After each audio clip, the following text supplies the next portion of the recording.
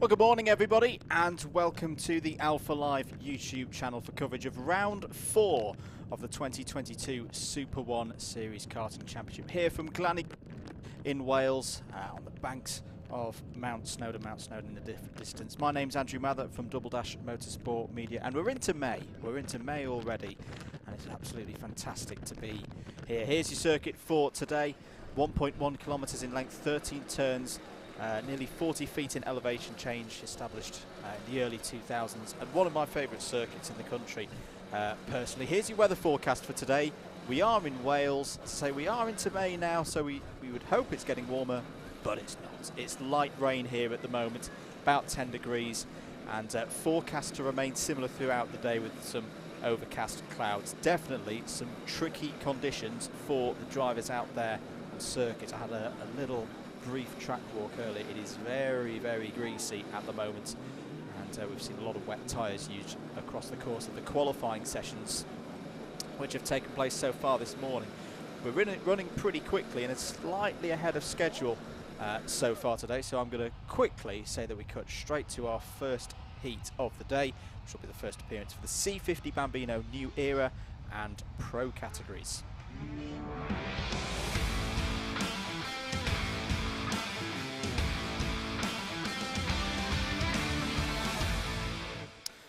So, race 1 of the day, the first heat of 2 across the course of today's action before the final. Here is your starting grid for the first appearance of the C50 Bambino New Era and Pros.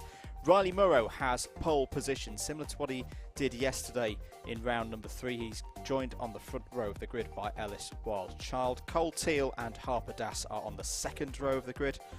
Alston Oman and Amelia Diel are there on the third row of the grid.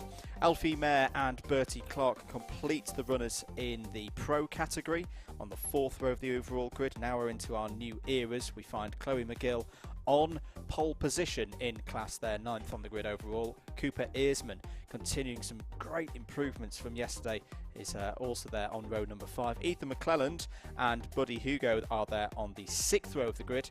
Chester Forks winner yesterday, we'll talk about that win in a few moments time, is there on row 7 alongside Theo Poyser. Lewis Kirkcaldy and Marley Wordy are there on the 8th row of the grid. Henry Elgar and Grace Mayer on row number 9. And then we find Harry Chapman and Jack Mellon on row 10. Charlie Page and Mason Hibbert on row 11. Soren Gallagher and Jensen Biglands there on the 12th row of the grid. And a couple more karts that didn't complete the timing qualifying but complete this grid. Elliot Payne and Rex Pooley, 26 karts expected out there on the grid. Curtailed final yesterday for round 3 in the Bambino C50 categories. There was a red flag and the result was counted back by 1 lap, which is the standard procedure. Meant we had a slightly confused winner in the New Era category of Chester Forks, who, very honestly, wasn't quite sure how he'd won because he had been the kart that had a bit of a bump and had brought out the red flag, but we explained to him, yeah, count the lap back to the last full complete lap of racing, which Chester was leading at the time, so it meant that he won, and it's good to see that he's back out today because he was a little bit bruised yesterday, was holding an ice pack to his hand on the podium, was being very brave. But as we say, we've seen him there, qualified on the grid, and saw him out on circuit this morning. See Amelia Diel there with the very large umbrella for a Bambino, but she did fantastically yesterday. Was on the podium yesterday, top 3 for kart number 27, which was really, really good to see. Cole Teal there on the left-hand side, kart number 66. Had some good pace yesterday, didn't quite have the look that he would have wanted, so he'll be looking for an improvement. And whilst we've got a slight pause, you can get involved on the YouTube channel here. Let us know who you're supporting in the comments, and remember all the results, provisional results and declared results once they've gone through scrutineering and any post-race authorities. Results.alphatimer.co.uk/Super1 is where you need to go, and you can also look through all the results from yesterday. All the championship tables have been updated across the course of last night. Let's talk a little bit deeper about the track. It's a very, very good track, this. quite different to where we were last time out at Rowrah. And thoughts up to those at Rowrah, because I've heard that they've got some bad weather up there. So another one of the series that Alpha Live are covering today, currently not running. So if any of you have come across from that across to us here at GYG for Super 1, thank you very much. Thank you for your support. Hope things get running up at Rowrah as soon as possible. But yeah, here at GYG, you've got the very long straight up to Spoon. That's what we know as the Dragon Straight. And we dive back down the hill into the carousel. We can just see in the middle of your picture there, the corner that's moving from the right-hand side of the screen into the middle. Full 180 and then back out again. And then you get into a very different section of this circuit, more technical, more about the handling of the karts as opposed to the power of the braking of the karts. Down through Compression Corner, then at Devil's Elbow. That's where I think it's going to be really, really tricky today with these conditions. Light rain, it actually looks and hears on the camera slightly worse than I feel it is. I've been out there, it's just drizzling, just constant drizzle at the moment. So there's no real standing water out there. At least for our Bambinos though, it won't make too much of a difference in terms of tyre choice because they always run on a treaded tyre anyway. It's more for our older age categories where they will have those decisions to make. For qualifying, it's fairly straightforward. It was a wet tyre or a used wet tyre, depending on what teams had in their locker. We should also mention before we get racing that a lot of thoughts for Ashley Todd this weekend. A lot of the karts that I've seen are running special tributes to Ashley Todd, who sadly we lost since we last raced at Rowrah. So our thoughts and prayers here at Alpha Live and DDMM go out to Ashley's family, Ashley's friends and everybody at Kart Republic and AMT Racing as well, and everyone in the karting community who worked with Ashley as well. I never knew him personally myself, but looking at some of the messages, we definitely know how much of a part of this karting community he was, and he'll be truly, truly missed. So the grid continuing to form up here for the first race of the day.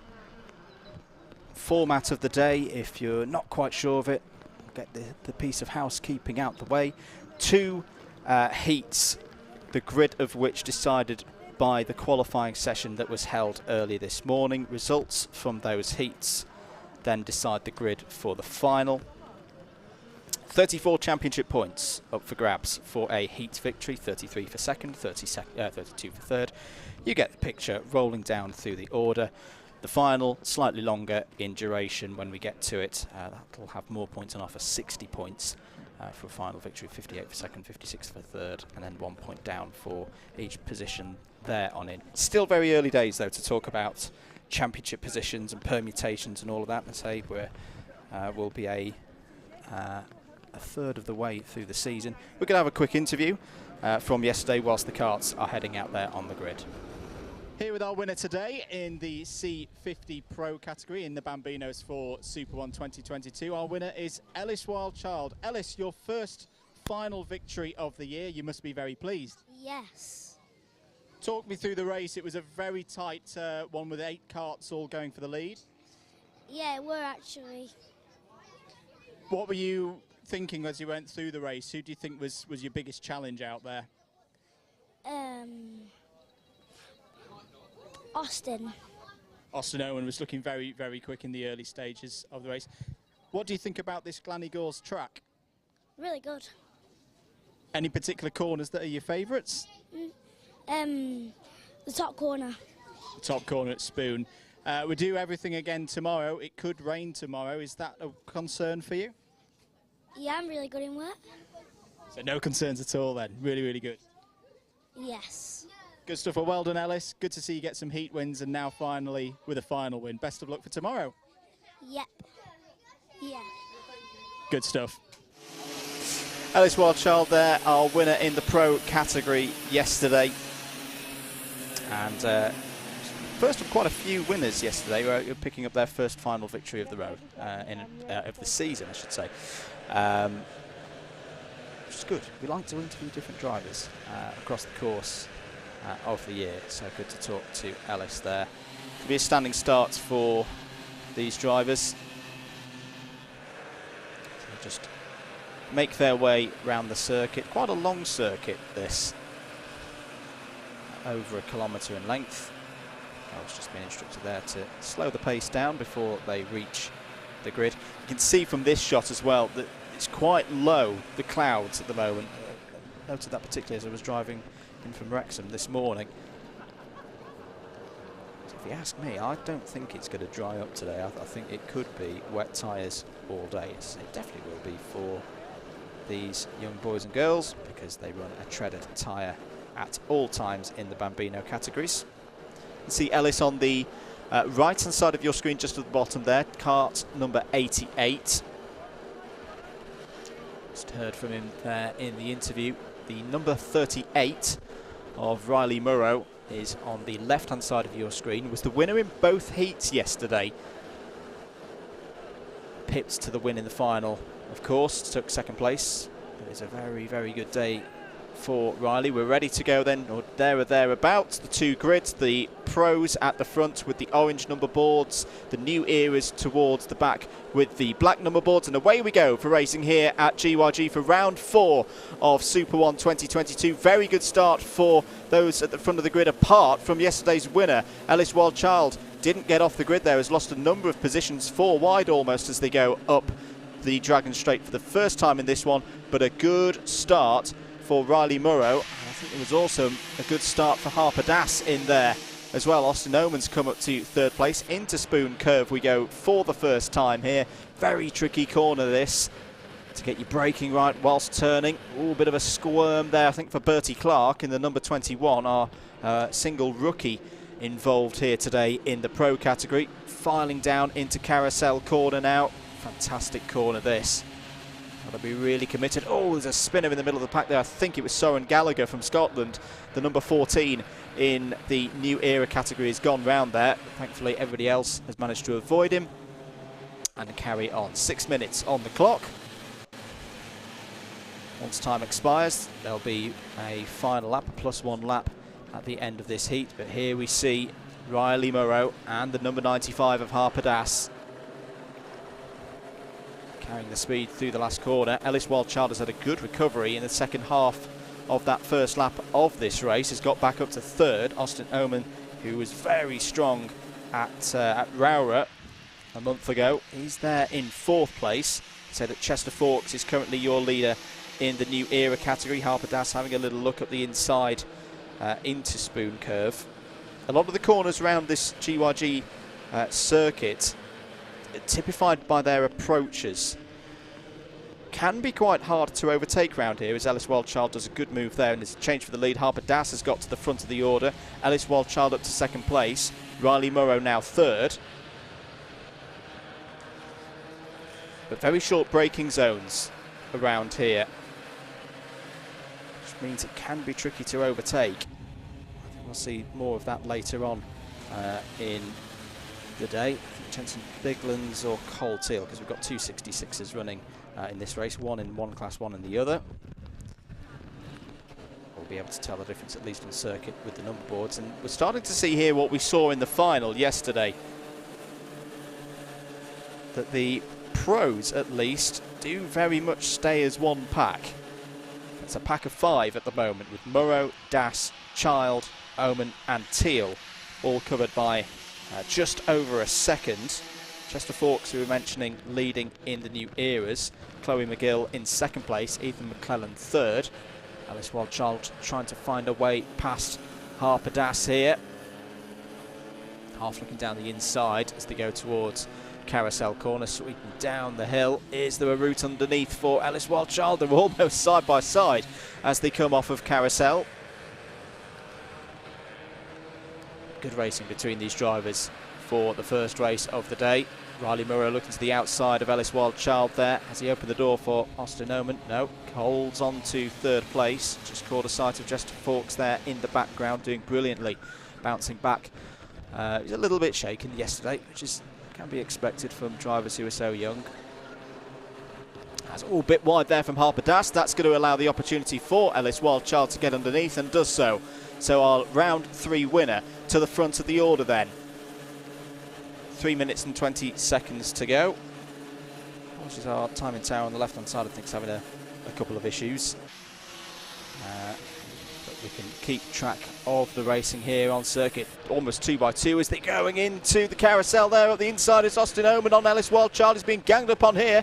Riley Murray around the outside. And it's all changed once again at the front of the field. Austin Oman, kart number 7, comes to the front of the order. Harper Das down the inside takes 2nd place. Cole Teal sitting nicely in 5th place at the moment, kart number 66. We'll be hoping to just pick off anyone who has any unfortunate moments in the remaining part of this race. This is quite a statement this lap from Austin Oman. Was very strong, as we say, at Rowrah. Took quite a few race victories. Took a clean sweep on the Saturday for round number 1. Moreau runs a bit wide. Uses the back of the bumper for Ellis Wildchild. So after what was a really entertaining lap there, it is Oman from Wildchild, and then Moreau, Das, Teal.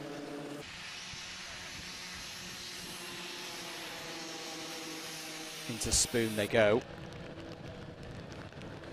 Yeah, it's a clean sweep, as we say, for Austin in round 1. Took a heat win and a 2nd place in round 2. Not so fortunate in the final. Was classified in 8th.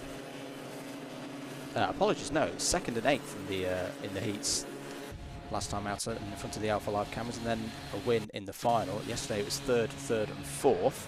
Still good points for Austin. Seems to have found something overnight. Let's put him right at the front of this field. Ellis Wildchild still there in 2nd place, 3rd for Riley Murrow. Murrow looking for a tighter line there just as they go through compression and into Devil's Elbow. Sequence of corners, different cambers through the corners as well. Really entertaining bit of the circuit to drive a bit wide there, and a change for the lead. Ellis Wildchild overtaken the number 7 there. So Austin Oman again just running a touch wide, and the circuit drops away from you to drivers left there, which allowed Ellis Wildchild to just cut in underneath. They've got some traffic ahead of them. See, Chester Forks is still running there in a white helmet today. As I said, I had a look at some of the gear, the safety gear, and it did its job yesterday. A bit of a scratched up helmet means he's had a change for today's racing. This Wildchild still leading in this race, but he's going to have to deal with the back mark, and I can't quite make out. It's the number 16, which is going to be Mason Hibbert. So the 2 leaders get by, and they've broken away from the others behind them now. So if they can work together, this would be a good opportunity to get more good points on the board for these 2 drivers. Going through Devil's Elbow now, and then into Paddock Bend, the last corner. We saw some great overtaking through here yesterday. The entry to it.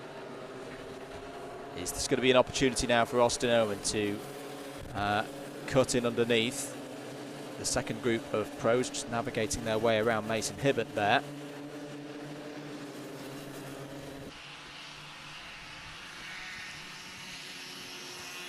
Up to Spoon Curve we go then. Ellis Wildchild still holding that position. It can be a good place to defend there into Spoon. Sit to the inside, not much opportunity for someone to go around the outside. The exit really tucks in, it narrows as you then go through the little left-hander onto the straight that takes you down to Carousel. And Austin Oman is trying this way and that to find a way past. Ellis Wildchild soaking up this pressure very nicely. Was 2nd in both of the heats yesterday before the win in the final. The blue flag was being prepared there for Mason Hibbert for the next group of front runners coming through, including your leader still in the new era category, Chester Forks. Ellis Wildchild just sits to the inside again as they go through the final corner. Just hearing in my ear that this is the last lap of the race. Riley Murrow there with the Lewis Hamilton inspired helmet design, with the purple and white still sitting in third. Looks like the rain's getting a bit heavier as well, at least on that camera shot. Is there going to be an opportunity for it? You can see him looking for it, trying to get underneath, but not there.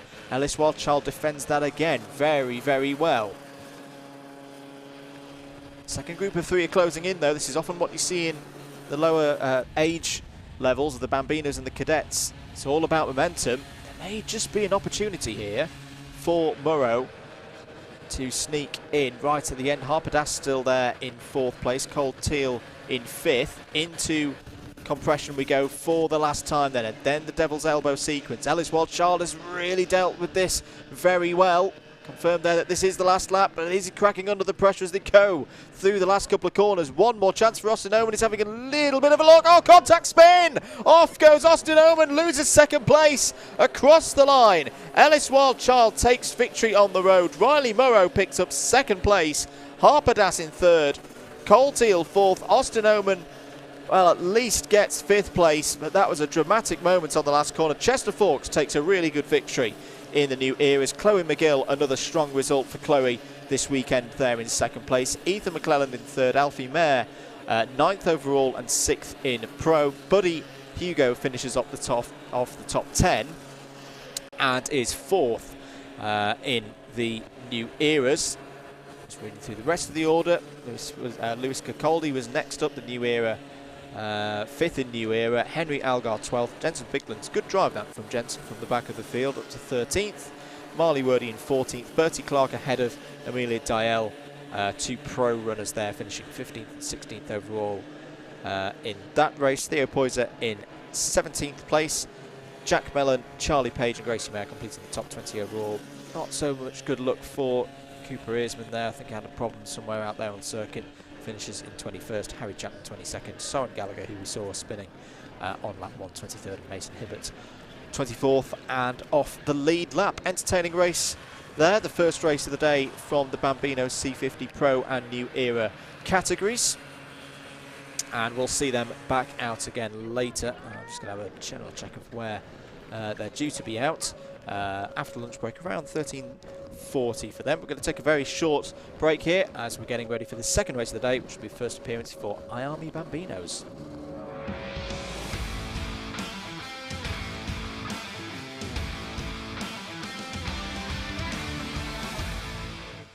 First heat of the day for the Iami Bambinos. Let's have a look at their grid. Charlie Clough has pole position. Josh Cook joins Charlie on the front row. Grayson Wortley and Ronnie Carter, yesterday's winner there on row 2. Dean Singh Bahal and Aaron Southwood Jr. complete row number 3. Darren Dimitrov and Daniel Ferguson are on row 4. Fraser Anderson and Logan Jones complete the top 10. Freddie Flewitt and James Roots start on the 6th row of the grid. Arthur Farrow and Ellie Liziecki on the 7th row of the grid. Dax Farrer and Harry Williams on row 8. Logan Rolfe and Elliot Travis scheduled there on the 9th row of the grid. 18 carts due in this race. So here are the Iami Bambinos. Single class of runners here in this one. And yesterday's winner, cart number 6, Ronnie Carter, the second cart back on the right hand side there. It was a really, really good race this again. And this was around the point yesterday when the drivers were having to deal with a few spots of rain. It wasn't as heavy as what we've got at the moment. But it definitely gave the drivers something to think about. Charlie Clough had a strong day yesterday as well. 2 heat wins and second place in the final. Starting from pole position, this is a great opportunity for Charlie to get some more points on the board.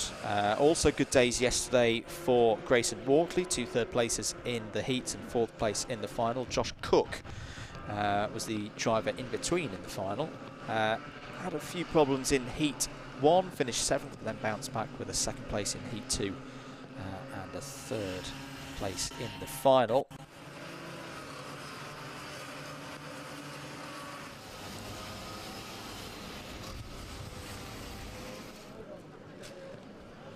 So the drivers all move down to the starting grid. It'll be a standing start once again for this class.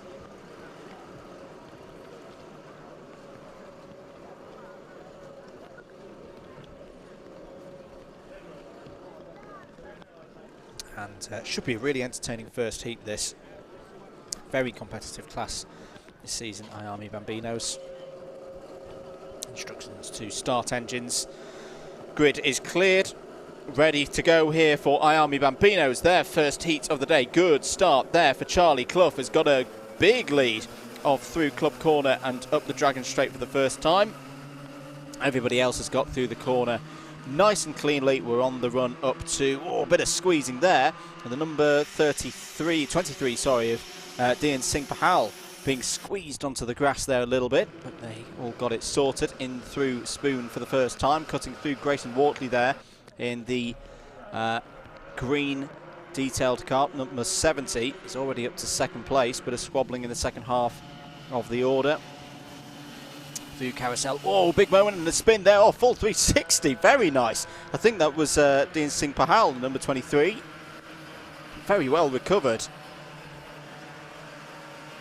Back on the throttle pedal, got everything together, pointing in the right direction again, and only lost maybe a second and a half. Leaders coming round to complete lap number 1 then. Charlie Clough leading by 0.2 of a second. Grayson Wortley second. Josh Cook dropped 1 place at the start there for third. He's seen to the outside now.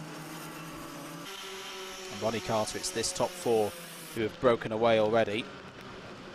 Really good start for Daniel Ferguson. It's on his own at the moment in the number 15, but gained 3 positions on that first lap. He's up to 15th. Good start as well for Arthur Farrow. You can see he was up 4 places, up to 12th on that first lap. Not so good, unfortunately, for Fraser Anderson and Freddie Fluid, who both lost at least 5 positions across the course of that first lap. 5.5 minutes to go. Charlie Clough still leading this one ahead of Grayson Wortley, Josh Cook and Ronnie Carter. This top 4 will hopefully try and just work together for the next few laps before going for a battle for the win. They're in a good position here. They are now 3 seconds clear of Daniel Ferguson behind. He's falling into the clutches of Aaron Southwood Jr. You can see some support for Aaron in the chat. Hello to Beverly cheering them on.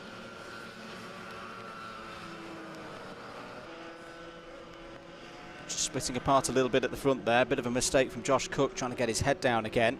Ronnie Carter wasn't able to slip through. Grayson Wortley looking to the inside there. No way through at the moment past Charlie Clough. Question regards results. Yep, results.alphatiming.co.uk/Super1. All the results from round 3 yesterday are over there on the website.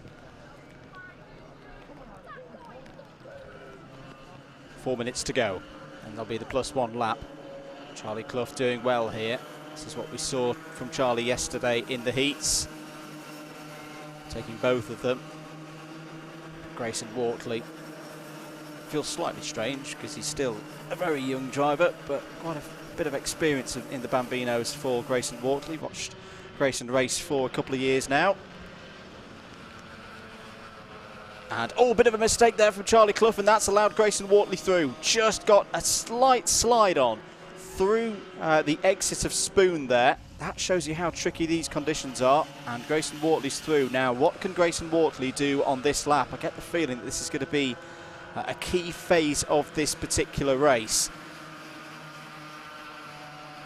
If Grayson Wortley can pull away, I don't think there's going to be much that those behind are able to do. There's a big effect from slipstream around this circuit as they go out of Club Corner and up towards Spoon.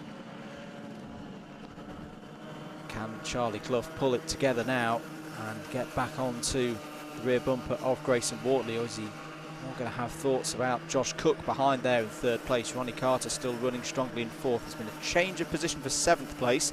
Dian Singh Pahal has got past Darren Dimitrov. So that's cart number 23 going past 65. Dax Farah and Arthur Farrow have also got past James Roots. Charlie Clough is coming back here at Grayson Wortley. This is a good response from Charlie. The driver from Holmfirth on the Cosmic chassis for 2022. And you can see there, drifting the kart through the initial part through Compression Corner and then Devil's Elbow. Grayson Wortley clearly enjoying things in these conditions. Very strong. I think we've got a note there in that last sector of the circuit, where it is more about the handling of the kart and how it's feeling underneath the driver. Was able to pull out half a second on Charlie Clough through there, rest of them coming through. There is the number 23 of Dean Singh Bahal. Scuderia Ferrari emblem proudly on the back of the helmet there, and Darren Dimitrov having a look through the initial climb at the end of the Dragon Straight. It is a place you can overtake, but you've very much got to get fully alongside as they run up to that corner. Drivers sometimes prefer to just sit behind, maybe give a little bit of a nudge, bit of encouragement and bump drafting to their rival ahead through that corner. Give them a little bit of an overspeed that makes their stopping into the spoon a little bit trickier. What we've got here, so this is back with second place. Charlie Clough, who has had a contact warning from race control, but still holding second place there ahead of Josh Cook. 45 seconds on the clock, so it probably will be this lap plus one more for the field. And oh, look at that, Josh Cook going down the inside. Brave move there from Josh Cook, takes second place. Very, very nicely done there from Josh Cook. Racing for Boxo Cosmic Junior. Can he keep it together as they go through the carousel? It's good news for Grayson Wortley as well, because it just gives Grayson a bit of breathing space running on his RCE karts there. 10 seconds to go. He does like it. I love this. Love the driving style of Grayson Wortley through this sequence of corners. You can see him using the tyres, using the grip available to him there. Time has expired, so he should get the last lap board this time around. There it is, confirmed as well. Second place now for Josh Cook. Little ripple of applause from the balcony there as well. So Wortley from Cook, Clough, Carter, Southwood Jr. It's been a good race this from Aaron Southwood Jr. up to 5th place now. Daniel Ferguson still there in 6th place. But he's going to have some attentions perhaps from Dean Singh Bahal and Darren Dimitrov on this last lap. Grayson Wortley feeling the need to now go defensive. Doesn't want to go too defensive though, as Charlie Clough's looking down the inside for second place. But all three of them have dealt with that very, very well. But Josh Cook is coming here. He's closing in on Grayson Wortley. As I say, Grayson, you don't want to defend too hard here. Is there going to be an opportunity for Josh Cook on the last corner? It's looking good for Grayson Wortley at the moment. They're very, very close as they go into the last corner through Paddock Bend. Can he keep it under control? Oh, it's very tight on the line. Josh has got it. Josh Cook nicks it on the line. Grayson Wortley just made the slightest of mistakes. We've seen that a couple of times already. The track drops away towards that curb, and momentum just took Grayson Wortley out there. He took so much speed through the initial part of the corner. It opened the gap for Josh Cook, and Josh Cook went, thank you very much, I will take that. Let's have a look at it again. Just look, Grayson Wortley's speed is carried so much in there, runs wide, understeers, and through goes Josh Cook. Very calmly done, takes what is his 3rd race victory of the season, actually his first heats victory. He's had 2 final victories so far this year, but Josh Cook will be very, very pleased with that indeed. Just to run down the rest of the order, it's Josh Cook from Grayson Wortley, Charlie Clough 3rd, Ronnie Carter 4th, Aaron Southwood Jr. is your top 5. Dean Singh Bahal in 6th, Darren Dimitrov 7th, Daniel Ferguson, Dax Farrow and Arthur Farrow complete the top 10. Logan Jones in 11th, Fraser Anderson recovers to 12th, James Roots 13th, Logan Rolfe, Harry Williams and Freddie Fluid complete the 16 runners in that field. Very entertaining race there from the I-Army Bambinos. We'll see them again later today. Next out on circuit, you can see them there in dummy grid. It's the first heat of the day for Honda Cadet.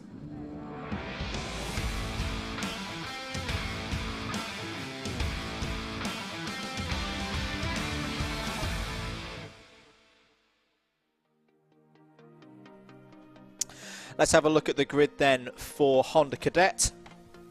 And their first heat of the day, Logan McAllister, yesterday's winner in the final, has pole position. Hugh Roach joins him on the front row. Great qualifying from Joel Bullen there on the second row of the grid. Alongside Jensen Hookey. Katie Donaldson continues the great form that she's had so far this season. Starts this one from row 3. Andrew Dixon there on the anti-pole side of the grid. Oliver Warner and Tyler Davis go from row 4. And Leo Livings and John Richardson complete the top 10 for this one. Riley Till and Josh Parker will start heat 1 from row number 6. Maria Roberto and Thomas Butcher start in row 7. Ryland Blake and Jensen Walker on row 8. Ella Dixon and Max Tadai on row 9. And then we find Lily Hilton and Drew Davidson there on row 10. And welcome Austin Stiley to the Alpha Live Super 1 stream. Wasn't at Rowrah, but is here at Glan Y Gors today. Starts this race 21st on the grid. Results from yesterday looked a little bit like this. Logan McAllister was your final winner ahead of Hugh Roach and Katie Donaldson. Jensen Hookey in 4th place. Andrew Dixon in 5th. Heat winners, we had Tyler Davis took one of the heat victories yesterday. Very mixed day for Tyler. Was 19th in the other heat and 9th in the final. Hugh Roach won the other heat. So it was a good day for Hugh Roach yesterday. Some good points on the board. Very open category so far this season here in Honda Cadet, which is what we look to see. Pooled engines category here in Super 1. Looks like we're ready to go for Honda Cadet and their first race of the day. Away they go indeed. Who's going to get the best start? It's going to be Hugh Roach round the outside from 2nd on the grid. And there's a bit of contact towards the back of the field. Some karts getting caught up together. Ryland Blake was involved in that in the number 69, but up towards the spoon curve we go for the first time here in Honda Cadet. Logan McAllister's looking for a way back through there. The number 17 of Joel Bullen in 3rd place, converting what was a really strong qualifying from Joel, looking to improve from results yesterday of 16th and 9th in the heats and 8th in the final. Sweeping through Carousel now and change for the lead. Logan McAllister gets to the front of the order, then past Hugh Roach. Contact warning for the number 95 of Leo Livings. Hopping across the curbs there in Devil's Elbow. Look at them streaming through here in the Honda Cadets category. 1 lap completed after a slightly difficult start there.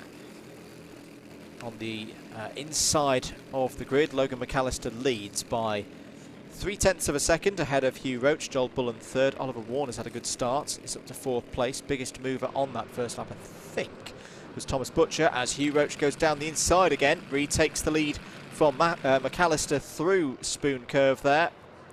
Jensen Hookey leading the 2nd pack at the moment. If you're new to Honda Cadet racing, really is all about momentum. A great proving ground for racecraft of these young drivers.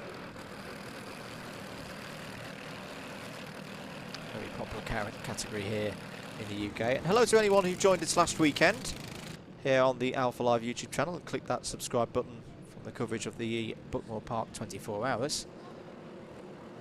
Brilliant support from folks last week. So if this is your watching your first event since that, hello, welcome, good to see you again.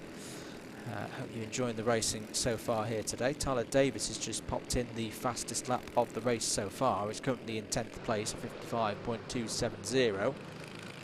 Squirming through Spoon they go. Jensen Hookey is done really nicely here. He's crossed that gap from the 2nd group and is now properly in amongst it at the front here. It's a 4-kart battle for the lead of the race. Again, they'll just try and keep things smooth and steady at the moment. No point scrapping for positions as if it's the last lap, because that just encourages those behind to close in.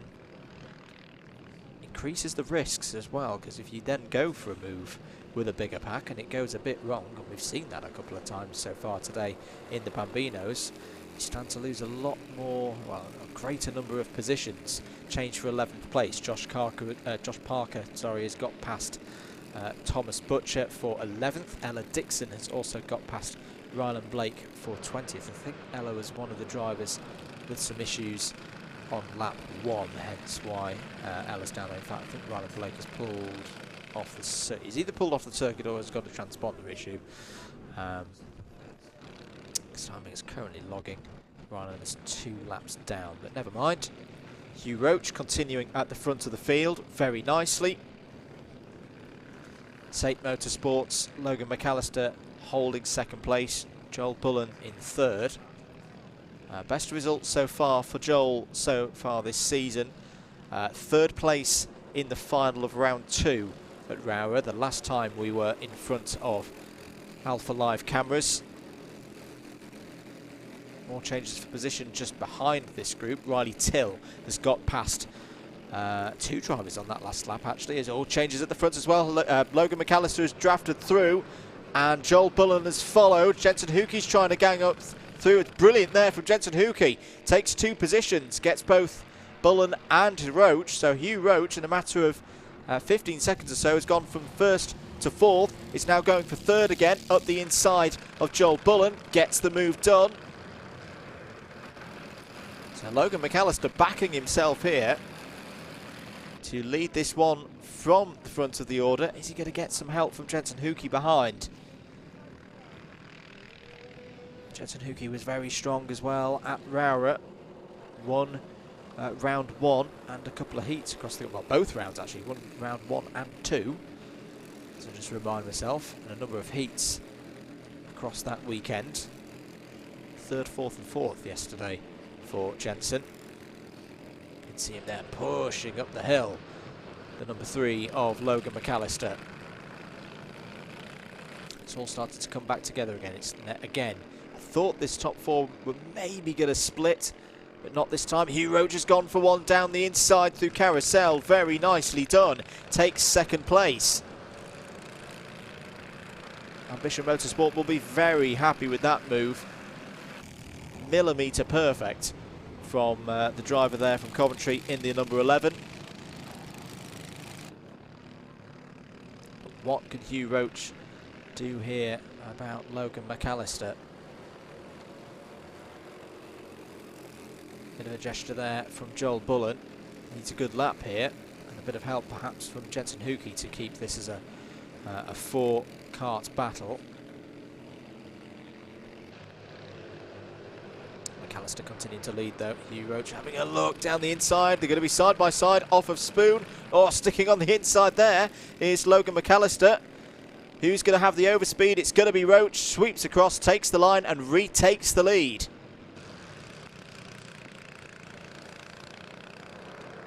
So very determined stuff this from Hugh Roach.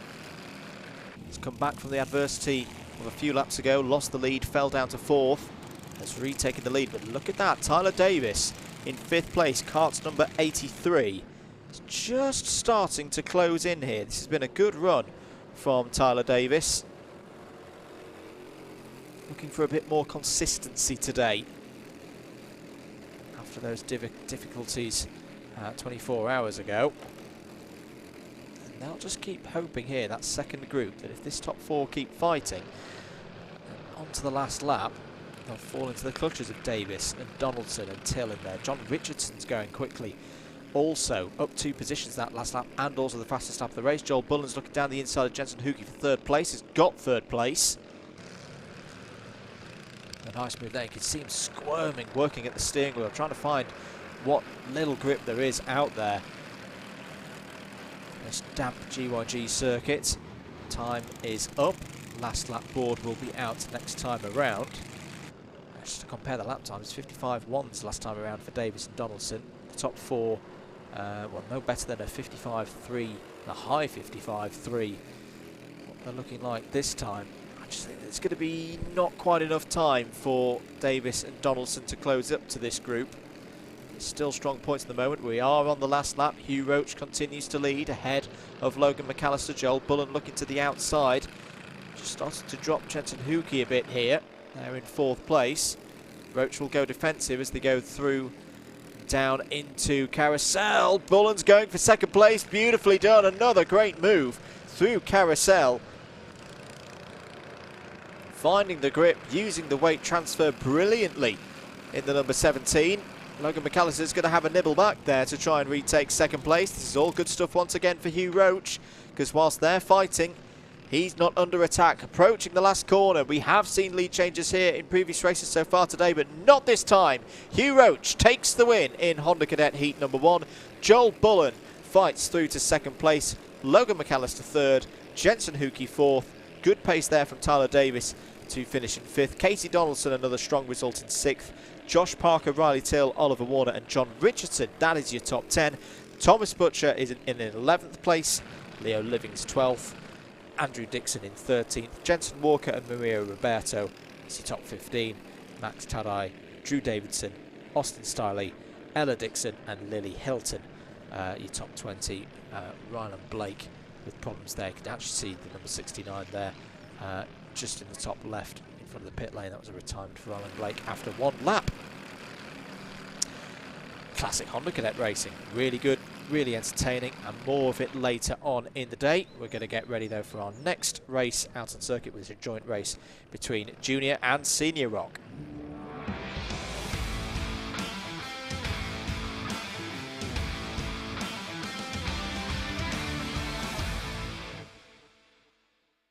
It's time to rock here at GYG. Here is your grid for the first heat of the day for both Junior and Senior Rock. Rob Ellis has pole position in Senior. Alongside him on that Senior row is Isaac Claude. Shane Collins has pole position and has broken the streak of pole positions for Alfie Briggs so far this season in Juniors. Alfie there on the second row of the grid overall. Oliver Law and George Barker completes the 6 runners in this field. Well, Rob Ellis was your winner ahead of Isaac Claude yesterday in Seniors. And more good points on the board for both of those drivers across the course of this season. Dropped scores not in effect yet.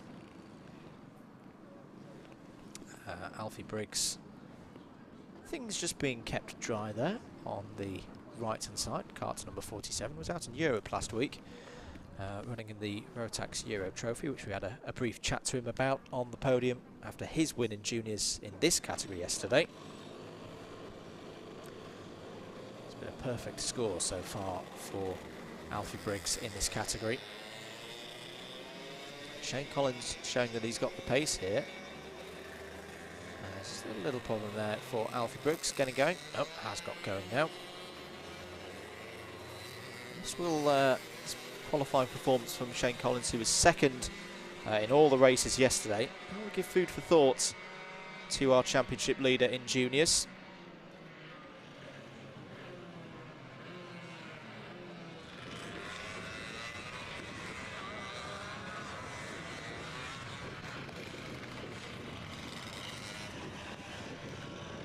It's a very brave bird there, just approaching and encroaching on the circuit. Hope that he doesn't come on the circuit whilst these guys are going round. Golden tickets available in these categories, of course, to go to the Rock Cup Super Final later in the year. Here go the seniors, 1v1. Only need 2 karts to call it a race, and away we go then for Senior Rock. Good start for Isaac Claude there. Will lead up to Spoon for the first time over Rob Ellis. That's a very nice start from Isaac on the switch back through Club Corner there. Juniors will get going as well, with Shane Collins ahead of Alfie Briggs, George Barker and Oliver Law. That was the 1, 2, 3, 4 order for all of their races yesterday. In fact, Alfie Briggs has got to the front already, so it's overcome, same as Isaac Claude did from P2 in the seniors. Alfie Briggs has got ahead of the pole sitter in Juniors.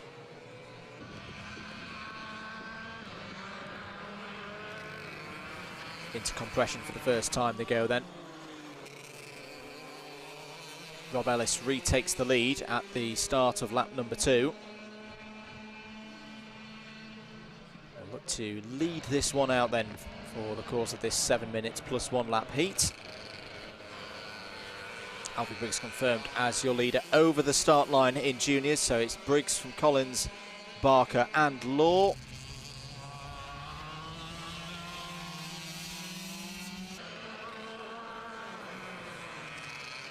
Rob Ellis on home turf, of course, proud Welshman.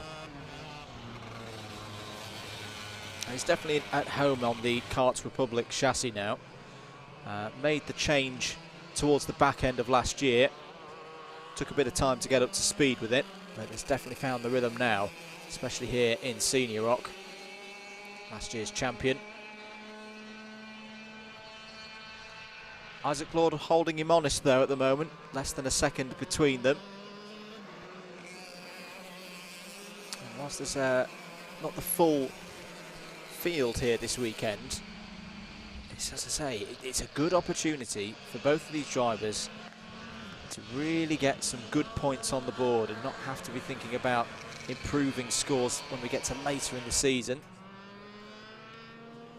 Here's the battle for second place in juniors. Bit of a tap on the head there from Shane Collins to George Barker in the number 63 behind.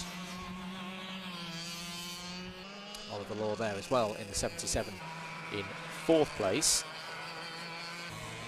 Great calendar that we've got coming up if you're just joining us here for your first sampling of Alpha Live Super 1 action in 2022. And a few weeks' time we'll be heading down south to Clay Pigeon, where you never know, we could have similar weather to what we've got here today. The circuit near Yeovil sits on the top of a hill, so you can get some nasty weather up there sometimes. We saw so last year when we went to Clay Pigeon. That's the next circuit on our calendar. We're also going to Fulbeck, Whilton Mill and Shenington. Plenty of racing still to go this year in Super 1. 2 rounds a weekend.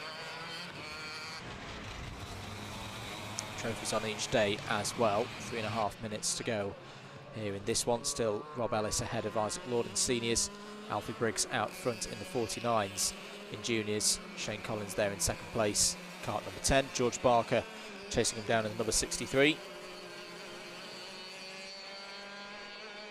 Big thanks to our sponsors as well here in 2022 for Super 1. CWG Choices Limited, largest dedicated trade window and door manufacturer in the UK. If you need your doors and windows on a trade basis, do go check them out. AST Signs, see their logo up in the top right hand corner.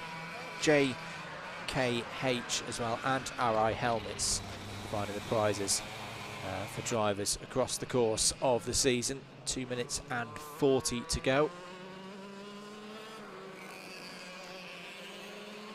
This battle simmering away between Shane Collins and George Barker. Very similar pace between the two of them. 49.090 for Collins last time around. They have picked up their pace as well. They're on the same pace as Briggs now. The advantage for Briggs, 2.5 seconds at the front of the order. Rob Ellis and Isaac Lord both in the 48s. 48.127 for Rob Ellis last time around is a new fastest lap of the race.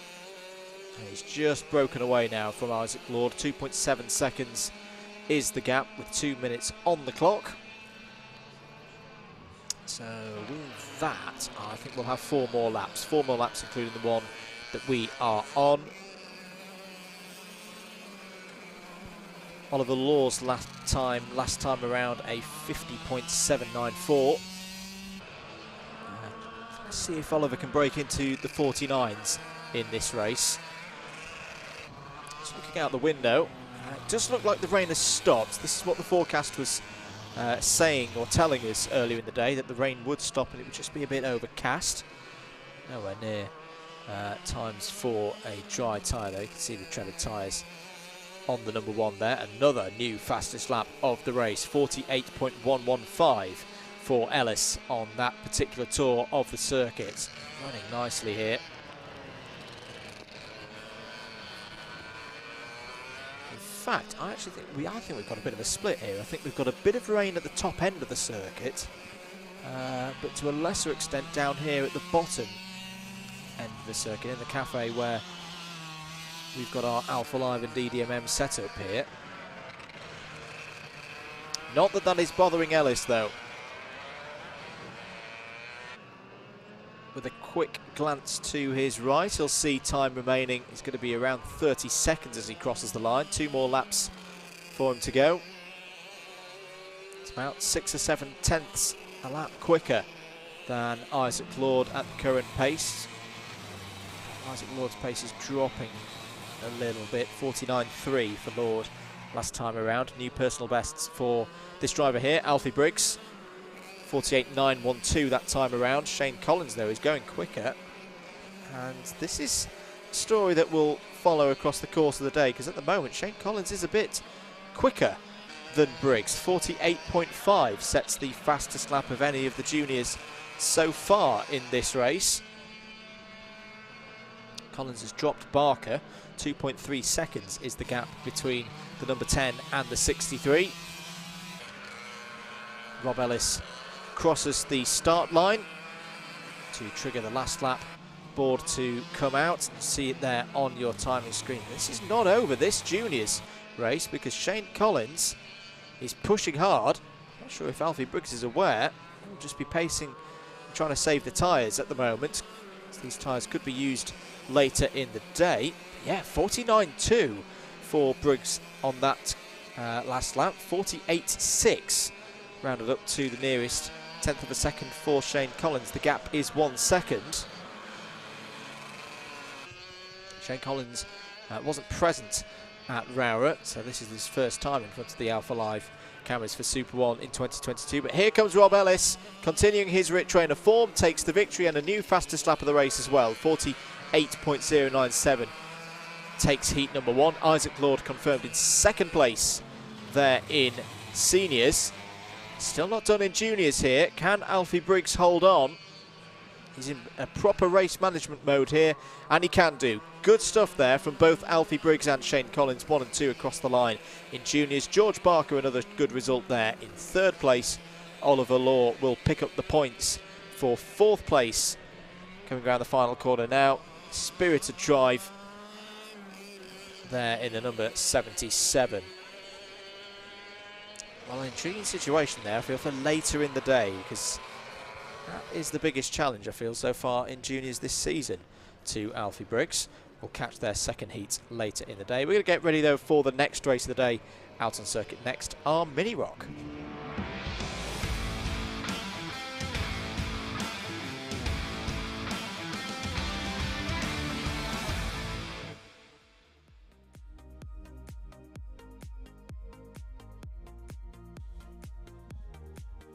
Mini Rock out on track next. Here is their grid decided by timed qualifying early today. Jarrett Clark has pole position, and it was a stunning last gasp pole position lap time that he took in a rain-affected qualifying session this morning, pipping Jack Cordingley there on the front row of the grid. Charlie Benson and Eddie Stewart are on the second row of the grid.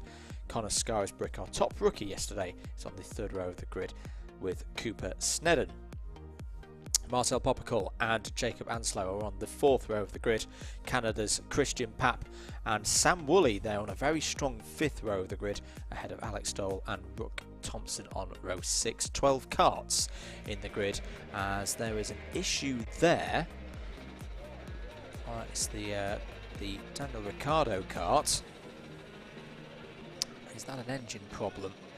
I think it might be Rook Thompson if it's the Ricciardo kart number 11. Yes, it is. Now the engine's running, and Rook can get out on circuit. As there's a problem in the background there. I think that's Marcel Popical. I think Marcel Popical, Polish driver in the number 99, has come to a stop on the back straight. Now, this may mean there's a slight delay in proceedings, but not that these drivers will know about that. We'll have to keep an eye on the lights. Are we going to go for green? No, we're going to go around again. You can see the chevron flag there. So the first restart of the day. There is Marcel Popical. There is the number 99 with a distinctive black and yellow livery. And I think that kart's lost drive. That is a real shame for Marcel Popical, who had a strong day yesterday. 7th and 4th in the heats, 5th in the final. But the driver based in Windsor will probably be going no further in this race. Marshall's just getting over to Popical now. It's very good look though for Rook Thompson in the number 11, the Australian having problems that we saw earlier in the race, or before the race had got even begun on a dummy grid. He'll be able to take their position now. Official telling them that the drivers just need to slow it down a little bit. And Jarrett Clark trying to get to the front. I think, yeah, we'll go around for another restart because the grid was not properly formed. There is the chevron board. For those of you maybe not aware or not seen that one before, that's a symbol shown to the drivers to tell them that they're going to be doing an extra formation lap. So now we have got the number 55 of Jarrett Clark racing for Primo Racing this season at the front of the grid. Took a clean sweep yesterday, 2 heat wins and the final win. Does look indeed like Marcel Popical's race is over. Sam Woolley took a clean sweep of second places. Connor Scarisbrick third in the final, third in one of the heats and 8th in the other. Charlie Benson took the other third place in the heat and 2 fourths in his other 2 races, including the final. So that was your main set of results from yesterday. But I think hopefully this time we are good to go. The number 55 of Jarrett Clark will take this rolling start. Away we go then in Mini Rock. Really good start for Jarrett Clark. Can they all get through the first couple of corners? Yes, they can. 7 minutes is away and counting. It looks like Charlie Benson's up the inside there as they go over the top of the hill and into Spoon for the first time. All of them fighting and trying to find position there through Spoon Curve. Connor Scarisbrick has had a good start in the blue and white cart there, up to 3rd place for the number 28. Mad Croc Chassis serving him well in the early stages of this race. This category has been really, really competitive so far today. Good buzz in the paddock in Mini Rock at the moment, if you ask me. Let's count them round to as they complete lap number 1. It is going to be Jarrett Clark confirmed as your race leader ahead of Charlie Benson. There is the number 7 of Cooper Snedden trying to fight through. So Clark from Benson, Scarisbrick is your top 3. Eddie Stewart up to 4th, and it's actually losing more positions there in the number 45. Was on the outside as they went over the brow of the hill. Yeah, Cooper Snedden in the number 7 has got through and into 4th place now. Jacob Anslow's had a good start. Is up to 5th place. Jack Cordingley had problems though on that first lap, unfortunately. Fell 8 positions down to 9th. So what was starting from the front row of the grid has turned into a very different story so far in this one. Change for the lead. Charlie Benson has got past Jarrett Clark there. So the number 25 to the front of the order now. Our final winner last time out in front of the Alpha Live cameras at Rowrah was no lower than 2nd place across the 2 rounds of the weekend at Rowrah. As Jarrett Clark goes for another move, side by side. Good racing between the 2 of them. Benson holds on to the lead. Actually has a bit of a gap as they head down into Carousel here on lap number 3. Jarrett Clark trying to hook up that curb. Cut to the inside. Connor Scarisbrick in the blue, in the black and green helmet there. He's got the best seat in the house in 3rd place. And to see the eagerness of Jarrett Clark here, he really wants to get back through and retake control of this race. But Charlie Benson is not going to allow him to do that very easily. We've got a proper race on here, ladies and gentlemen. A couple of changes in position further down the order just to tell you about. Christian Papp, who represented Canada in the Rock Cup Super Final at Lenato last October. He's had a good lap there. He's up to 4th place now. He's got past Anslow and Cooper Snedden. Snedden down 3 places. Eddie Stewart has got past the number 7 as well. Jack Cordingley starts a recovery drive. Has got past Sam Woolley for 8th place. Sam Woolley not in tune with the conditions at the moment, it would seem. Driver who we've seen have a strong season so far. Apart from one race at Rowrah, hasn't been outside of the top 3 in any heat or final before today. At the moment, languishing down in 9th place. Good work here, though, from Benson, Clark and Scarisbrick. Clark probably looking like the raciest of the three at the moment. So he's trying to find a way back through past Charlie Benson. Charlie Benson is soaking up the pressure well. Clark has another little look, nothing doing there through Spoon. Connor Scarisbrick being patient here at the moment. Still plenty of time in this race to go. We're into the second half of it now. You might see that Clark likes that line through the second phase of the carousel. Just hooking on the curb on the inside, pulls the number 55 kart around there. Cooper Snedden has got past Eddie Stewart for 6th place. See if Snedden can close in and try and take 5th place. Another driver who was there at Rock Cup Super Final last year, representing Team Great Britain. New personal best from Clark last time around, 52.570. Particularly good in that second sector. Benson working at the steering wheel. Conditions looking not bad at the moment for these wet tyres. The circuit isn't drying out, so they're not going to be burning through them. As side by side between Benson and Clark there. Benson recovered that really well. I think he was in a spot of bother midway through the carousel. Held his line, kept the speed up, got that drive off the corner, which meant that he's just holding on to the lead here quite nicely. Less than 2 minutes on the clock to go. Connor Scarisbrick still just sitting there in 3rd place. It's a wise game being played by Connor Scarisbrick at the moment. No need for him to get too involved. Feel at this stage that there will be an attempt, a big attempt from Jarrett Clark on the race lead, and if it doesn't quite pay off, as here it comes down the inside through Spoon. Benson holds to the outside. Good defensive driving there from Charlie Benson. Didn't close the door too much. Was able to carry the speed around the outside. Different lines between Benson and Clark once again. But still Benson holds on to it. If these two just tangle, Connor Scarisbrick is perfectly positioned here to take a race victory. I feel that's why he's not getting too involved with the scrap at the moment. 3rd place would still be some good points for his season. Took a number of 3rds so far this year. Best result of any races so far was 2nd place in the final, the second final on the Sunday at Rowrah. 40 seconds on the clock. Christian Papp still holding in a slightly lonely 4th place at the moment. 3 and a bit seconds off the back of this trio, but a good second clear ahead of Jacob Anslow, who's having to deal with Cooper Snedden at the moment. Here's Jarrett Clark just winding it up here to have a go onto the last lap. Oh, there's a different place to have a stick down the inside. I think he may have put Charlie Benson off there. Oh, Charlie's recovered it once again. It's a brilliant drive from the HTR Racing pilot from Sunderland on the Kart Republic chassis to soak up all these attacks and this pressure from Jarrett Clark. I think they just need to cross the line there before the time expired, so there'll be 2 more laps.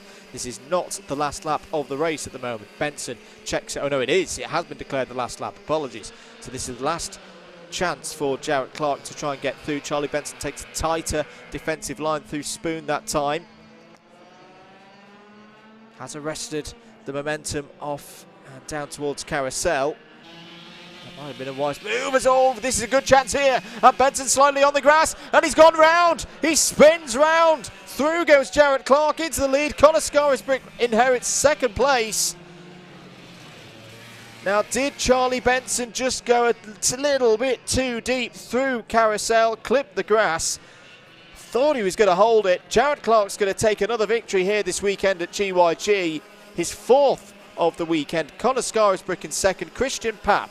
And I think that may be it's his best results since Heat 2 of round 1. But good points there for the Canadian in 3rd. Cooper Snedden in 4th. Let's have another look at that moment again.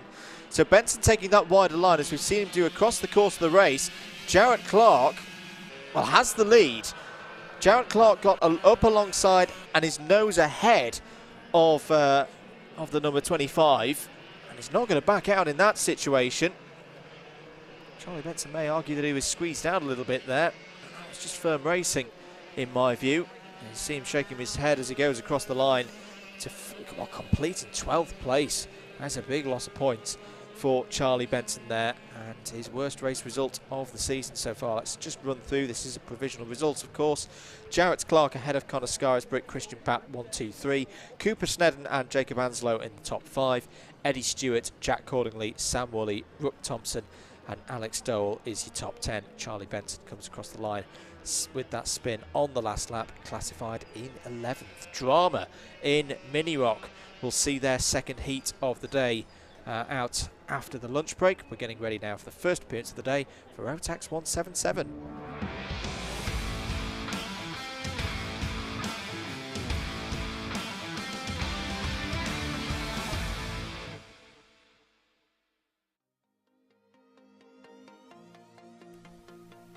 Let's take a look at the grid then for the first heat of the day for Rotax 177. Stephen Richardson has pole position in the number 59 kart. Oliver Appleby joins him on the front row of the grid. Championship leader and champion from last year, Chris Thomas, starts on the second row of the grid, alongside Max Davies. James Ockenden, top rookie yesterday, starts alongside yesterday's winner, Ian Bradfield, on the third row of the grid. Alex McGee and Sammy Milan start on row 4. Hayden Cater and Scott Clee on row 5. Rhys Llewellyn and Simon Kavanagh on the 6th row of the grid. And we have Aaron Norman, who's moved across from senior Rotax into Rotax 177 for this round, starting on row 7 alongside Ben Johnson. Andy Ward completes a 15 kart field. Problem straight away though for the 59 karts there of Stephen Richardson. That is your pole sitter, or was pole sitter, off before the race has even begun. Something is looking at the front left there. So Oliver Appleby will, and we're going to go for another formation lap, will inherit pole position effectively here. I'm not quite sure what's happened there to Stephen Richardson. The man from Egremont will not be happy about that. It does look like the rain is falling a bit heavier again. So yesterday's results, Ian Bradfield took a clean sweep, 2 heat victories and the win in the final. Second place in the final went to Oliver Appleby, who responded well after finishing 4th in both of his heats. Chris Thomas was 3rd, which broke the streak of results that he'd had. He had a perfect weekend last time at Rowrah, but 9th in his first heat, 3rd in his second heat, and 3rd in the final. Scott Clee has had a bit of an up and down season so far. Was 4th yesterday in the final, with 5th and 6th in the heats. Max Davies from Barrow in Furness completed the top 5 in the final, took a 5th in one of the heats and 8th in the other. Are we ready to go then for this one? I think we are. Oliver Appleby inherits pole position and leads us from the front of the field after the unfortunate retirement for Stephen Richardson. On they go up towards Spoon for the first time. One of the most experienced categories that you'll see here today at Glan Y Gors. Thank you for joining us for live coverage of round 4 of Super 1 2022. But a good start so far for Oliver Appleby. Max Davies there as well on the Alonso machine in second place, challenging for the lead as they go into the second sector for the first time in this race. Wet tyres the order of the day. And yeah, the rain is definitely getting harder, because you can see the level of rooster tails coming off the back of the karts now, and particularly the rear tyres. Those rooster tails of water are growing. So Appleby leads at the end of lap 1. Davies 2nd, Thomas 3rd, Ockenden up to 4th place, Bradfield down to 5th. Hayden Cater and Simon Kavanagh. That's a good start for Simon Kavanagh, up to 7th place in kart number 83. Spoke to him briefly at Rowrah. Has stepped across from Club 100. This is one of his first experiences of owner racing, but really enjoying his racing so far. This is a big second lap coming in here, I feel, from Oliver Appleby. Look at the gap that's growing out ahead of Max Davies, and Max Davies is now going to have to start thinking about Chris Thomas, who's going for one there through compression corner. Quite an emotional weekend for Chris Thomas. Spoke to him yesterday after the third place, and racing in honour of a dear friend of his that he lost earlier in the week. Racing with plenty of vigour is Chris Thomas, even more than usual, never giving in. Can he get this second place off of Max Davies? It's a transponder issue for the number 92 of Alex McGee, so we'll just keep an eye on that for where the number 92 is out on circuit. Sammy Marlin has got past Simon Kavanagh on that last lap. So number 6 now ahead of 83.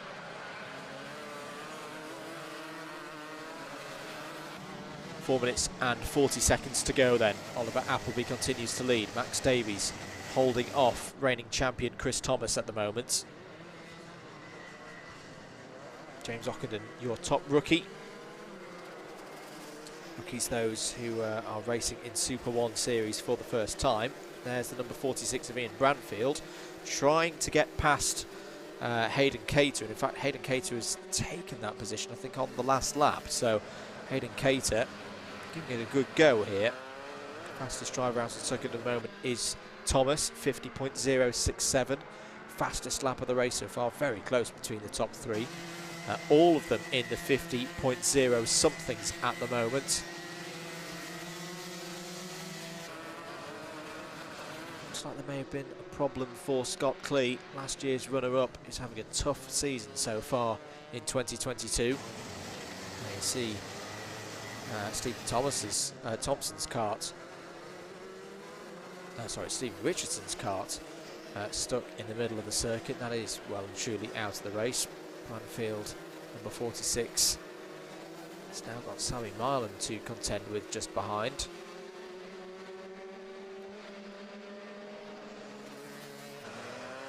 Three minutes and 20 to go. Settling down here in Rotax 177. Hayden Cater trying to cross that gap now to catch up to James Ockenden. It was around 1.1 seconds, the gap last time we checked through. Oh dear, there is Stephen Richardson, just a spectator now for the rest of this race. Really, really unfortunate. He'll at least have the solace in his mind that he'll have another go. Later on, after the lunch break, the second heats for all the classes also decided by the same qualifying session that we saw in the morning. And that is not how he would have wanted his racing to start today. Chris Thomas having a little look maybe down the inside of Max Davies. It's been a good drive from Max Davies so far.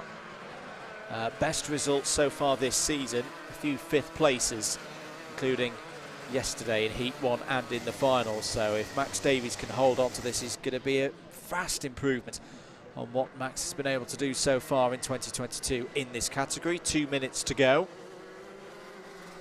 And they're not letting Oliver Appleby gallop away. Oliver Appleby, 50.2 last time around, 50.1 for Davies, 50.0 for Chris Thomas. And again, a bit of race management going on here to try and take care of these tyres, especially if they need to be used again later in the day. Chance this for Thomas, down the inside, into carousel, takes second place. Classic Chris Thomas. Saw the gap open, got that drive out of the corner at the top of the hill. Will now try and set about the number 3. His two teammates, of course, for KPR Motorsport. They'll make sure that they keep it clean and have both karts get to the finish. We're talking about Alex McGee. There he is, number 92. Spotted him on screen. He's coming into this as well, a 49.891 last time around for Alex McGee. That is very nice pace indeed for the man from Northampton. I think he's going to be at least challenging Max Davies in the latter stages of this race. Max Davies looking for his first top 3 in a Rotax 177 Super 1 race this year. He's going to have to fight for it here against McGee. And a good start to yesterday did McGee, was second in the first heat. They were not classified in either the second heat or in the final, so it's definitely on the fight back here. Just having a little look there at the front bumper of that number 92. Is that looking a little bit down? I think it might be. It's a little bit tricky from our angle at the front of the car to see whether the clip has actually detached. That may be a bit of a worry for McGee. Time about to run out here on the clock, which means this will be the penultimate lap of the race. Here goes McGee, trying to do the same move that we saw from Chris Thomas a few laps ago, and he's got it done. So third place for kart number 92, who with current position is your top rookie. So apologies, James Ockenden is not the top rookie at this precise moment. Oliver Appleby, he will see the last lap board in just a moment's time. He's controlled this race nicely. He's got a half-second lead over Chris Thomas behind. Thomas has a check over the shoulder. Sees he's got a good gap to Alex McGee and Max Davies behind. Hayden Cater has just taken 5th place away from James Ockenden. Sammy Milam has got past yesterday's winner, Ian Branfield. So Ian Branfield at the moment not able to replicate the results that we saw in the dry yesterday. Aaron Norman has got into the top 10 also with a personal best, 51.080, past Rhys Llewellyn on that last lap. But Oliver Appleby looking in control here, going down through compression and Devil's Elbow for the final time in this first heat of the day. Just needs to navigate round Paddock Bend and take a very well-earned victory. Got pole position due to a bit of fortune, but the race win was all done on hard work. Good stuff there for Oliver Appleby's first race win of the season. A long time coming. He's had a lot of second places, but he's finally got a full haul of points from a single race there. Chris Thomas takes second, Alex McGee third, Max Davies fourth, Hayden Cater completes the top 5 ahead of James Ockenden in 6th, Sammy Marlow 7th, Ian Branfield, Ben Johnson and Aaron Norman all inside the top 10. Rhys Llewellyn 11th, Scott Clee 2 laps down in 12th. Fortunate there as well for Simon Kavanagh, who was also 2 laps down. Andy Ward 14th, and we should mention as well, didn't even take the starts due to a technical issue, Stephen Richardson there in the number 59. Good win though for Oliver Appleby, best result of the season so far, and we will see the Rotax 177s out later on in the day. Their second heat is scheduled for around 14:26. We're going to get ready though for the next race out on circuit. First appearance of the day for Minimax.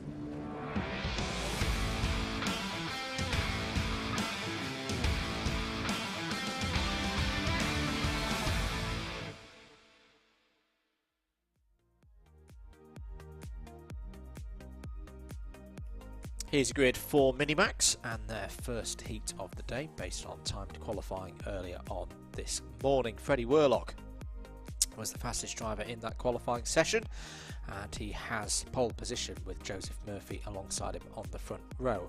Max Holloway and Charlotte Stanley go from row number 2. Joshua Begemby, yesterday's winner in round 3, starts on row 3 alongside Riven Welsh.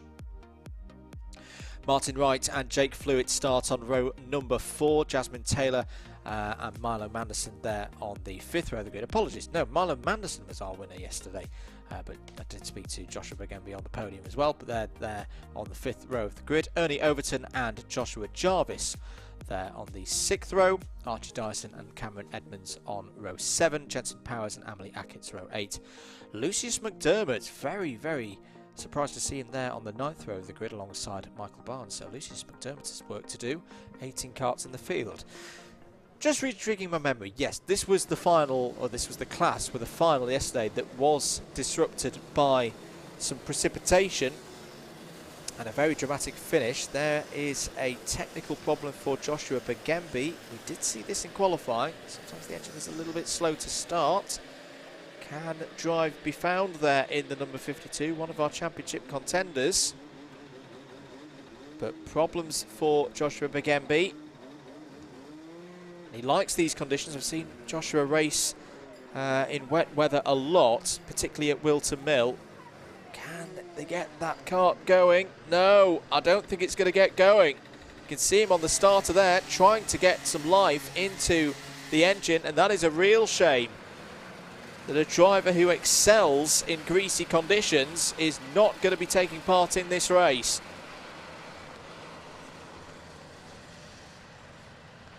Ah, that is gutting for John. I genuinely was really looking forward to seeing how he was doing in these conditions, because he's normally mega in them. Are we good to go, or are we going to get a false start? I thought we were going to get a false start. Oh, we are going to get a false start. Let's fully go through the result yesterday, or at least for the front part of it. As you say, Milo Manderson got on top of the conditions, as there's another problem. This time it's Max Hollow's coming to a stop. Well, the driver who was due to start on the second row of the grid, hand up in the air. What has happened to Max Hollow there? Can he find drive? Can he get some life from the engine? So I think we may be going for another restart or an extra formation lap here. Eventually we'll get this final result to you. Milo Manderson took the race victory. He also took it with one of the best overtakes I have seen this year. An inch perfect dive into the last corner. Second place yesterday was Joshua Vagembi in the final. Third place was Martin Wright. We're going to go around again for another restart to deal with the problems for Max Hollow. He will be on driver's left as the karts go round the corner. Oh no, he won't be. It's good work from the marshals there to get Max's kart to the inside. Fourth place for Freddie Worlock. Fifth in the final for Cameron Edmonds. Sixth for Ernie Overton. And the general feel was, with probably the exception of Martin Wright with that third place in the final and 2 heat wins, nobody had what you'd say was a stellar day of all 3 races being really strong results. It was very up and down. It was very competitive in Minimax. Max Holloway is still trying to get the kart running. See him having a little bit of a tweak. There is something in there, but it just seems that the engine wants the... I wonder if it's a clutch problem.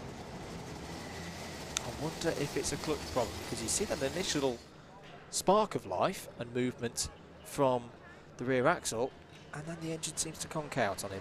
That's a real shame for Max. So we've already got 2 of our big runners out of this race. Are we good to go? No, we're going to go around again. We're going to go around again. See how disappointed Max is there. Hands on his head. Can't believe it that has happened to him.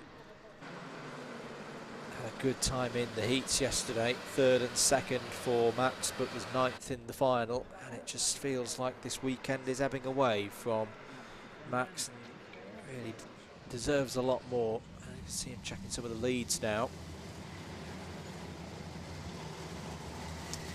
So if you're just joining us, this is the first heat of the day for Minimax. We've already got 2 drivers out of this race, Max Hollow and Joshua Bagembi, both with technical issues. So he's on the front row. Freddie Worlock, who wasn't at Rowrah. So a bit of a disruptor in terms of championship standings at the moment. Number 82 there of Worlock, alongside the 48 of Joseph Murphy, racing for Team Haase UK. Are we good to go this time around? Are they going to get the green flag? I think they are. Yes, away we go then for this first heat of the day. And round the outside, brilliant stuff from Joseph Murphy there. Takes the lead of the race as they head up to Spoon Curve, up the track and straight for the first time. Approaching the first big braking zone. The number 82's looking down the inside again. Great fight back there from Freddie Worlock. Retakes the lead through Spoon Curve. Did not like being overtaken round the outside through Club Corner and has fought back immediately. Good stuff so far in Minimax. The rest of them filing through Carousel all cleanly. That's what we'd like to see. The number 47 of Charlotte Stanley has had a good start. Also is up to 3rd place, being challenged there by the, I think was that the, quite make out which number that was, apologies. It was the 87 of Riven Welsh. Riven Welsh now going down the inside, pulling off a similar move to what we saw by Milo Manderson in the final yesterday. Takes third place. You can see how wet it is down through Club Corner, which makes sense really, because that's the bottom point of the circuit. You imagine all the water running down to that region of the circuit. But Freddie Worlock on this second lap, he's gone. He has gone. He's bolted away from Joseph Murphy here. The rest of them have really got to get on top of this. Otherwise, it's going to be an easy victory for Freddie Worlock. Side by side there, we saw Jasmine Taylor involved in a battle there. Milo Manderson, the number 77, has just dropped behind. Number 14 of Martin Wright there in the red suit and the white helmet. Strongest point scorer across the course of yesterday. Virtue of 2 heat wins and a third in the final. The driver who's familiar with these conditions. Looking good at the moment. Joshua Bigembe is running. Right, so Joshua Bigembe has done a bit of a Lazarus job here and found something in that cart that has got it going again. And I wonder if that was a bit of a saved by, well, not by the bell, but saved by Max Hollow's problems, which meant he was able to fire it up. I did note that it had some trouble getting going in qualifying. So that may be something that the team from Cutting Edge Racing need to look at across the course of the lunch break. And a bit of luck there for Joshua Bigembe. And I'm glad that he's had that piece of luck, because now we can see a driver who I really do rate in these slippery conditions. So we have some great races in his Honda Cadet days when it was slipping and sliding around. Can he find a way past Charlotte Stanley there in the number 47? Martin Wright just behind him. Those two drivers know each other very well. Lucius McDermott, unaccustomed to being this far down the order, driver who was no lower than second in any of his races at Rowrah a few weeks ago. 2nd, 5th and 7th yesterday, but at the moment he's down in 13th place. Driver at the top of the standings. Really needed to find something here in these conditions. Once again, the rain at the bottom end of the circuit doesn't look as bad as it has been at the top of the circuit. Let's have a look at the lap times. They're around what they had in qualifying. 50.4 is the fastest lap so far for Freddie Worlock. Make that a 50.2. Cameron Edmonds has gained a position on that last lap. Has got past Milo Manderson for 9th place. Manderson now being challenged by Joshua Jarvis in the number 22. As Bigembe is there a way past the number 47? Not at the moment. Jasmine Taylor having a strong race here. 7th place for her at the moment. Best results so far for Riven Welsh this season was a 10th in the final yesterday. Wasn't present at Rowrah. This will be a big step forward for the number 87. There's the 36 of Jake Flewitt, who has had a contact warning, I believe. Got past Jasmine Taylor on that last lap. Cameron Edmonds just behind in the number 10. 2.5 minutes on the clock. Jake Flewitt looking pretty racy here. Slightly wider line than Martin Wright's last time around. Does he want to find a way through? Oh, no doubt he wants to find a way through, because he wants to score as many points in this race as possible. Where can he do it? Got to be very, very precise with your overtakes around here. It's such a high-speed circuit. Also, it's not one that you want to be having contact around. You don't want to be having contact anywhere, but particularly round this place. 2 minutes to go on the clock. Freddie Worlock. That's a good lap time from Freddie Worlock, 49.844. Bigembe having a bit of a slide and onto the curb there. The pace is starting to come for these Minimax drivers. You can see a couple of them trying to find some water to cool the tyres a little bit. Martin Wright defends to the inside. Jasmine Taylor down the inside there. Number 36 of Jake Flewitt. He's going to have to try and do it round the outside. Does do it round the outside. Great move from Jasmine Taylor, who's now on the inside of the number 36. Flewitt fighting back there. And Flewitt has fought back and retaken the position. Joshua Jarvis got past Milo Manderson on that last lap, so Joshua up into the top 10 now. Still be a few more laps of this one. Bambino has found a way. Well, actually, no, apologies, was already past Martin Wright. As something flew off there. Something flew off one of the carts. I hope that's not a critical piece of equipment. Couldn't quite make out what that was or which cart it flew off, if I'm honest. Look at that. Well, looks. It's a GoPro mount. That is a GoPro mount. So someone's just lost the camera. We just saw Jasmine Taylor having a go again, trying to get through. There's number 36. Actually, no, 36 has now got ahead of the 14. There's Cameron Edmonds gone in all of this. Where's the number 10? There he is. 20 seconds to go. There'll be 2 more laps. It's been a fraught mini-max race, this. Joshua Bambino running out wide a bit there. Cameron Edmonds just up behind him. Cameron Edmonds actually going for the move here. Is he alongside enough over the rise? Yes, I think he is. He's got the move done. Really good stuff from Cameron Edmonds and from Jasmine Taylor. That's what we like to see. Down the inside takes Martin Wright's 7th place.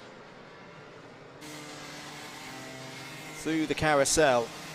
This is a really high quality race, I've got to say. This is good to see from the Mini-Max drivers. They're putting on a show in their first heat of the day.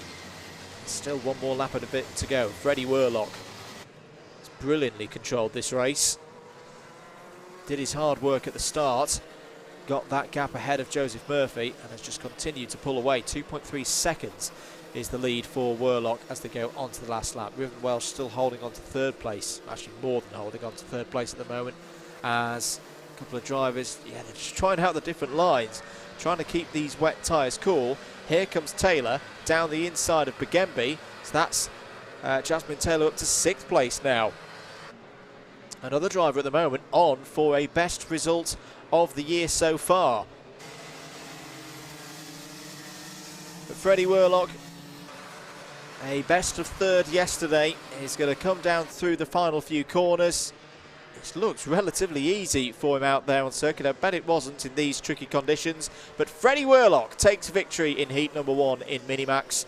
Good result for Joseph Murphy and a lot of best results of the year as we read these through. Riven Welsh, 3rd, brilliant result. Charlotte Stanley, a personal best in 4th. Cameron Edmonds in 5th, a personal best in 2022 for Jasmine Taylor as well there in 6th. Joshua Bambino 7th. Martin Wright, Joshua Jarvis and Milo Manderson complete the top 10. Lucius McDermott in 11th, Ernie Overton 12th, Jensen Powers, Amelie Ackett and James Flewitt all in the top 15.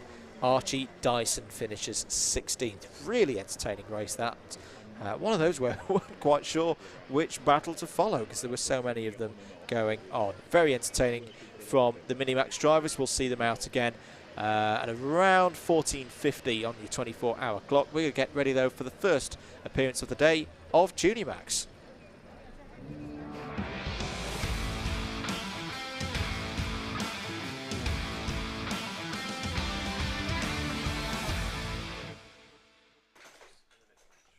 Here's your grid then for Junior Max, their first heat of the day for round 4 of Super 1 2022. Jake Howarth has pole position, the only driver to break the 50-second barrier in their timed qualifying early this morning.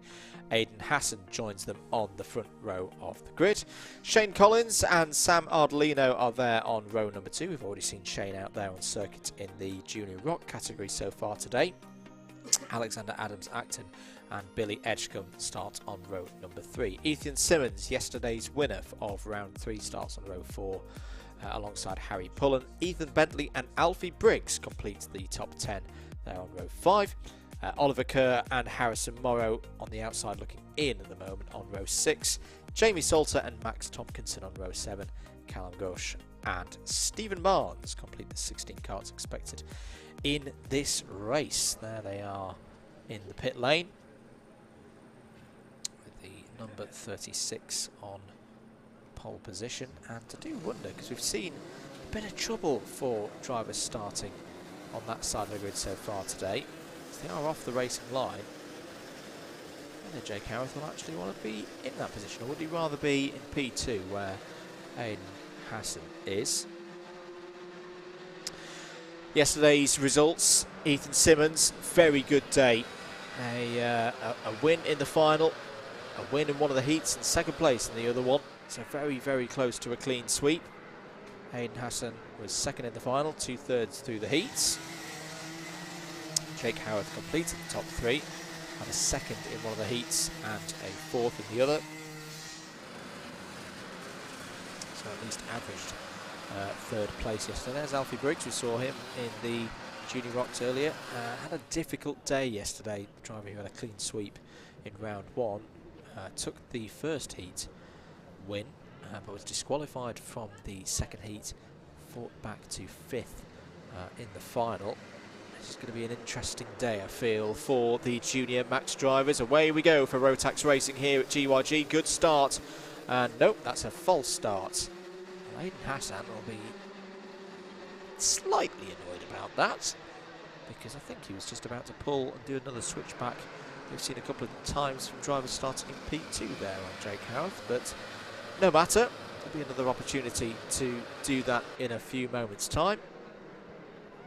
And as we've caught up on the results, I've got a little chance to have a look at the comments. Question from Alpha Live. Will the rain stop by the finals? And also, what tyres will we be on? Well, I'll just put my vote in. I'm going to tell you what my vote was. Hello to Moto Meerkat. John Ratcliffe, another one of our commentary crew here at Alpha Live and DDMM. He'll be on the mics with me in a few weekends' time for some Club 100 action. Are we ready to go here for the start in Junior Rotax? I think we are. Yep, away we go. Can the start be controlled by the pole sitter? Yes, it can. Jake Howarth dealt with that very nicely and has held first position, but is being challenged now by Hayden Hassan as they go up through the kink. Shut the door on Hayden Hassan. Through spoon curve they go. There's a contact warning already for Sam Ardolino. Down they go into the carousel. That was very good from Jake Howarth. He's clearly noted what happened on that that aborted start first time round, where he ran out wide and gave that opportunity to Hayden Hassan. He positioned his kart slightly differently, used the grip in a different way to his advantage. So end of lap number one. Howarth leads from Hassan. Ardolino in third. Billy Edgecombe's had a good start. He's up to fourth place there in the number 23 with the blue suit with the yellow details on the back. The number 10 of Shane Collins is looking for a way through. He'll already be tuned into these conditions, of course, from his experiences in the rock category earlier on. Alexander Adams Acton in sixth, Harry Pullen seventh, Ethan Simmons, yesterday's winner, in eighth place, Ethan Bentley and Alfie Briggs. That is currently the top 10. This is another very strong field here today in Junior Rotax.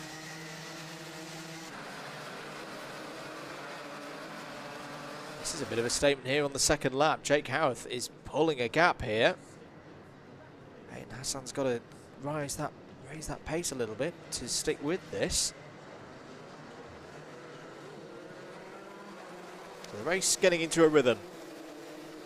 New fastest lap of the race from our race leader, 50.047. Up and over the hill they go. Alfie Briggs has gained a position on that last lap. As down the inside, Sam Ardolino, like that.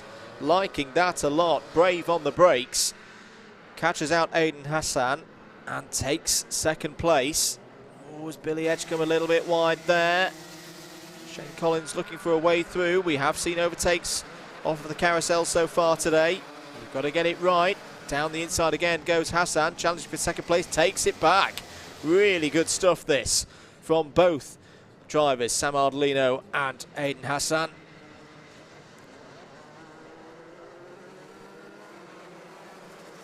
End of lap number 3, 0.8 of a second between Hassan and Howarth at the front of the order.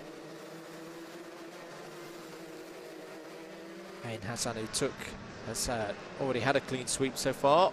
Last time we were in front of Alpha Live cameras, round 2 at Rowrah. Was no lower than third in any of his races yesterday. You can see the drivers loving these conditions now, especially when they can throw the karts around into carousel there, get the tyres working, get the heat in. quite the skill in these conditions, and very crucial as well, because if you lose that tyre temperature, if you go off, you will not get it back. Well, at least you won't get it back compared to the rest of your drivers out there on circuit. Shane Collins is still doing a nice job here, just at the back of this group, wisely in 5th place, waiting for his moment. 3.5 minutes to go. Callum Gosh has gained some positions to report, is currently the 2nd highest rookie, but he's up to 12th. Harry Pullen is the top of those, having their first experiences of Super 1 here in 2022, so 7th place top rookie at the moment for number 72. Oh, Shane Collins going for a move there on Billy Edgecombe and getting it done. Very nice stuff through compression there. Didn't lose too much relative to Sam Ardolino ahead, so the number 10 up to 4th place then. Driver from the Isle of Man, running on a Karts Republic chassis as a privateer. We'll like that move now. Can he set about closing in? And we saw in the race that he had earlier on today in Junior Rock, he really came on song in the 2nd half of the race. Let's see if he can do that again on the different engine, of course, here with the Rotax Max equipment. Oliver Kerr has got past Alfie Briggs for 9th place. So Alfie Briggs having some troubles at the moment. Had a positive weekend last weekend at the Rotax Euro Trophy. Was able to get directly into the main final. A very competitive field. Won't be too happy about this performance at the moment from what's going on there. He has just retaken that position though, so he must have heard me. Must have heard me. He's starting to fight back now, the number 47. I know he won't give it up. He's just got 6/10 ahead of him to yesterday's winner, so that'll give him some solace. Plenty of racing across the course of the day to go as well. There's the number 16, Sam Ardolino, having to defend now from Shane Collins. We saw Shane Collins make a move through here a couple of laps ago. He's not going to have the opportunity this time. Jake Howarth, the number 36, has a race win so far this season. Could that duck be about to be broken? He's got to find something, because that is a really good lap last time around from Aidan Hassan, 50.119. It's not the fastest lap of the race so far, but it was 3/10 quicker than Howarth's last time around. Something's happened to Ethan Simmons. He's dropped down to 11th place, so Alfie Briggs, Oliver Kerr and Ethan Bentley all gain a position out of that. Still Collins behind Ardolino. Nowhere through for the Manx driver at the moment. 30 seconds on the clock, so there should be 2 more laps here. Alexander Adams-Acton having another strong run, I can see. The number 18 in 6th place, just ahead of Harry Pullen. Those 2 drivers, if they can just keep putting the laps in, you never know, they could pick something up here, maybe in the top 5 towards the end of this race. Time will run out on this tour of the circuit. There is your race leader, Jake Howarth. 50.3 again from the number 36 last time around. Aidan Hassan, though, he is closing in, 50.141. The driver racing for Mark Baines Motorsport. Can he find something on the last lap? He's definitely trying. The cart's sliding around there through Devil's Elbow as we cut to that. This is the 3rd place battle. So Ardolino, Collins and Billy Edgecombe's come into this as well. So Billy Edgecombe has kept chipping away at things. Really good to see from Billy. He's got a chance here. They're on the last lap. Is there going to be an opportunity for Aidan Hassan to try a move on Jake Howarth? Jake Howarth, he's got good top speed, I feel, with this setup, has Jake. He wasn't under any threat really there through and up to Spoon Curve, but through this section, just got to keep it nice and calm. Don't go too defensive, don't get offline. Don't lose that grip that we've been talking about. No opportunity for Hassan to get through there. Be a brave move into the last corner if Aiden Hassan wanted it, particularly when this is a heat. Maybe think differently for a final. But I think Jake Howarth's going to hold on here for a first victory of the season. Very nicely done from Jake Howarth. He takes heat number 1. It's all going on for third. And Billy Edgecombe's going to take third. Billy Edgecombe takes third. There's more spins towards the back. I think Alfie Briggs has been involved in an incident there with Alexander Adams-Acton. So it's action central at the last corner. But Jake Howarth takes victory. A first victory of the season ahead of Aiden Hassan in second. Billy Edgecombe third. Shane Collins fourth and Sam Ardolino completing the top 5. Harry Pullen in 6th, Alfie Briggs 7th, Oliver Kerr in 8th, Ethan Simmons in 9th, Ethan Bentley completes the top 10 ahead of Callum Ghosh. Alexander Adams-Acton, who had that contact on the last corner, lost a big load of positions there, eventually finishes in 12th, Harrison Morrow in 13th, Max Tompkinson 14th, Jamie Salter 15th, one retirement, one did not start actually, of course, in that race. Very, very good stuff from the Junior Max drivers. And there's one more race to go before the lunch break. It's the turn of Senior Max to go out for their first heat next.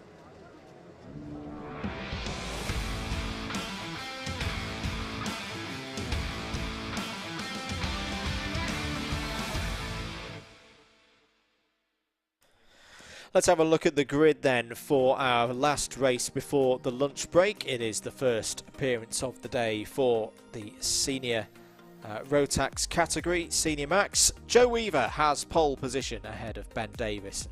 Look at how close that was on time from time to qualifying earlier on this morning. Louis Weaver, who took the victory in the final yesterday, starts round 4 from row number 2. Tom Taylor joins him there. A driver who's got a lot of experience around this circuit. Carl Dunford, good qualifying for Carl, is on row 3 alongside Joshua Valance there. Jack Davies and Ben Page form up row 4. Isaac Lord and Alex Holgate complete the top 10. Daniel Jones and Harry James start on row 6. Alicia Bradshaw and Kieran Janelli start on row 7. Max Martin completes the 15 entries here today at Glan Y Gors. My goodness. That's not just one big dog. That's 2 big dogs. That's almost as big as my house. There we go. It's looking a little bit brighter here at Glan Y Gors. Thank you for joining us here for live coverage of round 4 of Super 1 2022. Here on the Sunday of a GYG double header. We'll be here next weekend as well for some more Alpha Live and DDMM streaming and commentary action. Club 100 visiting for their sprint series. Myself and Howard Mitchell will be on commentary for you all day, so do tune in for that. And if you're new around here and have not done so already, or even if you're not new around here and you just haven't done it yet, do make sure that you've pressed that subscribe button for the Alpha Live YouTube channel, giving this stream a like and a share as well, and last but not least the notification bell so you don't miss a single stream before it goes live. We're ready for a race here in Senior Rotax, are we? Because I think, did I see the false start flag? No, we are. No, we did. No, we did. That was a half sneaky false start flag, which I thought was kind of like half unfurled but not unfurled, but it was unfurled because there's the board there as they go up the Dragon Straight. So we'll go around again.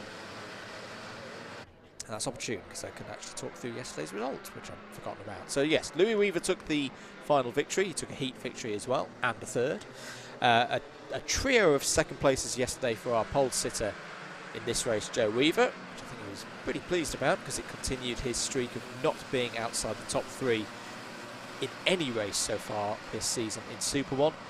Likewise for Ben Davis, he was third in the final yesterday, took a heat victory of one of the 2 heats yesterday, the other one he finished in third, has also not been outside the top 3 so far this season.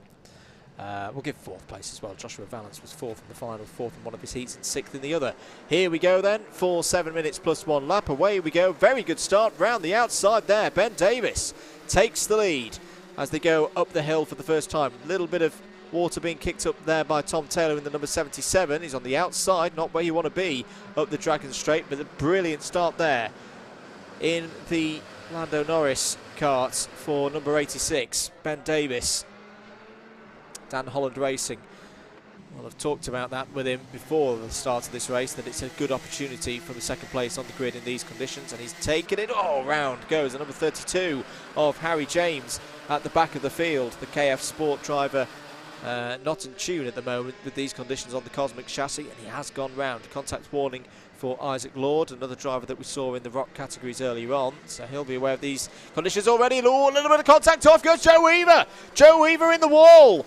Oh dear, that is not what Joe Weaver would have looked for, and he's been the first victim of the DDMM comms curse of the day, because I was just talking about how he's not been off the podium so far this season in any race. I think that streak has just been broken. It was Louis Weaver up the inside, went for a brave move into paddock corner. I just don't think he was far enough alongside. Maybe have a look at that on a replay in a moment. There's Tom Taylor in the number 77. Has currently got the attention of Carl Dunford, and Dunford down the inside takes third place. Let's have a look at that again. So this is looking... Actually, no, this is back live with us now. So Carl Dunford in the number 66 has got up to third place. There's Isaac Lord in the number 57, currently running in 7th place. Louis Weaver was not present at Rowrah, so he's, in terms of pace, well, at least the pace that we've seen so far this weekend at GYG, is a bit out of position in terms of championship. It's still way too early in the season to talk about championship. I think this is the replay now of what happened between the two Weavers, Louis and Joe. And you see, yeah, ooh, I mean, it's a pod to pod, but getting out wide there. I think yesterday in the dry, both of them would probably have got away with that, but just the smallest of taps to the side of Joe Weaver's number 40 was enough to spin him round. He is running again, but is down in 14th place at the moment. So a move there from Holgate, number 68. Alex going by past Jack Davies. Another driver who's got a lot of experience around this circuit in various pieces of kit over the years. There's Ben Page, kart number 6. Best result so far for Ben this season has been quite a few 5th places here. So he's running in 6th at the moment. Joshua Valance there in the white kart with the light blue detailing. That's the position that he's trying to take, or at least catch up to. Holgate and Davies going at it again over 9th place. Just over 3.5 minutes of this race to go. Stream will stay live over the course of the lunch break. Got interviews with most of our winners yesterday. I say most because Rob Ellis ran away from me. He had other duties, and he was telling me that I was taking too long with other interviews this morning.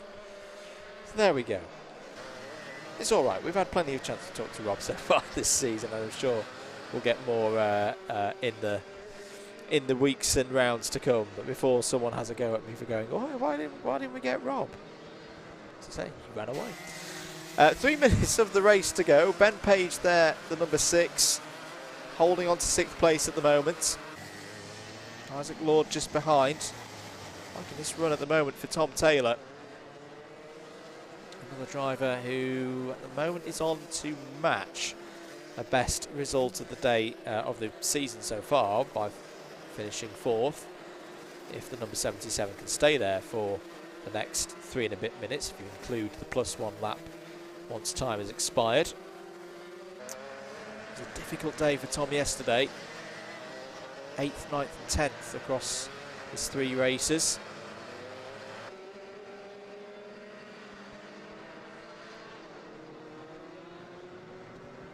You can see the drivers trying to use that inside curb as they go through carousel now. That's what's causing the front bumpers, the front wings to have a little bit of a wobble. The lap times are just coming down a little bit. Tom Taylor has check over the shoulder, sees that Joshua Valance is approaching.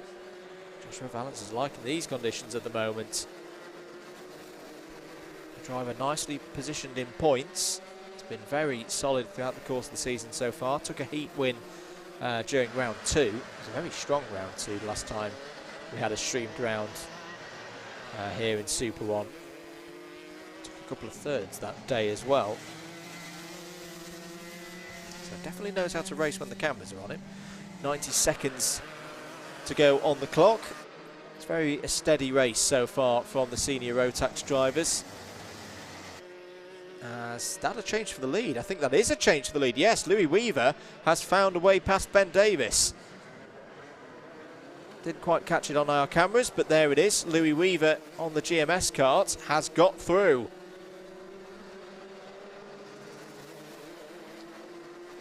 Tony Kart chassis underlying that piece of machinery. But the driver from Tunbridge has really put the hammer down now. It's a difficult lap for Ben Davis. It was a 51.8 for kart number 86. Hopefully Ben Davis can get on top of this and refine that pace. I wonder if he's got a bit of a problem out there, because he does just seem to have completely lost any speed. He's falling into the clutches of Carl Dunford now. Carl Dunford had a strong first round of the season. Hasn't quite been able to find the heights that he got to in that first round when he was third on the podium in the final. This could be a bit of a return to form for the man from Milton Keynes. Up over the hill now. Still no sign of a dry line at the moment.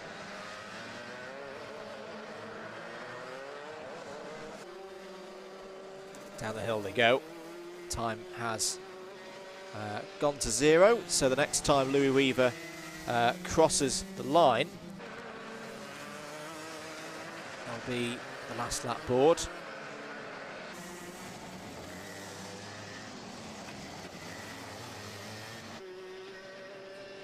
It's all very calm at the moment for the senior Rotax drivers. Carl Dunford is going to try and find a way through past Ben Davis though on this last lap of the race. Oh, a bit of a mistake there from Ben Davis, and he's through. Through goes Carl Dunford.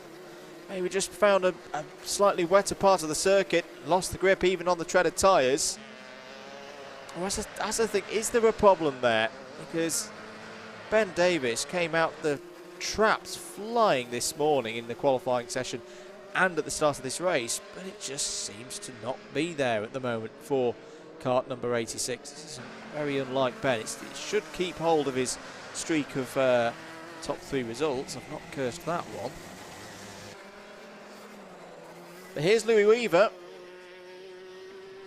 Brilliant day yesterday, and the form is continuing. Louis Weaver takes another race victory here this weekend at GYG, takes Heat 1 in Senior Rotax. Carl Dunford second there on the last lap, ahead of Ben Davis, who maintains his record of not being outside the top 3 this season. Big sends down the inside. It's all changing around for 6th place, but Joshua Valance takes 4th. Tom Taylor 5th. Isaac Lord 6th. Jack Davies 7th. Ben Page, Alex Holgate and Harry James, that's the top 10. Daniel Jones in 11th, Kieran Janelli 12th, Joe Weaver after that contact on lap 1 finishes in 13th, and then we should have Alicia Bradshaw over the line in 14th. Max Martin, I think, has stopped out there on circuit in 15th. No, he hasn't. There he is. So that's everyone over the line for Senior Rotax, and the end of the first rotation of heats and the end of the morning session. We're going to go to the lunch break now. Stick with us here on the Alpha Live stream, because we've got some interviews and other bits of content to show you across the course of the lunch break, which will be around 30 minutes in length, and we will be back with commentary at around 13:50, so 10 to 2 on your clocks there. Hope you've enjoyed the commentary this morning. If you can give us a follow and a like and a share and all those various things across your social medias on Facebook, Twitter, Instagram at @MM, that would be very well appreciated. Make sure you subscribe to the Alpha Live YouTube channel as well if you've not done so already. Liked, shared and notification bell also. We're going to wrap things up here for the morning session, or the early afternoon session. Thank you very much. Enjoy your lunch break, and we'll be back in around half an hour's time. Bye bye. Back once again at the podium, this time with our winner in junior Rotax, and a driver I've seen for quite a few years. It's making me feel old. It's beaming up there on the podium. Ethan Simmons, our winner today in junior Rotax. Ethan, that's a fantastic victory. Yeah, I mean, it was a very, very difficult race with the rain coming down. I just had to keep making all the corners and just be consistently on the track and just not fall off the track. But I thought it was a really good result. You know, kept the kart in one bit, and it's just really, really consistent. I'd like to say a massive thank you to KR Sport and KR Sport Engines, and then my dad as well for the mechanics, spotless job all weekend. So, yeah. And also, I would like to say a big thank you to all of my other family, my grandparents who aren't here this weekend, but, you know, constantly supporting me the whole way through my 6 years of karting. You mentioned the rain as it started to come in. It was classic Welsh rain where it wasn't quite deciding what it was going to do. Which bits of the circuit were particularly tricky? It was very difficult coming into the second corner because it's the fastest corner on the track, and obviously when you go over the brow you can't see your braking zone, so along with the rain coming down it was quite difficult to judge where to brake and obviously keep it on the track at the same time. You put one over on a driver who's been in some really good form so far this year, Aidan Hassan. That must have felt pretty good. Yeah, it was good. You know, he put up a tough fight. He has all so far this whole weekend. So a well done hit to him and everyone else. So yeah. Going again tomorrow for round 4. What do you think you might be working on to go even quicker tomorrow? Probably just a little bit more consistency. I think my dad's done a perfect job on the setup and the engine. So it's more just my behalf, so yeah. Brilliant stuff. Great to see you on the top step again in a different class to what I've seen you before, Ethan. Hope to see you again there tomorrow. Yeah, cheers, thank you.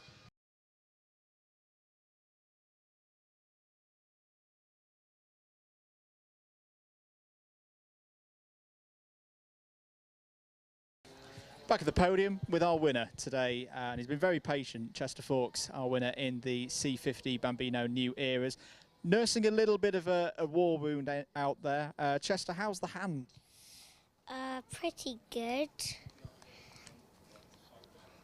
So the race finished under red flag. Tell us about it. Well, I was trying to get the inside, then I flipped, and then the red flags came out. And then I won it, but I don't know why.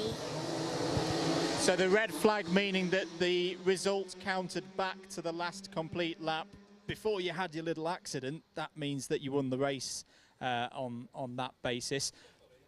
We won't talk about the roll because, well, we've talked about it already. But what was happening in the race before that point? So I started 4th on the grid, and then I had a good start because I went up the 2nd, and then I got someone in my class, and then I got in pole, and then she was on my bumper, but I kept pulling a little gap, and I still got away and won it because she was trying to overtake me every single lap and she couldn't. Yeah, Chloe raced very, very well today. Yourself, you're driving fantastically at the moment. You had some great races at Rowrah a few weeks ago. You've won again today. What is it about this circuit that you like? I like the whole track. That's a good answer. I like the whole track as well. It's a really, really fun circuit, this. And we race again tomorrow. What are you hoping to do tomorrow? Have another win, probably. Good stuff. Last question before I let you get off to get some rest. Who do you like to thank for the win here today? My dad and my engine builder. Good stuff. Well done, Dad, and well done to the engine builders. Chester, fantastic stuff. Rest up. We'll see you again tomorrow. Bye. We're back at the podium, and we're with our winner in the iArmy Bambino category here today at Glan Y Gors, and a best result of the season so far for Ronnie Carter. Ronnie, a really good victory for you here today. Yeah, it was really good. Karting's always very, very close here at Glan Y Gors. You won by less than 1/10 of a second. Talk me through the race. My dad and my whole last year told me to like overtake at this one spot on the last lap. So your dad and your uncle been really helping you with getting ready for this weekend? Yes, And who else is part of the team here in Wales? the whole last year. In terms of looking towards tomorrow, we do everything again. It's just starting to rain a little bit tomorrow. Do you like the wet if it rains tomorrow? Yes, And who do you look forward to trying to emulate in your racing? Who's one of your favourite drivers? Grayson. Grayson Wortley. Well, very good. Ronnie, fantastic to see you on the top step. Hopefully we see you there again tomorrow. Well done. Thanks. We're here with our winner in Honda Cadet today and a first final victory of the season for Logan McAllister. Logan, really, really top racing here today. Thank you. This circuit is always very tricky to lead out from a front of a pack, particularly in Honda Cadet. What was the biggest challenge out there today? Climbing to the front. Honda Cadet always particularly close. You've been having a good scrap so far with the likes of Jensen Hookey at the front of the field. Who do you think was the sternest challenge in that race? I think Hugh Ross was my main competitor. In terms of SAIT Motorsport, it's been a good start to the season for you. What's been the main bit of work going on behind the scenes? Racecraft. Yeah, racecraft in Honda Cadet is something that you always definitely need. We've had a couple of spots of rain whilst we've been here on the podium. We race again tomorrow. I've been asking a few people this question. Is the wet something you like if we get a bit of that tomorrow? I guess so. I'm not the best in the wet. I'm better in the dry. So. And who do you like to thank for the victory here today? I'd like to thank you, State Motorsport, and my parents. Good stuff. Well done, Logan. Top result today, maximum points, and we'll see you again tomorrow. Thank you. Back at the podium here with our winner in Junior Rock today at GYG, Alfie Briggs. Alfie, a closer battle here today at GYG. Talk me through the race. So at the start, the tyres were obviously a bit colder than I would have hoped, so me and Shane were close up to the top. I just covered it, and then from there I just sort of drove away, to be honest. It's 3 final victories in a row following up the form from Rowrah. You must be feeling pretty confident at this stage. Yeah, I just got to try and keep it up and win it this year. And this GYG circuit, it's a very different characteristic to what we saw at Rowrah last month. What do you like about it? I like it's got the long straight, easy to pass, but then I also like the sector 3 where it's just loads of hairpins and corners, which is good fun. You've got your junior Rotax race in a bit. We might see you back later on for talking about that final, but last week you were out in Europe racing in one of the top Rotax competitions in Europe. How did it go for you? It went quite good actually. We were struggling with kart setup and qualifying. I think we qualified like 32nd overall. And then for the heats we were starting 24th and we come like 15th for every time. And then in the pre-final, in final one, we finished, I think it was 31st because we got a nose cone and we just had a bad scrappy race. And then in the final we went for the new tyre in the final. It was really fast. It was up to like 24th, and then we was overtaking someone. We got mashed off the track, so we didn't finish very well. For those not aware back home, the competition at a European level, quite a few steps higher and quite brutal as well. That if you're not getting through those positions of the heats, you go home. That's the end. That's the end of your weekend before the final. So I think you were quite pleased, weren't you, to get straight into that top final automatically? Yeah, obviously it was a huge relief. We got to have we had the advantage of the tyre saving. So. And who's been a big part of the effort here today on the MS kart? I'd like to thank Bob Berridge for his help, ZLX, BBM Sport, Stefan, ATEC, ZLX, I've already said that one, ATL, just everyone who's helped me, Mum and Dad, just thank you to everyone. Good stuff. Well done, Alfie. Keep up the good form, and we might see you again in a few minutes' time. Thank you. Once again here at the podium at GYG, and another new face to us on a Saturday as well, with the first final victory of the year. It's our winner in Mini Rock, Jarrett Clark. Jarrett, a very, very tight victory there. The top three covered by less than half a second. Your heart must have been fluttering a little bit towards the end of that race. Yeah, it was a really good race where me and my teammates, Sam and Willie, we just pushed away. Then on the last 2 laps we had a good battle, but I ended up I came out on top. Mini Rock, a really tight category again this year in 2022. We saw some fantastic racing at Rowrah. Fingers crossed we get the same tomorrow again on the Alpha live stream. What do you think is a key part for you as a driver in terms of having success in Mini Rock this year? I think, well, for the driving part, I think you have to be quite smooth with how you drive to keep the pace up. But you also have to be a bit aggressive and think about what you're doing at times to outsmart other drivers. It's very much a power circuit, this, especially with the big run up to Spoon Curve, very different to the technical aspects of Rowrah. What's been worked on the kart ahead of this weekend? I think just you kind of have to get the corners perfect as you have such a long straight, but I mean, you need to just get the setup right and then you'll be fine down the straight if you can just get the corners right. You're moving up through the ranks, you're here in the minis now, you've got a breadth of experience across different categories now. What is it about the Mini Rock that you particularly like? I like how smooth you have to be, and it's a lot faster compared to what I've done in the past. The tyres are different, which are they're more grippy, which is nicer at times, and yeah, just going quicker. Yeah. And in terms of the victory that you've had here today, who do you want to thank for the efforts that have gone into getting the kart right? I'd like to thank my mechanic Ed Brand, my team Primo Racing Development, my team boss Colin McNair, and my mum and my dad, and my sponsors Build Generation and Broad Lane. Oh, brilliant stuff. Well done, Jarrett. First victory of the year. Hopefully it won't be the last, and we'll see you again there tomorrow. See you. Thank you. Here at the podium, Chris Thomas, third today. Not the win, but still some more good points for the title bid. Yeah, I mean, it's all about bagging as many points as you can in a championship when it's quite a long one, 12 rounds. But thank you. But no, I mean, it's been a battle this weekend.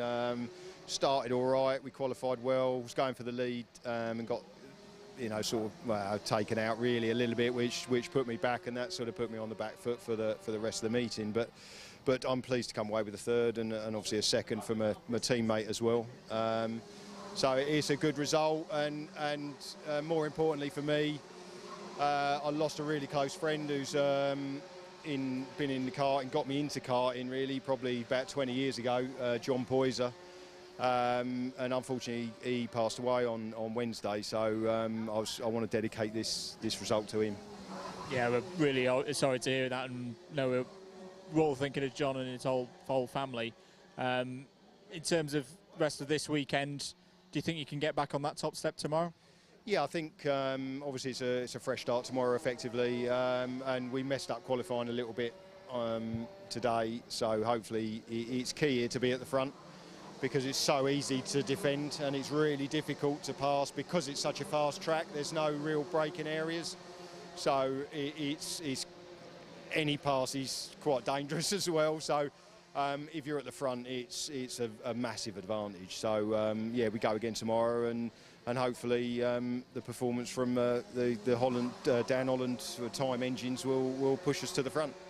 Ian was mentioning potential of rain tomorrow. I mean, we are in Wales after all. I think the last time we had a wet round was at Clay Pigeon. How do you feel about the wet if it does come tomorrow? Rule of thumb, I'm normally better in the dry than the wet, but we did a fair bit of testing up here in the wet, and we were pretty quick. So if it is proper wet, I think we'll be there or thereabouts, I reckon. Well done, Chris, on the podium again, and keep racing on, and we'll see you again tomorrow. Thanks very much. Back here at the podium, and another first-time winner, first time this season in the final, driver number 46, Ian Branfield. Ian, really good to see you up on the top step of the podium here at GYG. You must be pleased. Yeah, it's a competitive grid. Obviously, Chris Thomas is pushing all the way. Unlucky for Hayton Carter. Obviously he was pushing as well, and in the heat before, but obviously with a nose cone penalty there, sad to see him sort of drop a few places, but yeah, he was pushing all the way, so good competitive grid. Yeah, it's been a really competitive start to the season, and to break that streak of Chris's that he's had so far this year, what's been the key things in your mind since we were racing at Rowrah preparing for this weekend? To be honest with you, obviously being a southerner, it's not sort of a lot of time that I've been at both tracks, but we sort of dug in deep. I come here last in 2019, I think, when the Super 1 was doing the British, but we had sort of mixed wet, dry, so to come out on top today was a good achievement, and obviously the equipment that we've got, obviously Robertson Sport with the motors, and obviously Kev from KF Sport, and obviously my sponsors CRS Building Supplies and Tormix, and obviously the family here up here all weekend is great to push me on. So yeah, it's with everybody together, gives you a good sort of atmosphere and a good push for the win, really. There was a couple of spots of rain, at least here at the podium during that final. Was that playing on your mind at all? Yeah, we were back at the awning sort of 10 minutes before coming up, and we were sort of like, just be calm. We got lots of time. Let's see what happens on the grid. And lucky for us, it held off, and we just bolted slicks on and away we went. So yeah, it was good. We go again tomorrow for round number 4. What's kind of the hope? What would be a good day for Sunday?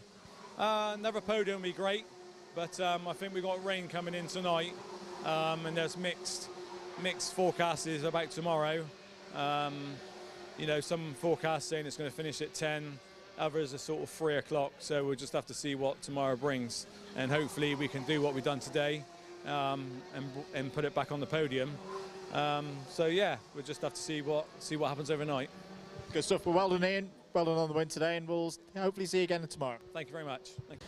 Here with our winner in the Minimax class here today, and big smiles as well. I always like to see a big smile on the top step of the podium. Milo Manderson is our winner for round 3 here at GYG. I've got to go straight to it. The move on the last corner, one of the best moves I think I've seen so far this year. I can tell by the smile on your face that was a good one. That must have felt good. Yeah, it really did. It takes a lot of time to get a perfect move, and you need to plan everything out perfectly, because you get it wrong, you're going off the track straight away. So yeah, it's a hard move to pull off, but when you get it done, very rewarding. It looked very tricky at the end of that race. I don't know if you were aware that there were a number of carts off behind you as the rain was starting to come in. How did you deal with those situations?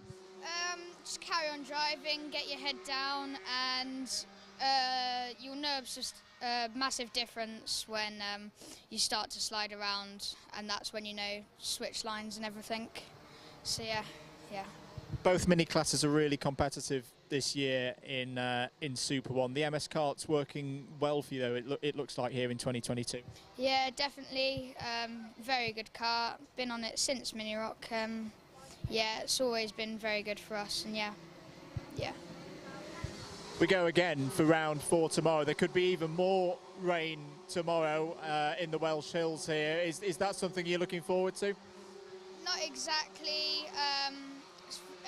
Pressures you a lot, and yeah, it just keeps you on your toes. Just take it as it comes, and that's the best you can do, because it's the same for everyone. What kind of result tomorrow would constitute a good day, do you think? Well, P1, but that would be for everyone. I feel making more positions than you started would be a good objective to aim for without losing any. And last question, who'd you like to thank for the victory here today? Definitely my dad. We've been putting in a lot of time and money into the sport, and yeah, we've just been working as hard as we can. So yeah, big thanks to Dad. Well, good stuff. Well done, Milo. Really, really good to see. Genuinely good to see you on the top step of the podium. All the best for tomorrow. Thank you.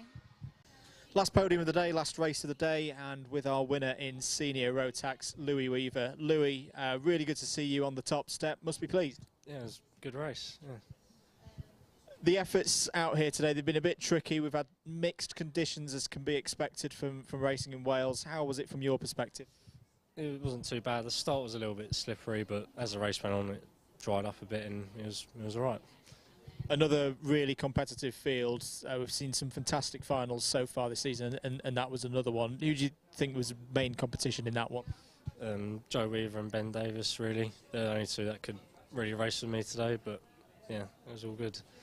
A lot of prep has gone into preparing the kart for this weekend? Yeah, we've come down here, done 1 or 2 test days here just to get a feel for the track, and yeah, it paid off. It's a stunning track and a stunning environment, this. What's particularly to your liking here at GYG? The overtaking, it's when you make an overtake, it's a proper overtake. So that's it, really. Going again for round 4 tomorrow, is there anything that you think you may be working on overnight or having in the back of your mind before we race again tomorrow? No, just do the same tomorrow. Come and win. That's all I can do, really. Good stuff. Well done, Louis. Really good to see you on that top step, and hope for more tomorrow. Thank you very much.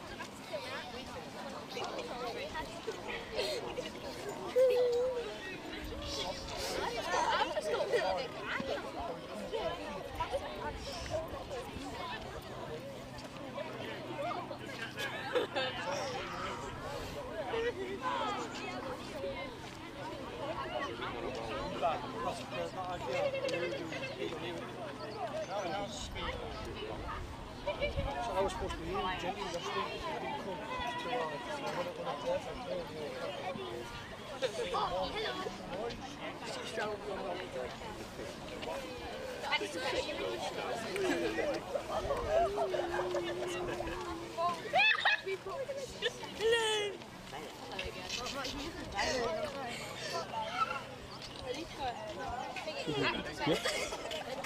Okay, everybody, so we always have a prize for the first person here today who's here at 7:30.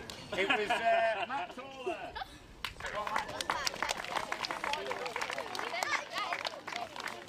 Now get a photo. Matt.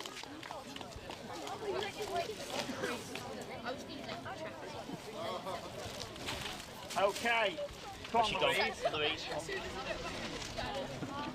Right, and then this is it. You've got to be here to win this.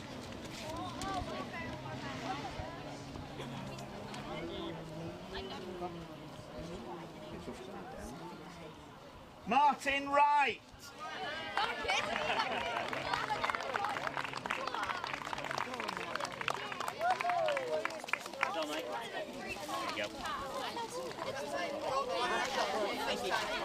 Right, thank you everybody. Have a safe day's racing. Good luck.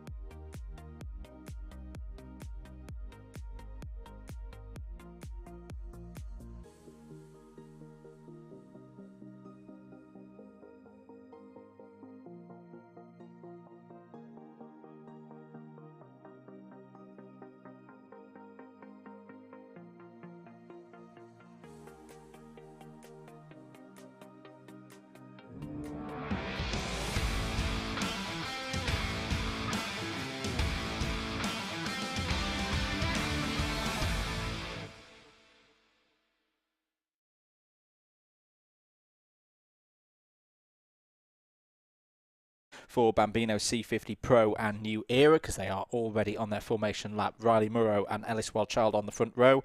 Cole Teal and Harper Das on row 2. Austin Oman and Amelia Dial on row number 3. Last row of the Pros is Alfie Mayer and Bertie Clark there on row 4. These are all now New Eras from here on in. Chloe McGill and Cooper Earsman on row 5. Ethan McClelland and Buddy Hugo on row number 6. Chester Fawkes and Theo Poyser on row number 7, Lewis Kirkcaldy and Marley Wordy on row 8, Henry Algar and Gracie Mayer on the 9th row of the grid, Harry Chapman and Jack Mill on row 10, Charlie Page and Mason Hibberts row 11, Soren Gallagher and Jensen Biglands on row 12, Elliot Payne and Rex Pooley on row 13. Green flag in the air, away we go. Problems for Cole Teal off the grid there as we start heat number 2 for the Bambino C50s in both era and pro categories. There's a lot of shuffling going on. Carts locked together. It's the 58 and the 14. So that was Jack Mellon and Soren Gallagher in a little bit of bother there. But they're all on their way up to the first big braking zone of Spoon Curve for the first time. Struggling through, and there's a spinner in the middle of the pack there. 2 spinners actually as they go up over the hill. A couple of drivers having to take avoiding action, and on the grass there's more collisions as they run up to the top of the hill. So a bit of a messy start here. There's another kart round as they're coming off of Spoon Curve and now stuck on the outside of the circuit. So a lot of drivers being caught out here by the different conditions that we've got at the start of this race relative to what they had in race number 1. Riley Murrow, though, with the purple and white helmet, leads the race at the moment. Austin Owen was just having to fight there for second place. It might have been with Alfie Mayer. We'll try and check. Oh, sorry, it's Ellis Wildchild in the number 88 who's got up into second place. Well, a very action-packed first lap there. Let's go through and see who's in what position at the end of that first lap. Murrow, Child and Oman, as we say, 1, 2, 3 at the front of Pro. Harper Das there with the very brightly coloured helmet in the 95 is P4. Chloe McGill has done brilliantly on that first lap. Was on the front row of the New Eras. Leads in New Era by around a second and a half. Really good stuff from the driver in the number 15. Amelia Dial is 5th in Pro, 6th overall ahead of Alfie Mayer and Bertie Clark. Lewis Kakoldi has had a good start also, is up to second place in New Era, 9th overall, and has been followed through by another driver who's gained 5 positions off that start, Marley Wordy. So that is your top 10 and all the key positions in both categories at the moment. So yellow flags out as they go down through Devil's Elbow. Trouble, as we mentioned, for Coalteal Chester Forks not running as well. So our winner from yesterday. As down the inside goes Ellis Wildchild. That's very tight between Ellis Wildchild and Riley Murrow. They're all still pointing in the right direction, though. Austin Owen comes through as well as takes second place. Jensen Biglands has also not come round the end of lap number 1. Well, is a real shake-up in both categories, which will affect the grid for the final. This is the last heat of the day for these drivers. And Austin Owen, who's had a testing weekend so far, is looking to the outside now and is going for a bit of a switchback maybe through the carousel. Is there space there alongside? No, Ellis Wildchild just pulls ahead. Really good racing from our youngest drivers in Super 1 2022 once again.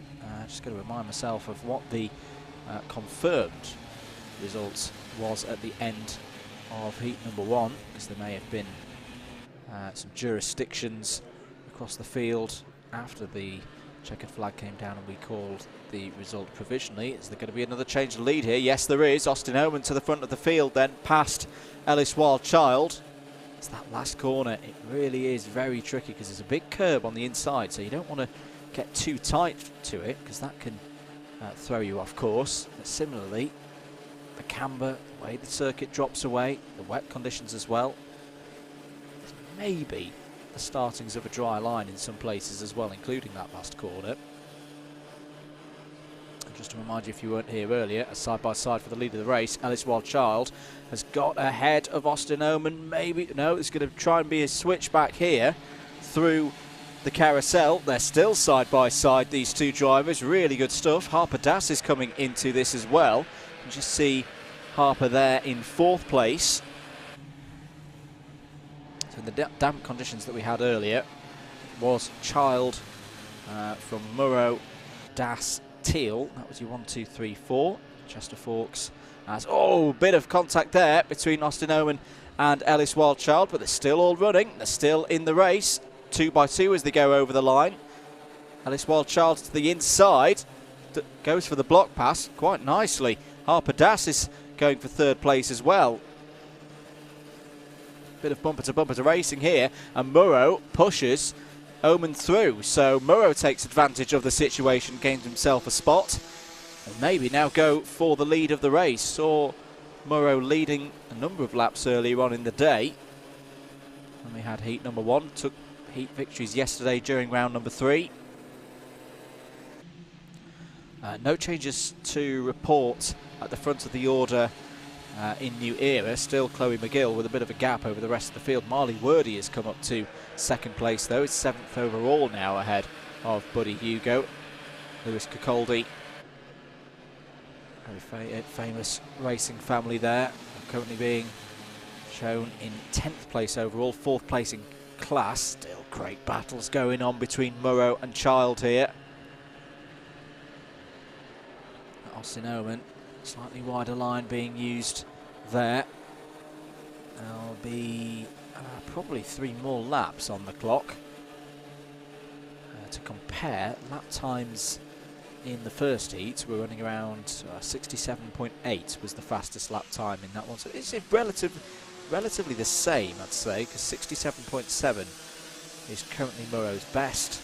Alfie Mayer is the fastest driver of any of them out there, currently in 6th place, and has done a fastest lap of a 67.0.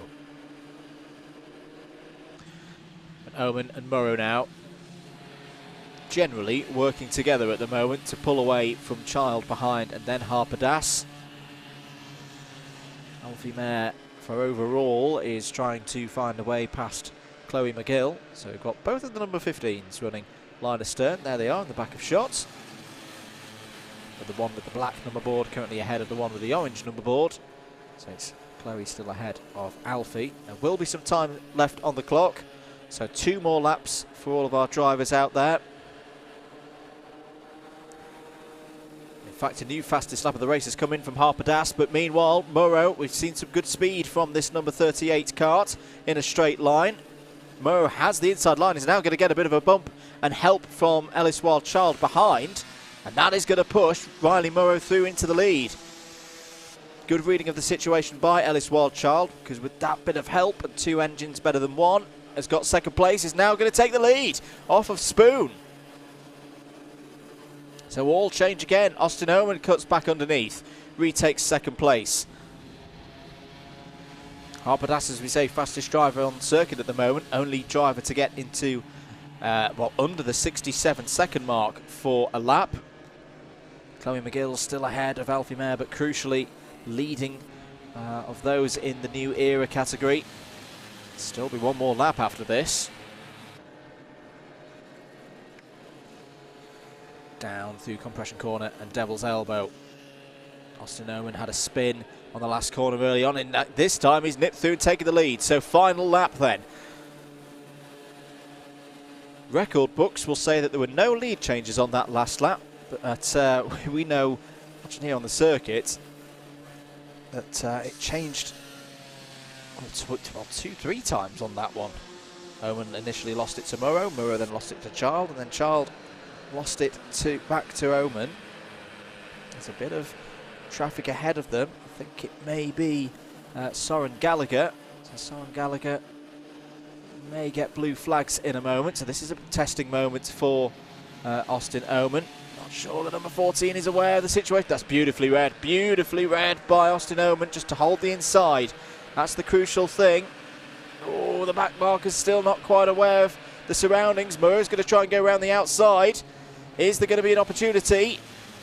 Murrow's nipped through into second place. Das still there in 4th. As all round goes the back marker, Soren Gallagher. I think just got a little bit wide there, but Austin Oman this time is not going to get the last corner wrong in a very tight race there. Takes the win in heat number 2 ahead of Ellis Wild Child.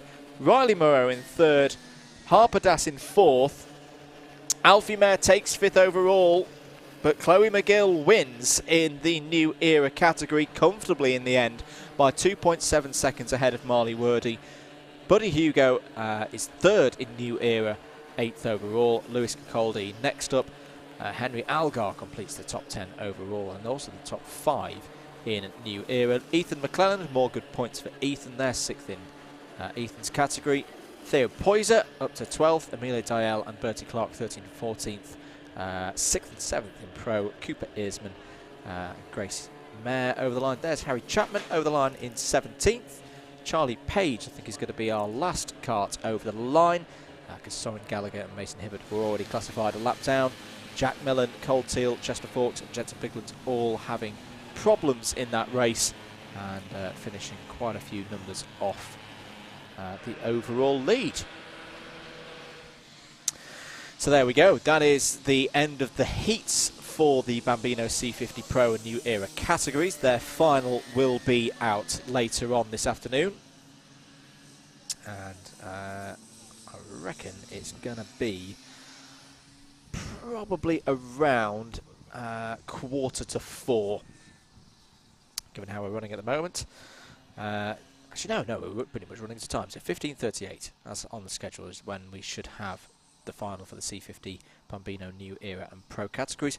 We're going to get ready, though, for the next race out on circuit, the second heat of the day for the iArmy Bambino class.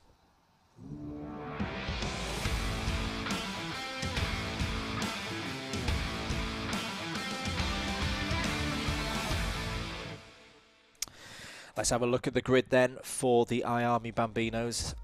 And decided by timed qualifying in the morning, Charlie Clough and Josh Cook is your front row of the grid. Grayson Wortley and Ronnie Carter are there on row 2. Dean Singh Pahal and Aaron Southwood Jr. on row number 3. Darren Dimitrov and Daniel Ferguson are on row 4. Fraser Anderson and Logan Jones complete the top 10 for this one, and Freddie Flewitt and James Root start from row number 6. Arthur Farrow and Ellie Liziecki start there on the 7th row of the grid. Dax Farrow and Harry Williams are on row 8. Logan Rolfe completes a 17-kart field. And I don't think they've quite rolled out yet, because there were a couple of karts to recover from that Bambino C50 race, but no matter, because we can go through the still provisional at the moment, but the results from earlier on in the day for heat number 1, where Josh Cook took the race victory by just over 1/10 of a second ahead of Grayson Wortley. Charlie Clough was in 3rd, Ronnie Carter 4th, Aaron Southwood Jr. wrapped out the top 5. Dean Singh Pahal, Darren Dimitrov, Daniel Ferguson, Dax Farrow and Arthur Farrow all got top 10s. Logan Jones was in 11th, Fraser Anderson 12th, James Roots 13th, Logan Rolfe 14th. Harry Williams and Freddie Flewitt completed the those who started and finished. Ellie Liziecki unfortunately did not take the start. Keep your comments coming in on the Alpha Live YouTube page. Hello to Beverly again, who's cheering on Alice Wildchild in the last race. He's cheering on Aaron Southwood Jr. in this race. Yes, there's at least one kart being recovered back to the pits. I think it's Chester Fawkes. Yes, it is Chester, who's up on his feet and running around, which is really good to see. Was in the wars yesterday, as we saw with the interviews earlier on. Hello to David Whitehouse. He's always on one of our streams. He says he's only ever got sunburnt at GYG. It's like, are you sure you've been to GYG, Dave? I know what you mean. We can have a very sunny day here in the Snowdonia National Park, but we can also have a bit of a wet one. This is a bit in the middle today. It's not too bad. I had my very first experience of proper wet karting experience around this circuit, and it's the day I discovered why wetsuits are a thing. I had no problems making the weight limit that day. I was wearing a Nomex suit because that's what you do when you're in the BUKC and you've just started. Just pick up a used suit from somewhere. And I kind of became the state that I am now, 20 kilos heavier than my normal student self, because it just soaked up half the water that fell out the sky. But there we go. As I say, this is not too bad today. iArmy Bambino's out now. And this is their second heat of the day.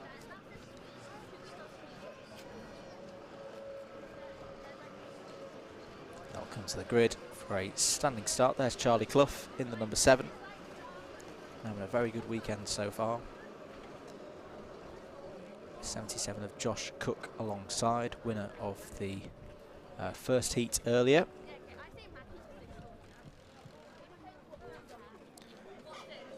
Instruction to start engines put up there. The grid will be cleared. We are ready to go in the iArmy Bambino category for 7 minutes plus 1 lap. Good start for Charlie Clough from pole position.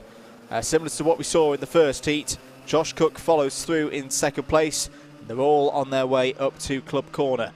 for the through Club Corner and on their way up to Spoon for the first time. Oh, big shoulder barge there, and spinning off into the grass. I think that may have been the 73 of Logan Jones. It was around in that region, around 10th place.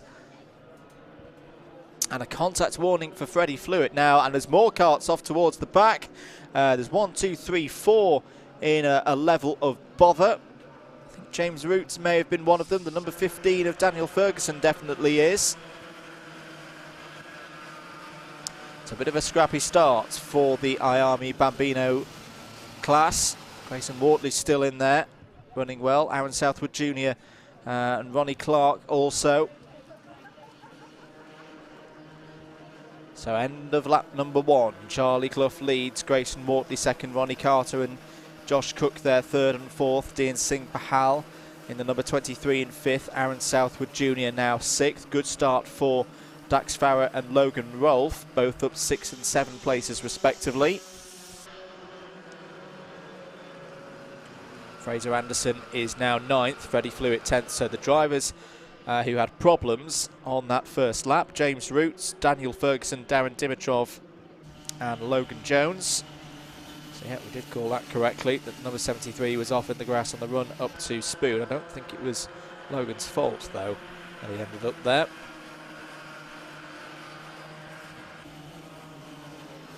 See Ronnie Carter there, yesterday's winner in this category, trying to find a way past Grayson Wortley. The early stages, still early stages of this second heat for IARMY Bambino here today at Glan Y Gors. Big thanks to all the Glan Y Gors staff. Always a great welcome when we come out to this part of Wales. Fantastic circuit if you haven't sampled it yourself. Do highly recommend it to anyone. It is more than worth the drive. The drive itself is good out here. It's not a boring motorway one. Flies by. 4.5 minutes of this race to go. Charlie Clough looking pretty comfortable at the moment out front. A few changes of position further back. Arthur Farrow and James Roots have both got past Harry Williams last time round. Darren Dimitrov has gained a position also past Daniel Ferguson.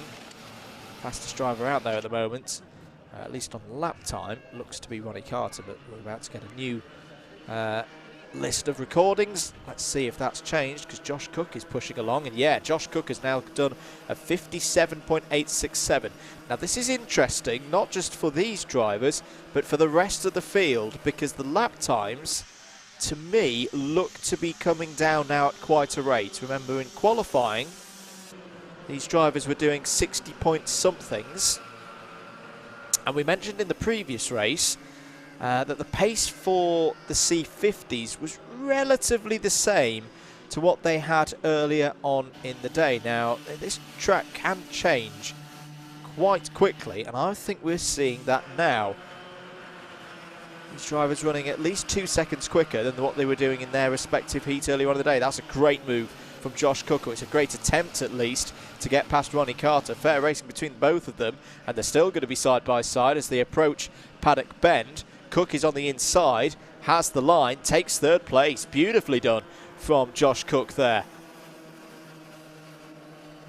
Just waiting for the lap times to come through to check how they're looking now. Ronnie Carter trying to fight back here. Yeah, 57.784 is a new fastest lap of the race. This time it's Grayson Wortley. So the lap times are coming down. Are they going to come down enough across the course of this rotation of heats for someone to brave it onto slick tyres? I think it's a little bit too early at the moment. There's too many damp patches. All of these drivers by default run on slick tyres. It's all relative pace, of course, for the Honda Cadets. The other mini categories, they're going to have some interesting choices, I think, to make in terms of tyres. 2 minutes and 15 seconds to go. Still Charlie Clough now under a fair bit of pressure from Grayson Wortley. Grayson Wortley's middle phase of this race has been particularly strong. Both of them in the 57.9s. Ronnie Carter has got back past Josh Cook for third. Good luck for Darren Dimitrov as well. Has gained 3 positions past Farrow, Roots and Williams. Is up into the top 10 now off of our cameras. Good progress there from Darren Dimitrov after the trials and tribulations of lap number 1.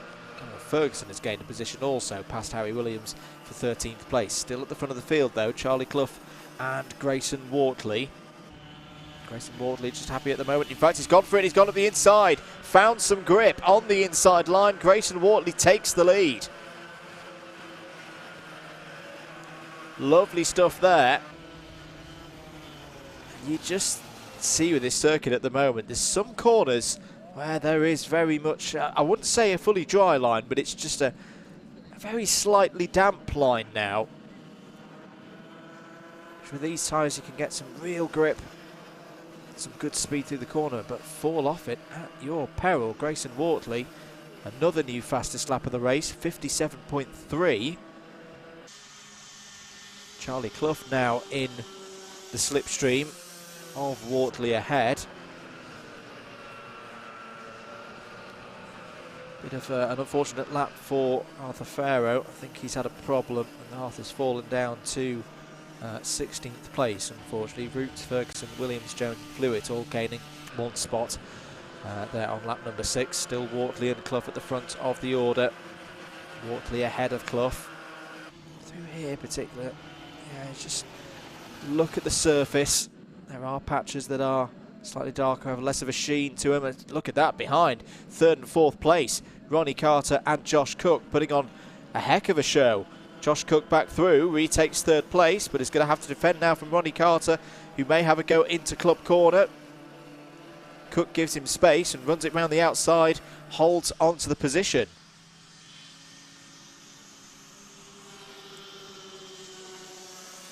Time is up, but this will not be the last lap, because they still had some seconds on the clock when they completed lap number 7. Down the hill they come, both of these groups, 2 by 2. It's these 4 really ahead of everybody else at the moment. And was that an overtake? Yes, it was. So through goes Ronnie Carter. He takes 3rd place. Josh Cook fights back up the inside into compression. This is a great fight between these 2 young drivers. So far, really clean. Josh Cook racing for Boxo Cosmic Jr. Ronnie Carter for RCE. We are now on the last lap of the race. Grayson Wortley leads.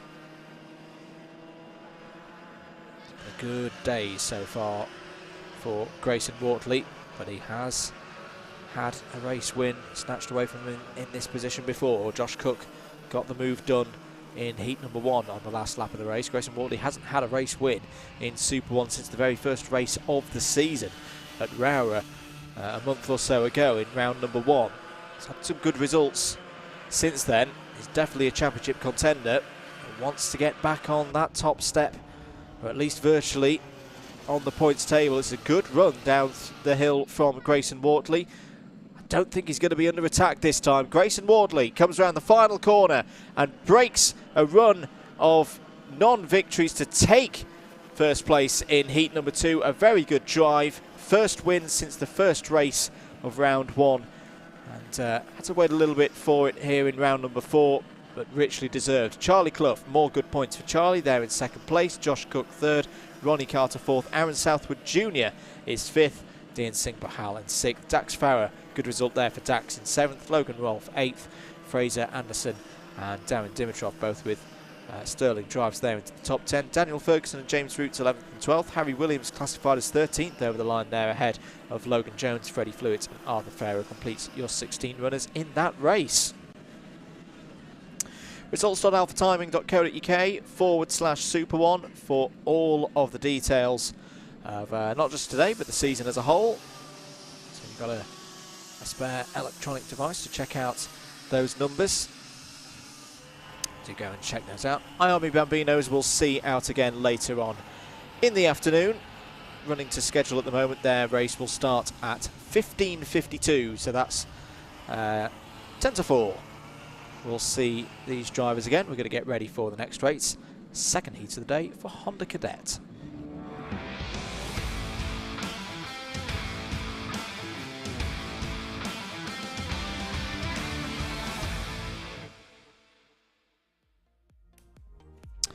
Here's your grid then for the second heat of the day. For Honda Cadet, Logan McAllister has pole position, and we didn't mention this earlier, but took it by 1/1000th of a second ahead of Hugh Roach. Unbelievable stuff. Joel Bullen and Jensen Hookey there on row 2, Katie Donaldson and Andrew Dixon on row 3. Oliver Warner and Tyler Davis complete row number 4. Leo Livings had a tough race earlier, goes from row 5 in this one with John Richardson alongside him. Riley Till and Josh Parker start on row 6. Maria Roberto and Thomas Butcher on row 7. Rylan Blake and Jensen Walker row 8. Ella Dixon and Max Tadai on row 9. And then we find Lily Hilton and Drew Davidson on row 10. Austin Stiley completes the 21 kart field here in Wales for round 4 of the Super 1 Series 2022. And my goodness me, I think the sun is trying to come out just through the clouds here in Snowdonia. It's definitely looking a little bit brighter than it was a few hours ago. So, standing starts for Honda Cadets. There is Logan McAllister, kart number 3.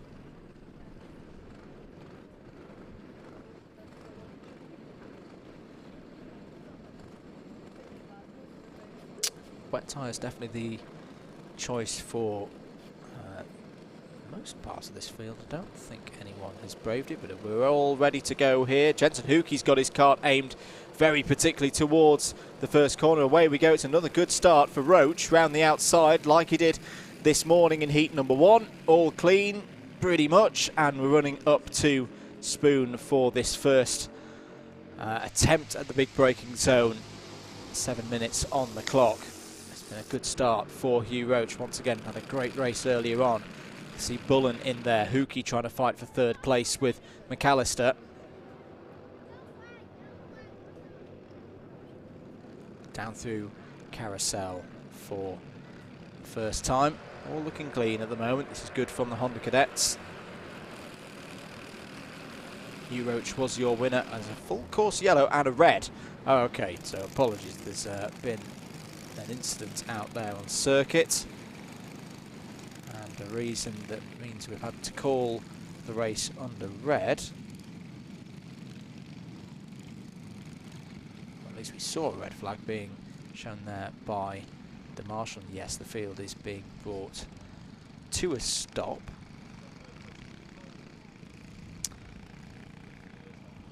Not fully sure of what the situation is that's initiated. Okay, I think there has been an incident. We won't speculate on which one of the drivers it is until we know. That's going to mean probably a full regrid of this one. Driver's just been told to cut their engines, shut them down. So no laps were completed with that one, but for what it's worth, it's a good start again for Hugh Roach around the outside. As we say, we saw him do that this morning.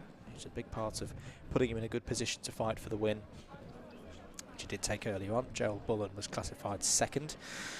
Logan McAllister 3rd, Tyler Davis 4th, Katie Donaldson 5th,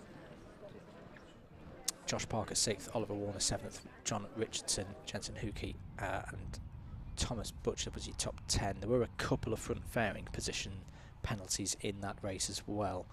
So some of you will have probably noted, hang on a minute, Jensen Hookey was fighting in the top 5 during the race. Yes, he was. Unfortunately, had a dropped bumper, which meant that we were down 5 positions.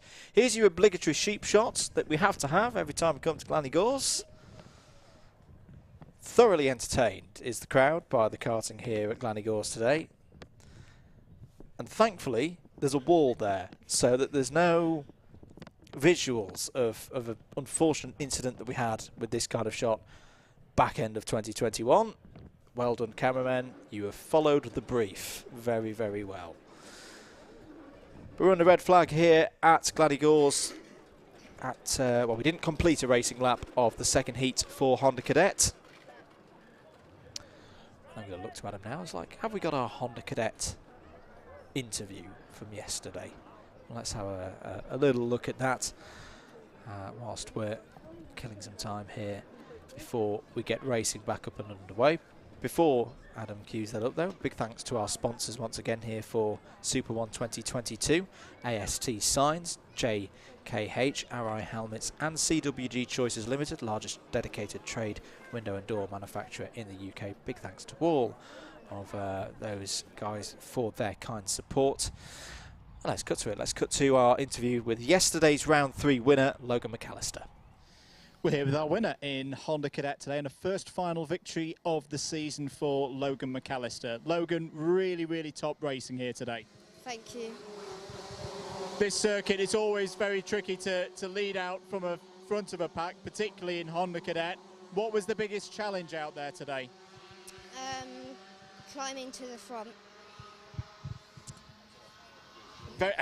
Honda Cadet always particularly close. You've been having a good scrap so far with the likes of Jensen Hookey at the front of the field. Who do you think was the sternest challenge in that race?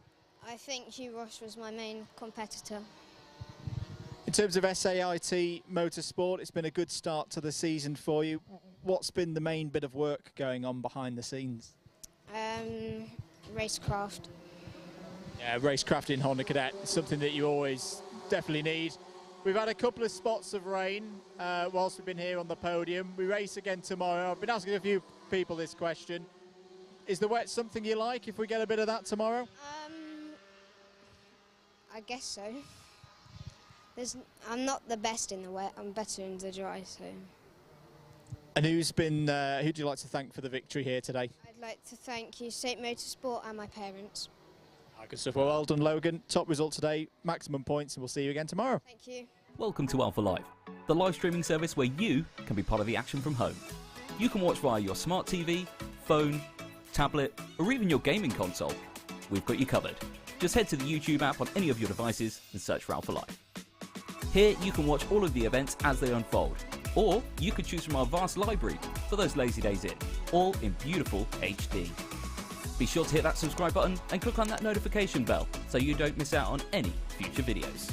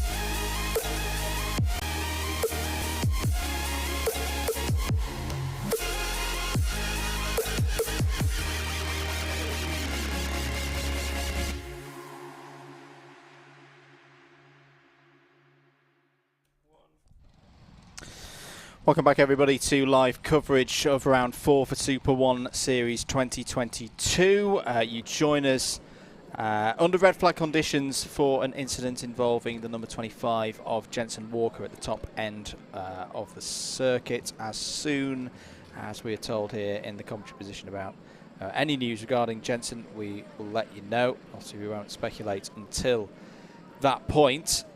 Does look like the Hondas are going to continue their race. Now I suspect what they might have here is another formation lap, because we did not complete a racing lap of that first attempt at the race.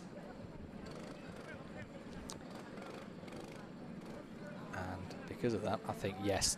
Yes, so we're not going to have another formation lap, but everybody's going to be put back into their original grid start positions. So Logan McAllister will be positioned on the left-hand side of your screen on pole position. Hugh Roach will be P2. Jensen Hookey's being positioned back into P4. Joel Bullen there is going to be P3. Katie Donaldson has just got herself into P5, which is absolutely where she needs to be. So once a little bit of shuffling around has been done, we will restart this race again. There may be a little bit of time knocked off of it. And it's up to the jurisdiction of the race officials as to whether they do that or not. So everyone just being placed back to where they would have been probably about 7 or 8 minutes ago. Let's just try and pull the grid up for you. Don't worry, Adam. I'll do this on the laptop instead of doing it on the graphic. Bear with us. There we go. Logan McAllister then pole position. Hugh Roach P2. Joel Bullen and Jensen Hookey row 2. Katie Donaldson and Andrew Dixon row 3. Oliver Warner and Tyler Davis row 4. Leo Livings and John Richardson row 5. Riley Till and Josh Parker row 6. Maria Roberto and Thomas Butcher on row number 7.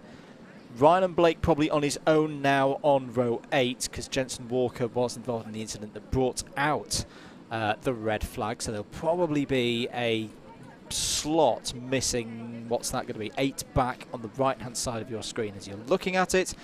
Ella Dixon and Max Tadej are there on row number 9. Lily Hilton and Drew Davidson row 10. Austin Stiley on his own on row 11, and it'll be 20 karts in the field this time. A bit more positioning going on. There's Oliver Warner's number 23 kart that's going to get hoiked and pivoted. There it goes into 7th place. Now the interesting thing that we saw on the first start, and I think there's possibly a little bit of it again, Jensen Hookey, the green and black kart, second back on the right hand side, P4 on the grid, very much had his front bumper pointed straight at the apex for turn number 1, and it's looking like he's doing so again. We are just about ready to go though. John just issuing the instructions to the Honda Cadet drivers. Heat number 2, attempt number 2. He's under starter's orders and away we go. Good start once again from Hugh Roach on the outside. Retakes the lead. So that's just what he did in the first start and in the first heat. Has got the lead as they go out of club and up to spoon for the first time. Logan McAllister is held onto P2. Joel Bullen in 3. Everything quite calm at the moment as they go through spoon and then dive downhill. It's quite a drop, especially in one of the smaller karts into carousel, but everyone's done it pretty well so far.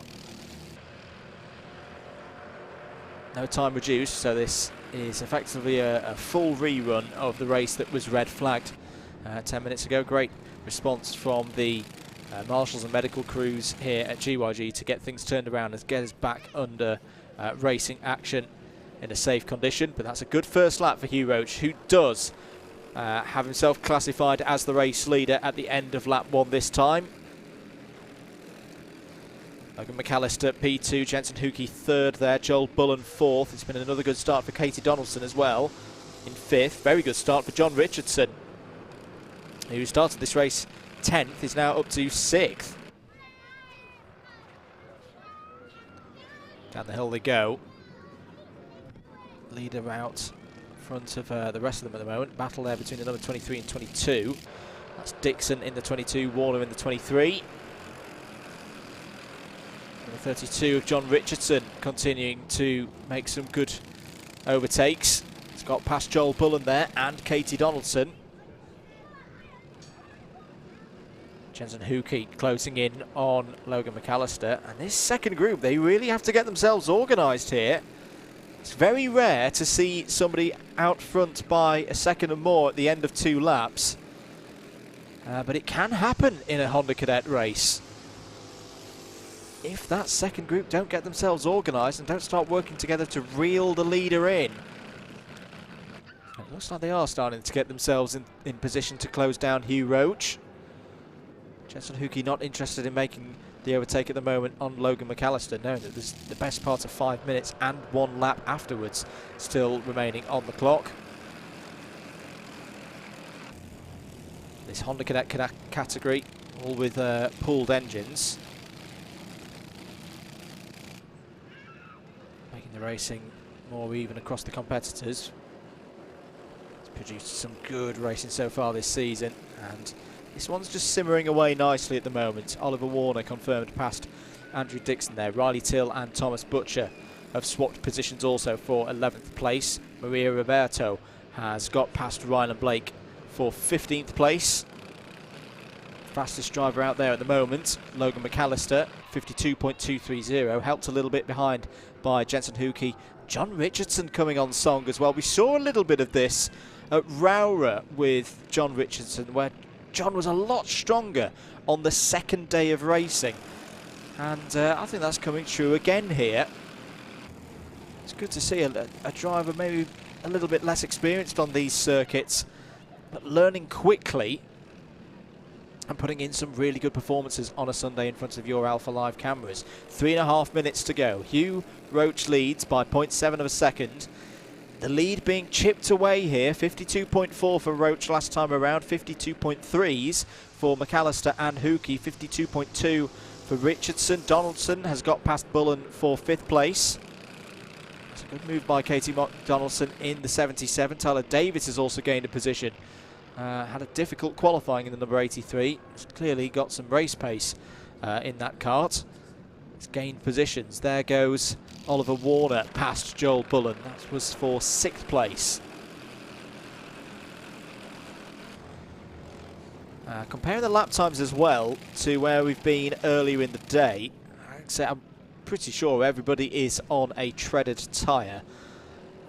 Which will be being worked a little bit harder, I think, now. Yeah, you can just see some of the pickup on the tyres. As you go through the corner, it just starts to scrape away and pull away at the meat on those tyres.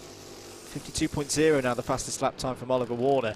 This pace is more than 3 seconds quicker than the drivers were doing in damp conditions in qualifying this morning. So the track is definitely moving towards a quicker position, possibly a slick tyre in the next few races. Compared to what they were doing in the heat race, the fastest lap time of the heat race was a 54.9. Question is, though, who's going to be the first to blink and have a go at it? Because offline, still wet, still very wet, very tricky. Definitely see that as they go up the straight. Maybe someone towards the back of a field in one of the upcoming races. Nothing to lose. Take a bit of a risk. Sometimes we've seen it the other way round, of course. Someone go for a wet tyre when they think the rain's going to come. I don't think that's going to happen in the next half an hour or so, because things looking fairly calm out there. Very cloudy. But the sky's not looking heavy at the moment. Steady things at the front of this order still. Still Roach from McAllister, Hookey, Richardson. Richardson happy to sit there in 4th place. And I think he's thinking maybe later in this race there could be a 2nd place on here. If he starts fighting Jensen Hookey now, he's probably going to rule himself out of that contention. Katie Donaldson hanging in there. 194, new personal best for Katie in the number 77. It's closing in ever so slightly. Could come into play as we're on the penultimate lap of this race. Drew Davidson has got past Lily Hilton for 19th. Tyler Davis has got back past Andrew Dixon for 8th. And here comes Richardson now having a think about going down the inside into Carousel, and has got the move done. Really good stuff from John Richardson. Flying the flag for Azerbaijan. You just see the Azerbaijani flag on his shoulders there. A nice move there. Oh, back comes Jensen Hookey, retakes 3rd place, maybe a bit compromised off the corner now. This is going to bring Katie Donaldson into play in the number 77. Last lap board has gone out. Oliver Warner's still there as well, still holding the fastest lap of the race so far, 52.051. Hugh Roach, though, out front, looking comfortable. Looking very much in control. Took a few heat win early today, of course. A heat win at Rowrah. And yesterday as well. It's been a perfect day so far. Can Jensen Hookie hold on to third place here ahead of John Richardson there in the number 32. Katie Donaldson in the 77. Oh, Oliver Warner looking down the inside for 5th place. That's an audacious manoeuvre. He's going to be on the outside now through the next part of Devil's Elbow. But Hugh Roach, great day so far, takes another win in Honda Cadet. Logan McAllister is there in 2nd place. 3rd place for Jensen Hookie. 4th for John Richardson. Katie Donaldson and Oliver Warner all in the top 6. Joel Bullen in 7th place. Riley Till in 8th. Andrew Dixon 9th. Tyler Davis is inside the top 10.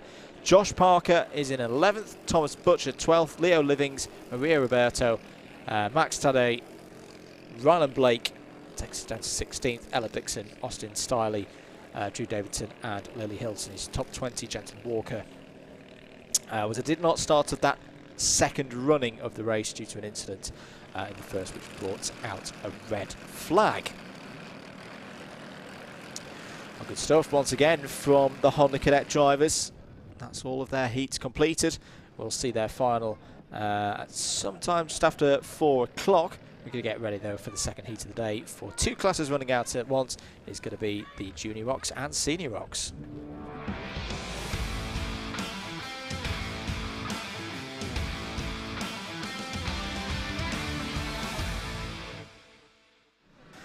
A fully slick shod field as well for the Junior and Senior Rocks. Let's take a look at their grid ahead of this race. Rob Ellis has pole position in Senior. Isaac Lord, the other Senior, out there today. Shane Collins has pole in Juniors. Ran very well earlier on in this race and also in the Junior Rotax category. Alfie Briggs joins him on the front row for Juniors, 2nd row overall. Oliver Law and George Barker complete the 6-kart field. So, as we say, are all on slicks. So they are the ones who've gone out for it first. And in a way, neutralises the situation. Oh dear, I want to see a crossover point with a mix of tyres. I don't think I'm going to get it. But this will very much tell those in the dummy grids and the holding areas and the rest of the paddock what the situation is with this racetrack. It's looking pretty good if you ask me. Could be still a little bit treacherous out there.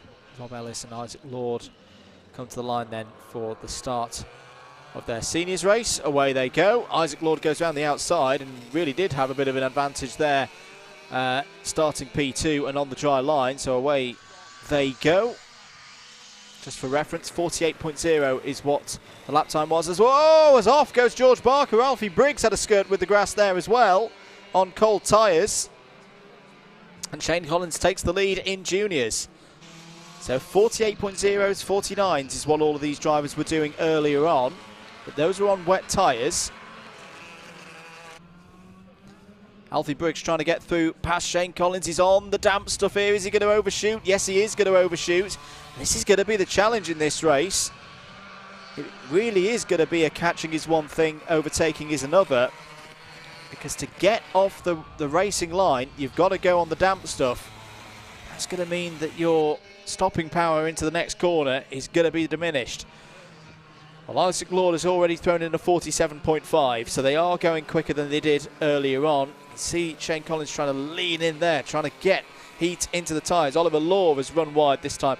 Club corner, we mentioned it earlier, is going to be the last corner that dries out because it's at the bottom of the hill. Everything points down towards that corner in a topographical sense. It's going to be the last corner to dry out, and it's such a crucial corner for this circuit. Carry the speed out of there all the way up to the top of the hill. So Shane Collins leads in juniors. Alfie Briggs has not lost one of these junior rock races so far this season. This is going to be a real challenge. We know he's got the speed, but can he find a way through? Can he alternatively force Shane Collins into a mistake? Similarly, Isaac Lord, 0.6 of a second over Rob Ellis at the moment. Rob Ellis is the quickest driver out there on circuit 45, and here comes Briggs down the inside. Great move. What an overtake that is from Alfie Briggs. Was brave on the brakes, found just enough grip to get down the inside through Spoon Corner. That is so, so difficult to do. Top marks to Alfie Briggs in the number 47 there. Whereas a helmet lid design obviously inspired a lot by Lewis Hamilton. Lewis Hamilton would have been proud of that one. He's done a few of those over the course of his career. That was fantastic from Alfie Briggs, and fair play to Shane Collins as well, as I think Rob Ellis has pulled off the circuit here. Rob Ellis has pulled off. Not quite sure why. So Isaac Lord is our only senior runner out there now. So is that run of results going to be broken for Rob Ellis, who's been undefeated since the end of, well, start of round number 2. Isaac Lord on for his first victory. Well, he is going to be on for his first victory, surely. He can pull off the circuit now and still be classified as the winner in seniors. It's just 2 of them today. Alfie Briggs doing well here. George Barker's having a strong run as well. Look at him there in the number 63. He's got that kart working. Jack Deck's racing machine. This is very, very good from George Barker, and good to see both him and Briggs on MS Kart's chassis. 3.5 minutes of this race to go. Should state both of them as running as privateers at this event. But Briggs definitely into his stride now. 1.7 seconds clear at the last check through.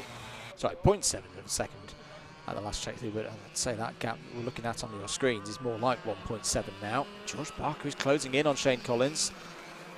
Not sure whether he'll have seen the move that Briggs pulled on the number 10 a few laps ago, and if he did, surely he's going to be thinking about doing that himself, because Briggs has shown it can be done, others can do it as well.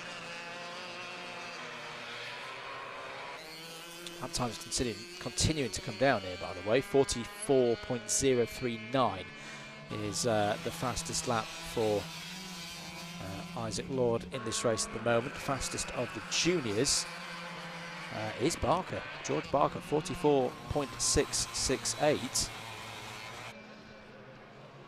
Well, we've already talked about a certain Mr. Hamilton and his wet weather exploits, or changeable condition exploits. How about this? Another fast George, as I like to call him, in the number 63. Mr. Russell knows how to pedal around when things are a little bit slippery, and this is a good drive from George Barker. He's got to be patient though, there's still a good amount of time in this race. A chance for an opportunity to get through past the number 10 of Shane Collins. Oliver Law having a bit more of a testing time, and this will be a tyre temperature thing that we talked earlier with the wet tyres. Oliver Law unable to get under a 47 at the moment, and we did see him off in the grass at one point. If that means he's just lost that tyre temperature and he can't get it back up again, he is going to struggle. George Barker's car though, it's almost like it's floating at the moment around these corners. Shane Collins has responded though, has actually taken, well, the times have dropped again. 43.801 for Collins last time around. 43.917 for Barker. 43.896 for Briggs. And at the moment, the junior drivers, you can understand why. They've got a proper race on here. Quicker than Isaac Lord. Isaac Lord's just bringing this one to the end, I suppose. Wanted to damage the kart. Wanted to throw it off in a silly manner. He knows he's got the full complement of points in his... Oh, it's a moment there for George Barker. There you go. And there's the problem. Can he get it back under the control? Yes, he can. Well recovered. He'll be disappointed, but that could have been considerably worse for George Barker. But that was all about Club Corner. Turning in a little bit too late. Hit a damp patch. And off he went. Well, a sterling effort from George Barker. Shane Collins maybe breathing a sigh of relief at the moment, because all the pressure now has dissipated away. I don't know if we can get a replay of that moment for George Barker. It's just as you saw him got turned in, and the back end of the car stepped out on him. Just watch where he positions it on circuit. Oh, he got a bit of the curb as well, yeah, because that'll be wet. But this point here, That was incredibly well recovered. There was a point there where he was facing hard left, looking at the bank. He got it back on circuit. As Lee's still got that third position, and the points ahead of Oliver Law. Time is now up on the clock. Alfie Briggs is now your fastest driver out on circuit with a 43.746. Here's a driver out for a nice casual Sunday drive in the hills of Wales. Onto his last lap. Isaac Lord doesn't need to push,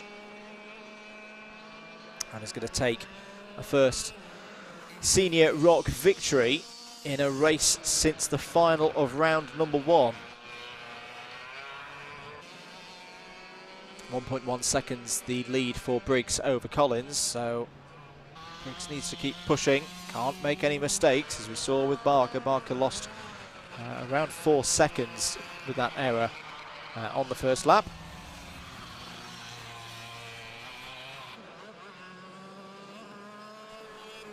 But down through Devil's Elbow and through Paddock for the last time, Isaac Lord takes victory in the senior rock category with a 43.698 to final flourish there from Lord. Alfie Briggs takes another victory in junior rock. He really had to work for that one in testing conditions. Shane Collins takes second in juniors, third overall. George Barker, a really good drive there, spirited drive to third in juniors. Oliver Law will be the last kart over the line. Had some problems out there in the conditions, which I think definitely call for slick tyres now. It is all about kart positioning and making sure that you don't fall off. The next race could be very interesting. There's Oliver Law over the line. Junior and senior rocks will see out for their final later on in the day. And I'm just going to check what time they're due out on circuit.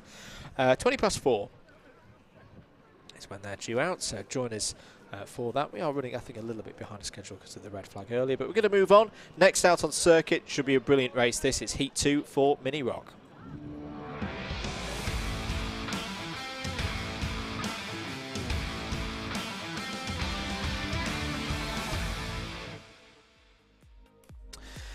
Let's go through your grid then for Mini Rock and their second heat of the day. Jarrett Clark took pole position in wet conditions this morning ahead of Jack Cordingley. That is your front row. Charlie Benson and Eddie Stewart go from row 2. Connor Scarisbrick and Cooper Snedden on the third row of the grid. Marcel Popical had technical issues earlier on the day. Wasn't able to take part in heat number 1. Starts this one from row 4. Jacob Anslow joins him on that one. Christian Papp got a top 3 in heat number 1, starts from row 5 alongside Sam Woolley for heat number 2. Alex Dole and Rook Thompson start on row number 6. There's 12 karts in the field. So, just hearing in my ear, and I think someone has gone for wet tyres. The number 45 apparently has gone for wet tyres, which is Eddie Stewart. Now, I'm not sure. Yes, he has. So Eddie Stewart has gone for wet tyres. I'm not sure that's the right decision. And Eddie Stewart maybe knows something that the rest of us don't know. There may be a bit of rain on the way. Will be strong in the early phase of this race, I feel. Maybe that's the strategy. Maybe seeing that it's hard to overtake, use the wet tyres on the first lap to get ahead, and then hold out. But I don't think this is going to be on ultimate pace the right decision. Let's see. Away we go. No, we're going to go round again. It's a curious decision. I think everybody else has gone for a slick tyre. Never know. Could be proven wrong.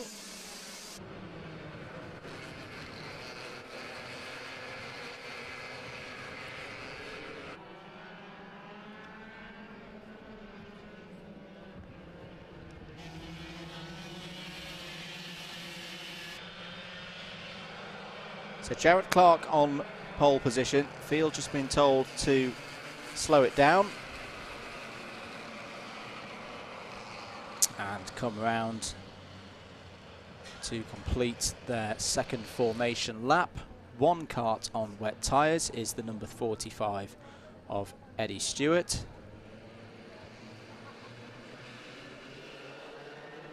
And away we go for 7 minutes plus 1 lap. Who's going to make it round the first corner? Oh, there's going to be some trouble for the 57 and the 99 and the 11. 3 of them off on the wet stuff. Marcel Poppercull, Brooke Thompson, and the number 57 of Jack Cordingley.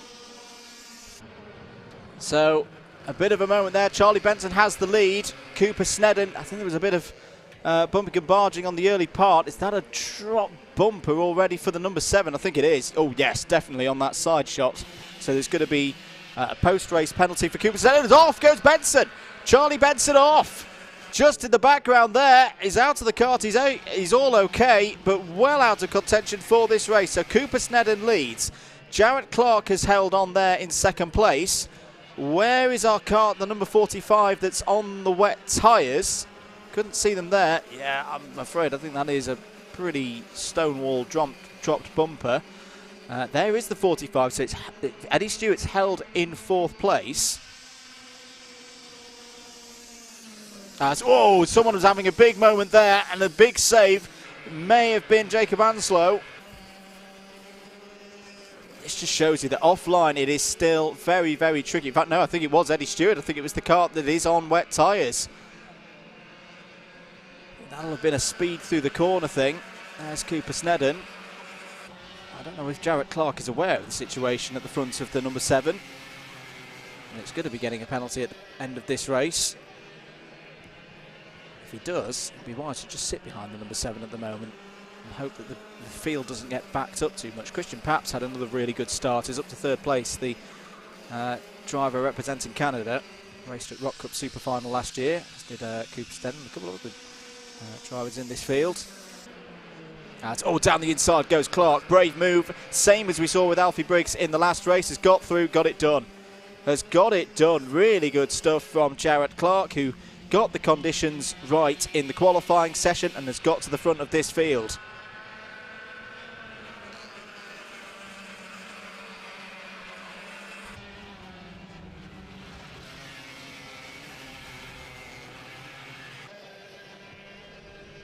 Four minutes and 40 seconds to go. Christian Papp is now being challenged by Connor Scarisbrick, having a really strong season so far. This Scarisbrick has got a bit of an overlap here as they run up towards Spoon on the track and straight. Respectful space being given there by Christian Papp, and it's going to be on the outside. Connor Scarisbrick should get this done before the corner. Yes, he does. Good move there from Scarisbrick up to 3rd place. I say Eddie Stewart still holding in there, not too badly. 8th place. It has shown that putting on the wet tyres for this race is not the optimum thing to do. Has got a 10-second lead over those who weren't able to get round the first lap. That really was the key bit for these drivers. Can you survive lap 1 whilst the tyres are cold? If you can, you're on for a good result. 3 minutes and 40 to go.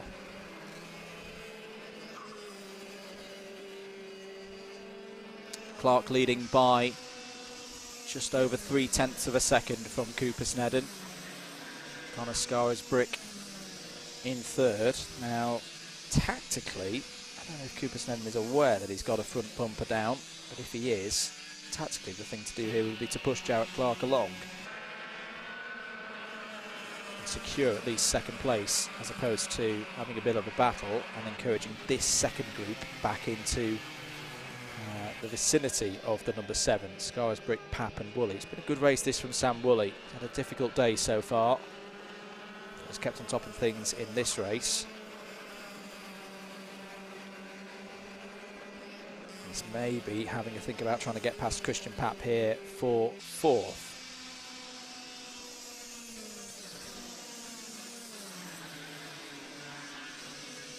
Eddie Stewart's tyres really dropping off now, by the way.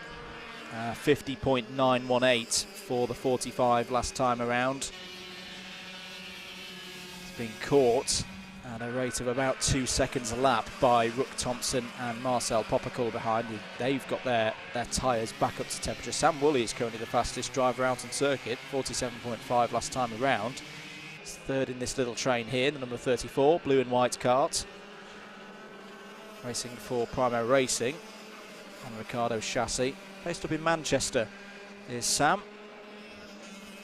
bit of a point there with Primo Racing teammate Christian Papp saying, let's keep working together, let's try and get past Scarisbrick.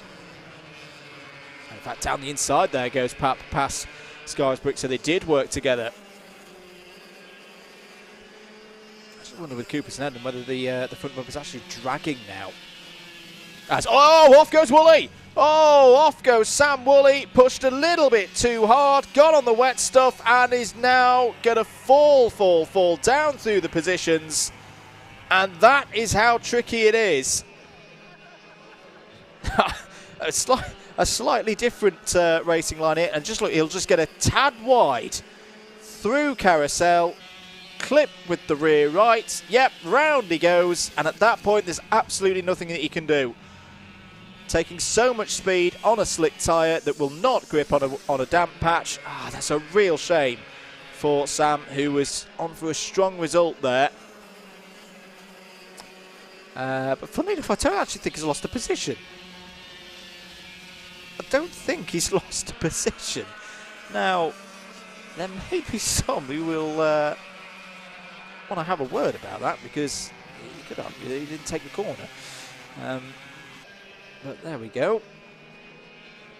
That one will leave to the stewards. 35 seconds on the clock, so there'll be 2 more laps. Here's Cooper Sneddon on the road, at least in second place, but with quite evidently a dropped bumper there. The number 22 of Christian Papp behind, and the number 28 of Connor Scarisbrick. So this is still all to play for, at least in terms of road position. The key bit that we'll be monitoring is the difference between Papp and Scarisbrick, because that is a battle for position in this race. Plus 5 places will be administered to the number 7, I'm pretty sure. Oh, skirting out wide there with the same portion of circuit as Papp goes down the inside. Oh, yeah, having a go there. Crucial thing here, and Christian Papp probably won't be aware of it, is keeping Connor Scarisbrick behind as opposed to overtaking Cooper Sneddon. Last lap board is out. Jarrett Clark does a new fastest lap of the race, 47.417, 2.6 seconds clear of the rest of the field.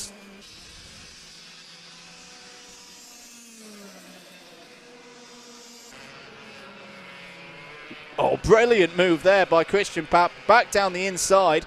Scarisbrick's going to go around the outside of Cooper Sneddon. Not a good moment there for Cooper Sneddon. That's 2 places lost. Christian Papp is definitely looking up for this today. There is damage to the front nose cone of Christian Papp's kart as well.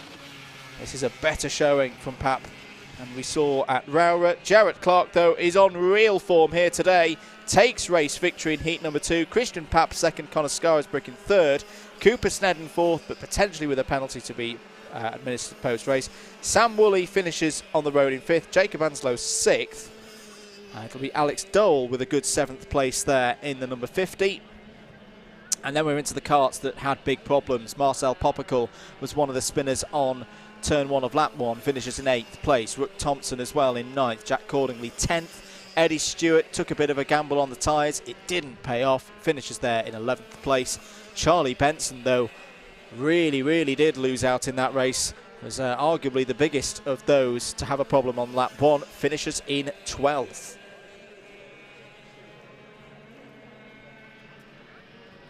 Well, there we go. Mini Rock completes their heats for today. We'll see their final scheduled for around 4:30. We're going to swiftly move on and get ready for the next race, which will be the second appearance of the day for Rotax 177.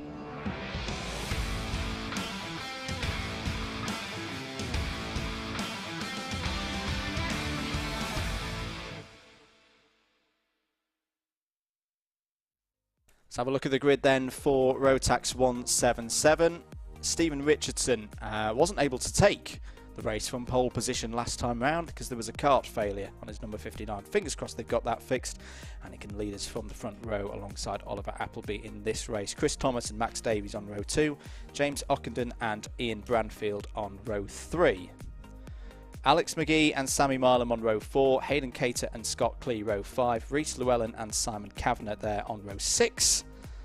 Aaron Norman and Ben Johnson on row 7, Andy Ward completing the 15 karts in this field.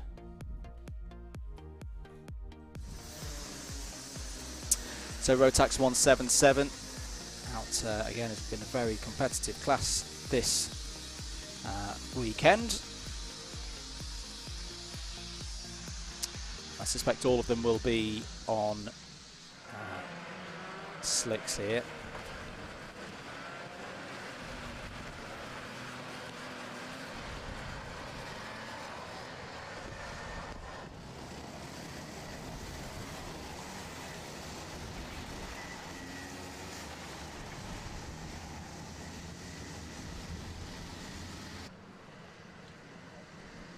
Under starters orders then for this next race. Away we go for 7 minutes plus 1 lap with a full complement of field. Now look how many of them have gone off. Oh my goodness me.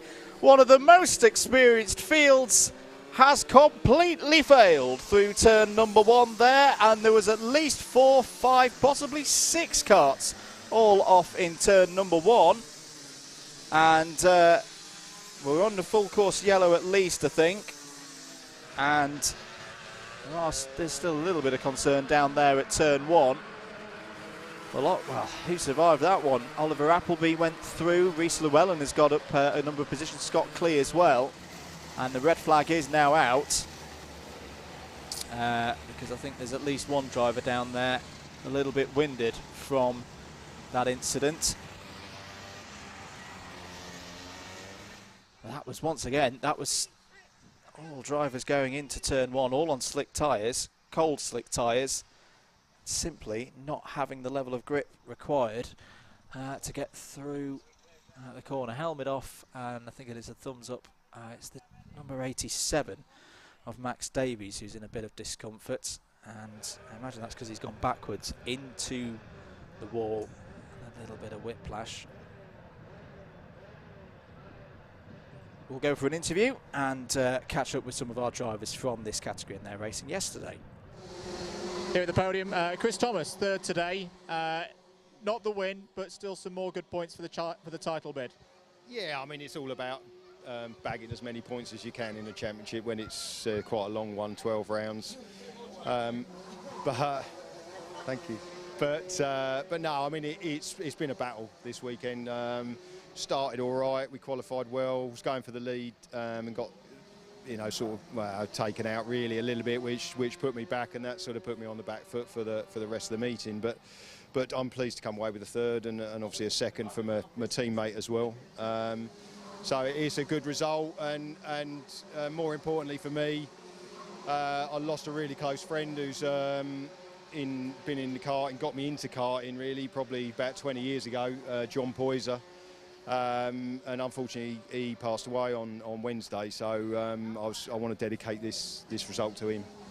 Yeah, we're really sorry to hear that, and we're all thinking of John and his whole family. In terms of rest of this weekend, do you think you can get back on that top step tomorrow? Yeah, I think obviously it's a fresh start tomorrow effectively, and we messed up qualifying a little bit today, so hopefully it's key here to be at the front, because it's so easy to defend and it's really difficult to pass because it's such a fast track. There's no real braking areas, so it's any pass is quite dangerous as well. So if you're at the front, it's a massive advantage. So yeah, we go again tomorrow, and hopefully the performance from the Holland Dan Holland time engines will push us to the front. Ian was mentioning a potential of rain tomorrow. I mean, we are in Wales after all. I think the last time we had a wet round was at Clay Pigeon. How do you feel about the wet if it does come tomorrow?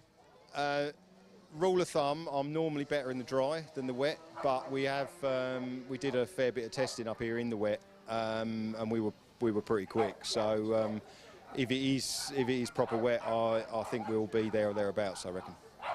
Well done, Chris, on the podium again, and keep racing on, and we'll see you again tomorrow. Thanks very much. Back here at the podium, and another first-time winner, first time this season in the final, driver number 46, Ian Branfield. Ian, really good to see you up on the top step of the podium here at GYG. You must be pleased. Yeah, it's a competitive grid. Obviously, Chris Thomas is pushing all the way. Unlucky for Hayton Carter. Obviously, he was pushing as well, and in the heat before. But obviously, with a nose cone penalty there, Sad to see him sort of drop a few places, but yeah, he was pushing all the way. So good competitive grid. Yeah, it's been a really competitive start to the season, and to break that streak of Chris's that he's had so far this year. What's been the key things in your mind since we were racing at Rowrah, preparing for this weekend? To be honest with you, obviously being a southerner, it's not sort of a lot of time that I've been at both tracks, but we sort of dug in deep. I come here last in 2019, I think, when the Super 1 was doing the British, but we had sort of mixed wet, dry. So to come out on top today was a good achievement, and obviously the equipment that we've got, obviously Robertson Sport with the motors, and obviously Kev from KF Sport, and obviously my sponsors CRS Building Supplies and Tormix, and obviously the family here up here all weekend is great to push me on. So yeah, it's with everybody together, gives you a good sort of atmosphere in a good push for the win, really. There was a couple of spots of rain, at least here at the podium during that final. Was that playing on your mind at all? Yeah, we're back at the awning sort of 10 minutes before coming up. And we're sort of like, just be calm, we got lots of time, let's see what happens on the grid. And lucky for us, it held off, and we just bolted slicks on and away we went. So yeah, it was good. We go again tomorrow for round number 4. What's kind of the hope? What would be a good day for Sunday?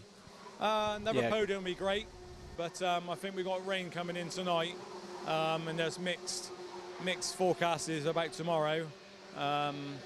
You know, some forecasts saying it's going to finish at 10, others are sort of 3 o'clock, so we'll just have to see what tomorrow brings, and hopefully we can do what we've done today. And we're back for another attempt at the race start for Rotax 177. They all know how slippery turn 1 is now. Stephen Richardson will take us from pole position. Oliver Appleby on the outside, cut straight across and round the outside. Are they all going to make it? Yep, a lot of them on the outside, taking a little bit of pace off as they go through for the first time. So a clean start this time in Rotax 177. It's Oliver Appleby in a KPR 1-2 at the moment. Chris Thomas at the front of it. Oh, is there a problem again for Stephen Richardson? He doesn't look comfortable in the kart at the moment. Didn't see him turn any racing laps at all in heat number 1. I do think we've got a full complement of drivers back out. Yes, it was Max Davies who was in a little bit of discomfort perhaps out there on that red flag, but he is back out running again now. In fact, running quite well. You can see him there in 8th place. James Ockendon's had a good start, is up to 4th. Hayden Cater a good start as well, up 3 positions, biggest mover at the moment, now in 7th place. 6 minutes of the race to go. Down the hill they go. Thomas scored as your leader now, so Chris Thomas hasn't had a win so far this weekend at Glan Y Gors. From him there after his 3rd place in the final yesterday. Hayden Cater looking feisty at the moment in that number 8 kart. You can see the sheer dynamic change of the karts now that we're in, at least on the dry line, dry conditions. More hopping across the curbs, taking the speed through the corners. I still think club's a little bit tricky though. Turn 1, a couple of drivers just easing off the gas, getting slightly crossed up in the middle of it.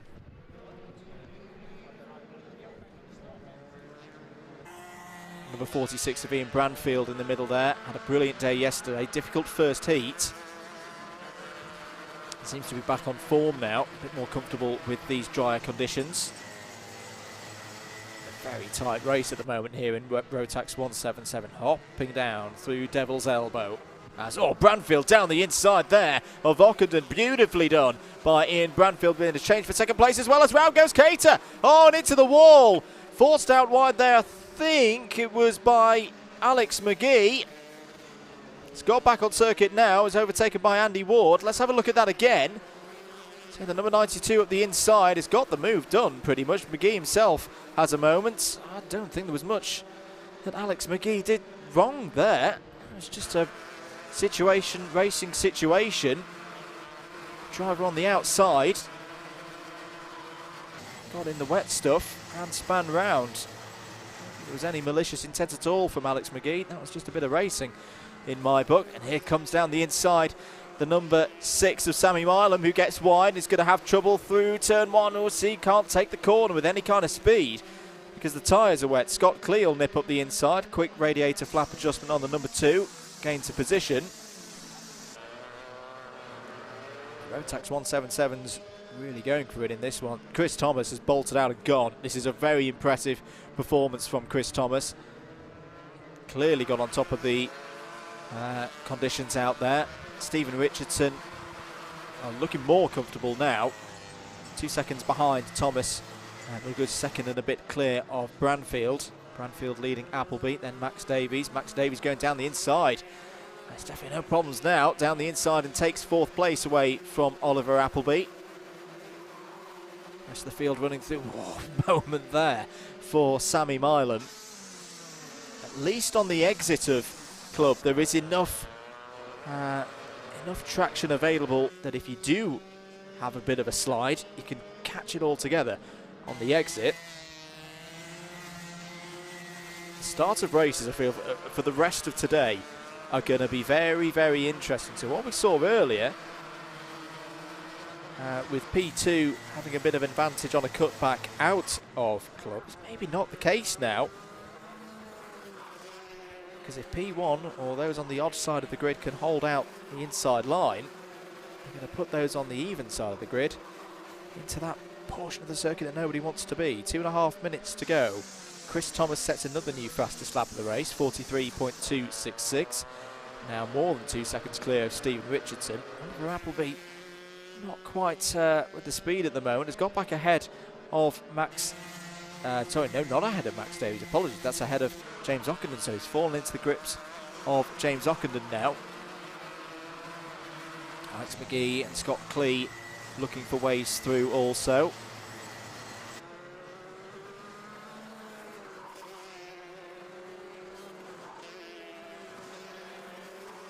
Through turn 1 they go again. Bit of a squirm there for James Ockenden. Oh, it was off! Big off! Into the wall.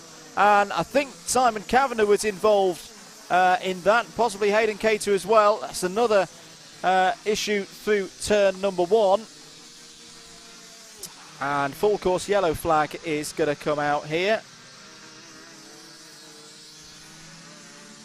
So the race is going to be neutralised with 1 minute and 20 seconds to go. We'll just try and identify which of the carts it was who went into the wall there. So we won't show the replay until we know that both drivers are okay. It is the 61 and the 83. So it was Simon Kavanagh and Ben Johnson who's been involved in that incident down at turn 1. Well, there's your race leader, Chris Thomas, who, depending on, and now there's a red flag being shown down at turn 1, which will probably mean the end of the race. Either way, I don't see this incident being cleared in the remaining time that we've got on the clock. Well, not in the way that Chris Thomas is used to winning these races. He's been in superb form so far this season and has risen to the occasion as well. It's a difficult weekend for him personally, as we were discussing yesterday after his 3rd place in round number 3. Red flag is now confirmed. Thomas into the pits, and I'm fairly certain will be declared the winner of that race. So Chris Thomas wins heat number 2 for Rotax 177 ahead of Stephen Richardson in Branfield P3. Max Davies P4, Oliver Appleby P5. Alex McGee, top of the rookies, in 6th place ahead of James Ockenden. Scott Clee in 8th, Sammy Milam 9th. Reece Llewellyn completes the top 10. Hayden Cater and Andy Ward 11th and 12th. Ben Johnson and Simon Kavanagh 13th and 14th. Aaron Norman was a retirement from that race in 15th. Well, big drama in the Rotax 177s. A number of drivers in both attempts at that race getting caught out by the conditions. We will see their final around about on the schedule. It's just before 10 to 5. I think we'll be running a little bit further behind the schedule now. So do tune in from them. We'll get a couple of extra races if you're in and out.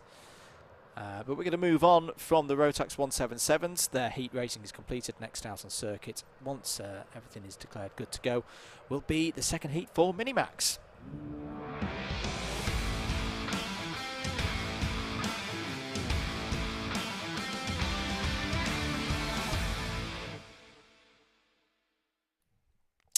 Let's have a look at the grid then for Minimax and their second heat of the day. Freddie Worlock has been on brilliant form so far today, starts this race from pole position. Joseph Murphy joins him on the front row and will similarly be looking for a good start and a good result in this race. Max Hollor and Charlotte Stanley are there on row 2.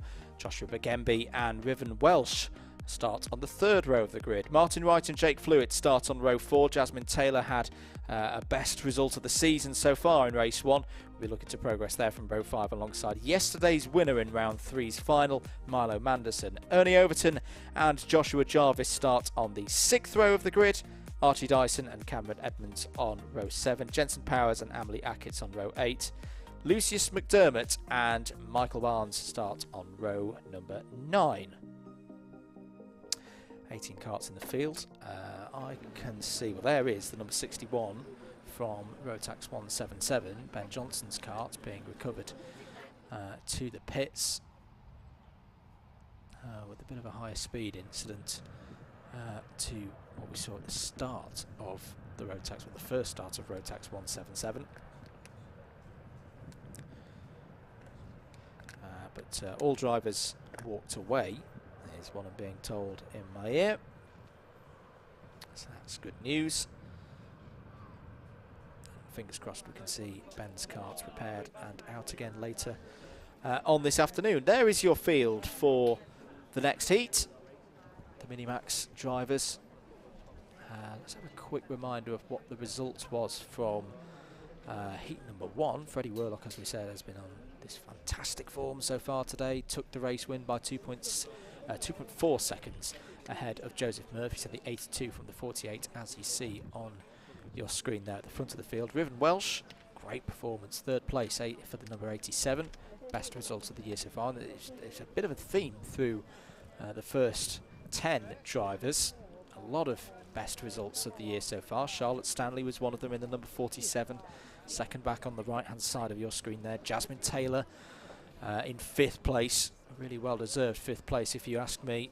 Put in some great overtakes. Joshua Bagembi, and we'll keep an eye out for that number 52 because it's been having some starting issues. 3rd back on the left hand side this time. Looks all good though for the 52. Milo Manderson in 7th, Lucius McDermott in 8th, Ernie Overton 9th, Cameron Edmonds in 10th. Quite a few front fairing position penalties though in that last race. Cameron Edmonds, Martin Wright, Joshua Jarvis and Jake Flewitt all received +5 position penalties for incorrectly positioned front fairings. Results.alphatiming.co.uk/Super1 is where all of the results from today and yesterday and all the season so far. Even go back and look at previous seasons if you want to. All over there on the website. We had 2 did not start in the first run for this category as well, and I'm very glad to report that one of them is there on the grid. Max Hollor, the number 11. We'll see if the number 81 of Michael Barnes is also out for this race. For 7 minutes plus 1 lap. Can Freddie Worlock continue this perfect day so far? Away we go then for the second heat in Minimax. Are they all going to get through the first corner? They're going a little bit tentatively. Oh, but there's an incident off of Club Corner. 2 karts, 3 karts off. One of them is the number 14, the 47, and Milo Manderson's involved as well. So the 14 of Martin Wright and the 47 off there. Just looked like a little bit of a tangle of wheels off the corner. It's Charlotte Stanley. So Charlotte Stanley, who had that great result in race 1. It's all gone wrong here in race number 2, and I think has a false start been declared? Yes, it has. So a false start has been declared, which may actually be a saving grace for those drivers involved. Drivers being told to slow down. And yes, I think I just see Charlotte Stanley in the 47 is now making her way through the order to retake that position. They'll go round again. This will be another false start because everyone's not quite in their proper position.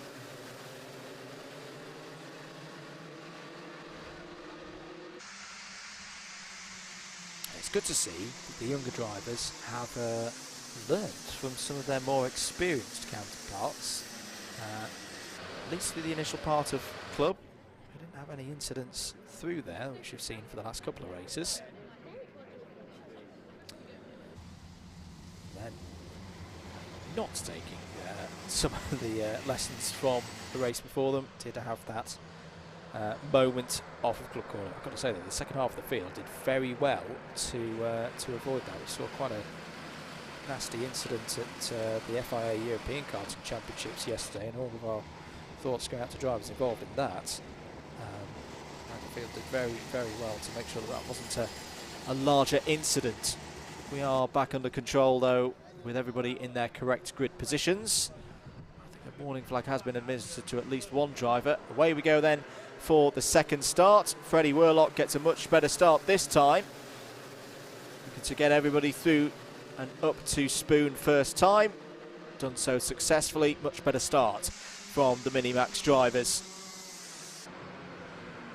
Worlock leads, Murphy in second place. Max Hollor, this is going a lot better so far than his first heat. He's in third place. Joshua Bagembi in fourth. I don't think we've got any drivers in this field trying to go on a wet tyre. It's just too dry for that kind of tyre choice now. But there is Worlock.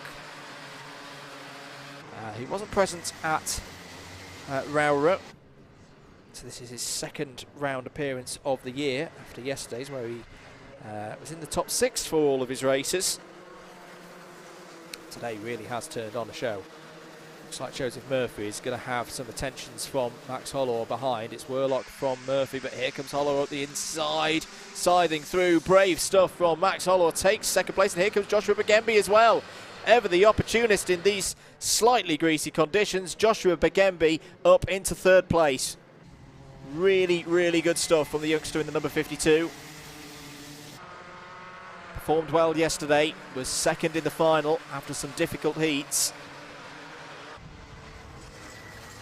I said earlier how he likes these conditions. Martin Wright's now gone down the inside of Joseph Murphy, and thankfully for Joseph Murphy there's a big gap. I'm not quite sure why there's such a big gap behind to the next group of karts.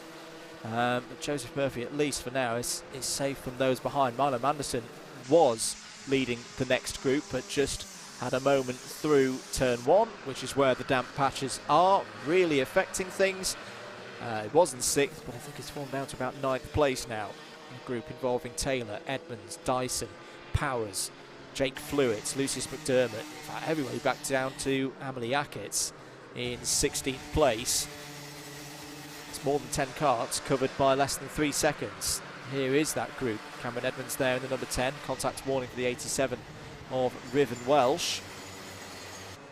He's not had such a good race here this time. Unfortunately, he's down in 18th place. 18th in last position now. Contact warning as well for Michael Barnes. So Michael Barnes, who also did not start the first race. Having a battle out there, as here comes Cameron Edmonds down the inside of Jasmine Taylor. Clean as a whistle there, through and into 6th place. Had no score in one of his heats yesterday. It's been a bit of a compromised weekend so far for Cameron Edmonds. Back with the leaders though. Freddie Worlock. Now very much under attack from Max Hollor. The fastest lap of the race from Max Hollor, 44.644. Max Hollor, who has not had a win so far this season. Good heats yesterday, 3rd and 2nd. Fell away a little bit in the final, ended in 9th place. So a final which was affected by a little bit more precipitation. There were little spots throughout all of the finals yesterday. The rain just picked up enough in the Minimax final to make the circuit very tricky indeed. And we did see some drivers fall foul of that. particularly around the midfield section of this circuit through Carousel. Just over a minute on the clock to go. There'll be 3 more racing laps here, hopefully. Martin Wright's having another good race. He's up to 3rd place now. He's got past both Joshua Bagembi and we saw the move on Joseph Murphy earlier. To be just pulling away now. It's always a chance here for Hollor, looking down the inside, but no, it's still too greasy. Still too damp down the inside there into Carousel. It's a very fast entry into Carousel. It's another one of these corners that this place is typified by very, very quick, short stab on the brakes. Not much opportunity for drivers to get overtakes in. Max Hollor, 2 more laps to go. Less than 30 seconds on the clock. Oh, is that a mistake from Freddie Worlock? He's going to be under attack now. Can Max Hollor get underneath? We've seen him do moves through this section, through the kink before. But no, Worlock has recovered that really well. Again, just caught maybe half a tyre's width of a damp patch. Caught it all together. And then got really on the defensive line to make sure that he held onto the lead. That was very, very well done by the driver in the number 82. Down through Devil's Elbow towards Paddock. Last lap board will be shown. Ooh, bit of a bump there from Max Hollor to Freddie Worlock. Needs to be careful with that he doesn't get a dropped bumper out of any of that. Fastest driver on the circuit it is now Martin Wright. 44.292. For kart number 14 last time around. Worlock defensive again into Spoon, but has he compromised himself off the corner? He's going to defend again. Oh, it's moment down contact between Worlock and Hollor. And a bit of a bent front bumper there.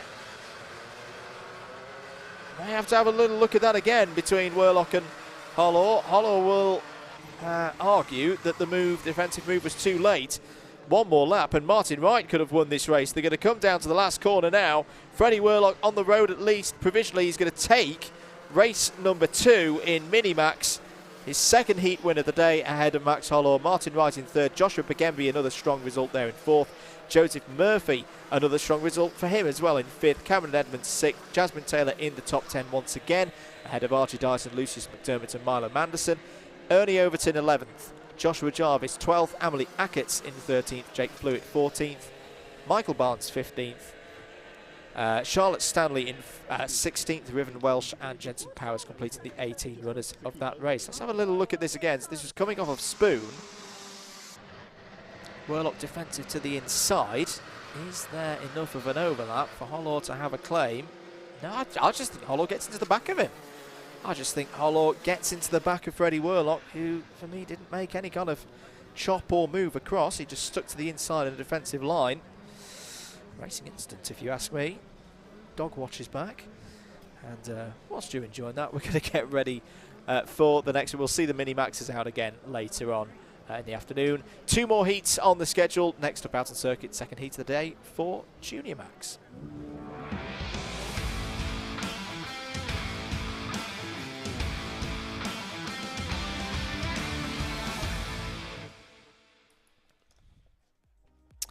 More Junior Rotax, Junior Max action here at GYG. Jake Howarth has pole position for this next race. Aidan Hassan alongside him on the front row. Shane Collins and Sam Ardolino are there on row 2. Alexander Adams, Acton and Billy Edgecombe on the 3rd row of the grid. Ethan Simmons won the final yesterday, goes from row 4 in this one. Harry Pullen alongside him on that row. Ethan Bentley and Alfie Briggs on row 5. Oliver Kerr and Harrison Morrow are there on row 6. Jamie Salter and Max Tompkins in row 7. Callum Yosh and Stephen Barnes on row 8.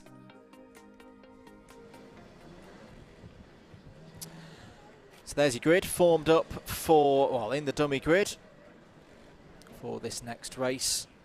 Quick reminder back to earlier and what was race number 8 on your schedules. Jake Howarth was your winner and actually controlled the start very, very well. We'll see if he can do the likewise in this next race. Aidan Hassan was 2nd, Shane Collins was 3rd, Sam Ardolino 4th, Harry Pullen completing the top 5 was your top rookie in that race. Quite a few penalties +5 positions for Billy Edgecombe, Alfie Briggs, Oliver Kerr and Ethan Bentley.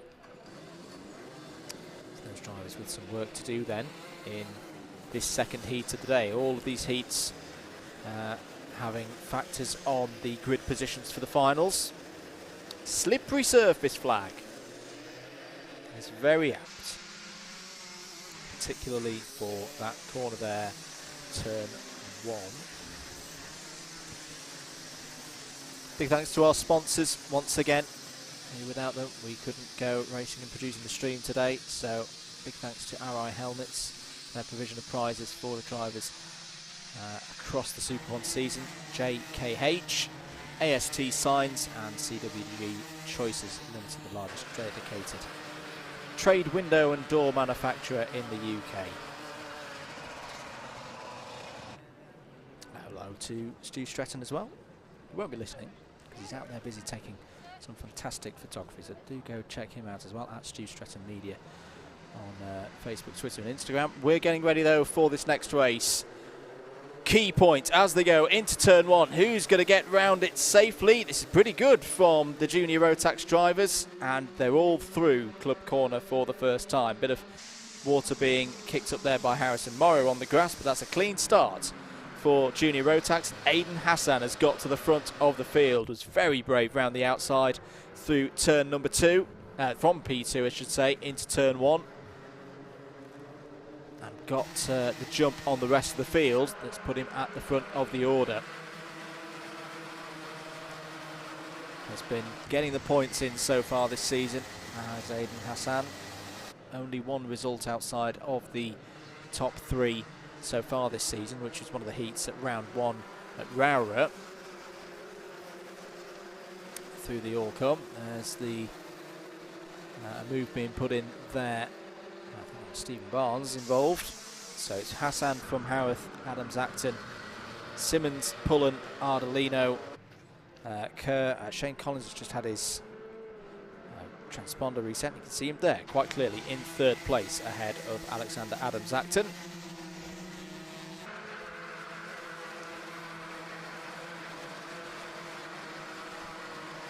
The lap time's definitely into the realm of dry times now. People enjoying the conditions. You still need to be careful though of running a little bit too wide, particularly through here. You still see some damp patches, and yeah, to the inside on the exit of Club Corner. But just under half a second is the lead for Aidan Hassan over Jake Howarth at the moment. Where the 4/10 or thereabouts back is Shane Collins. Fastest driver out on circuit at the moment is Ethan Simmons. So Ethan in the number 69 has just had a contact warning though.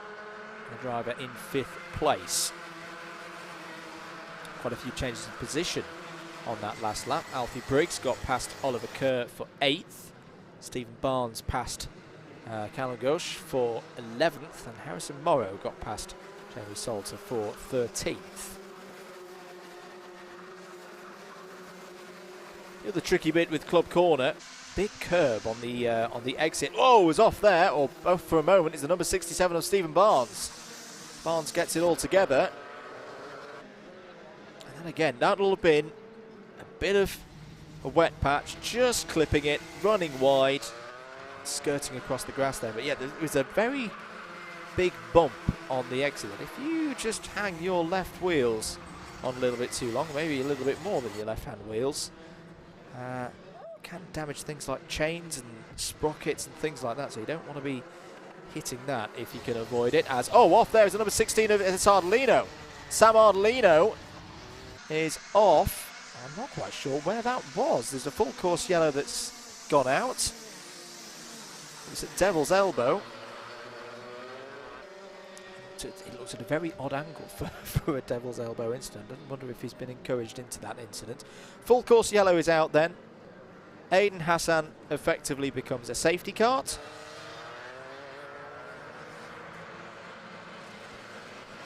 So it's Hassan from Howarth, Collins, Simmons, Adams Acton. That is your top 5. Pullen, Briggs, Kerr, and yes, just see there, yes, a long way off. Through compression and into Devil's Elbow.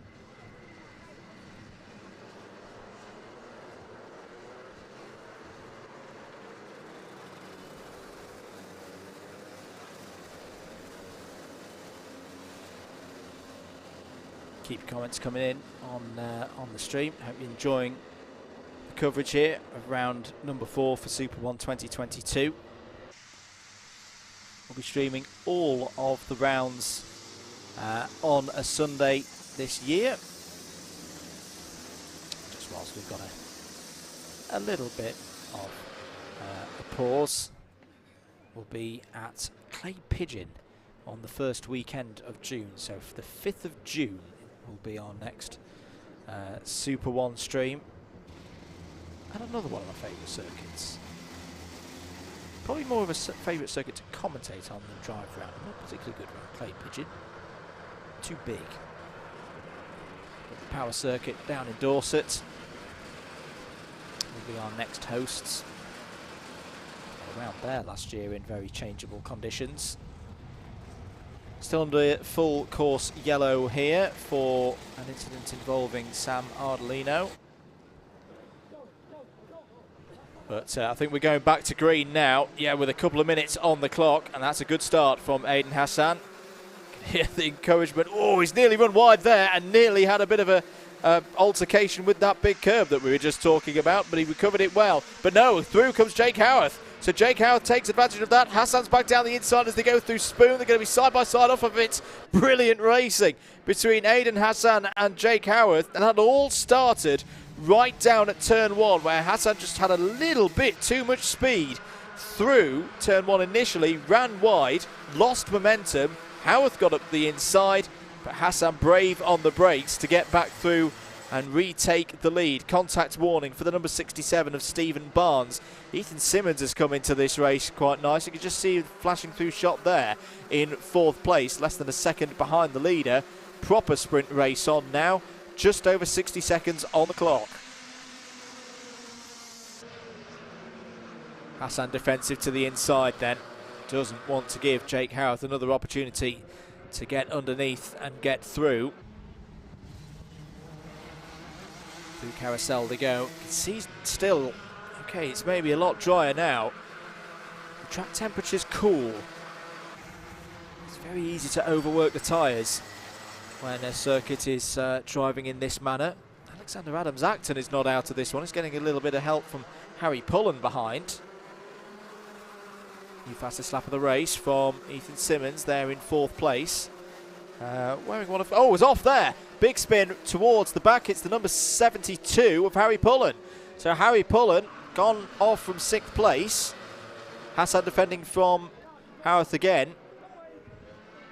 The eagle-eyed amongst you maybe getting a little bit confused because Ethan Simmons is wearing a race suit of another racing driver, Clayton Ravenscroft.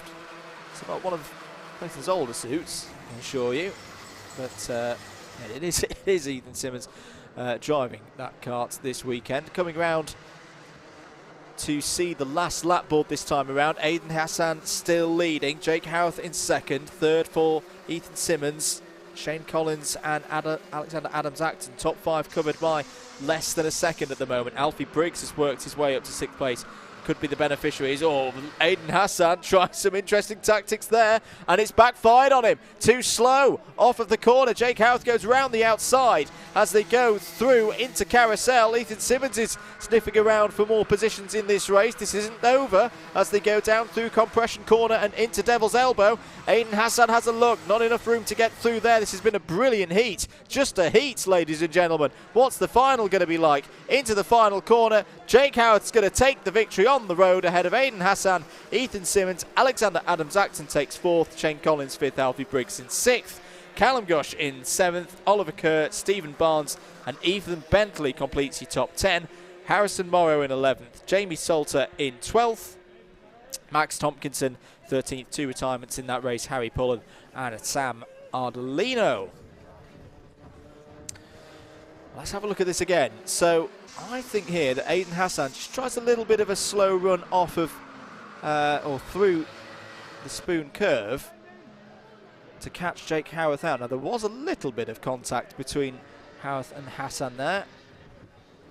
We'll wait to see whether that's anything happens of that. I hope not. I hope not, because that was a good race between the junior Rotax in drivers in the Junior Max class. Right, one more heat to go before we get to the finals. It's the second appearance of the day of Senior Rotax. They're up next.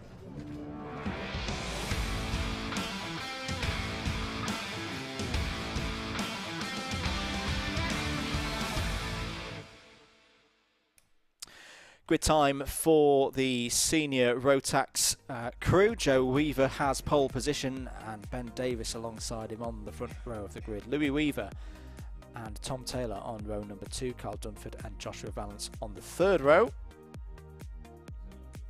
And then we find Jack Davies and Ben Page on row 4. Isaac Lord and Alex Holgate there on row 5. Daniel Jones and Harry James on row 6.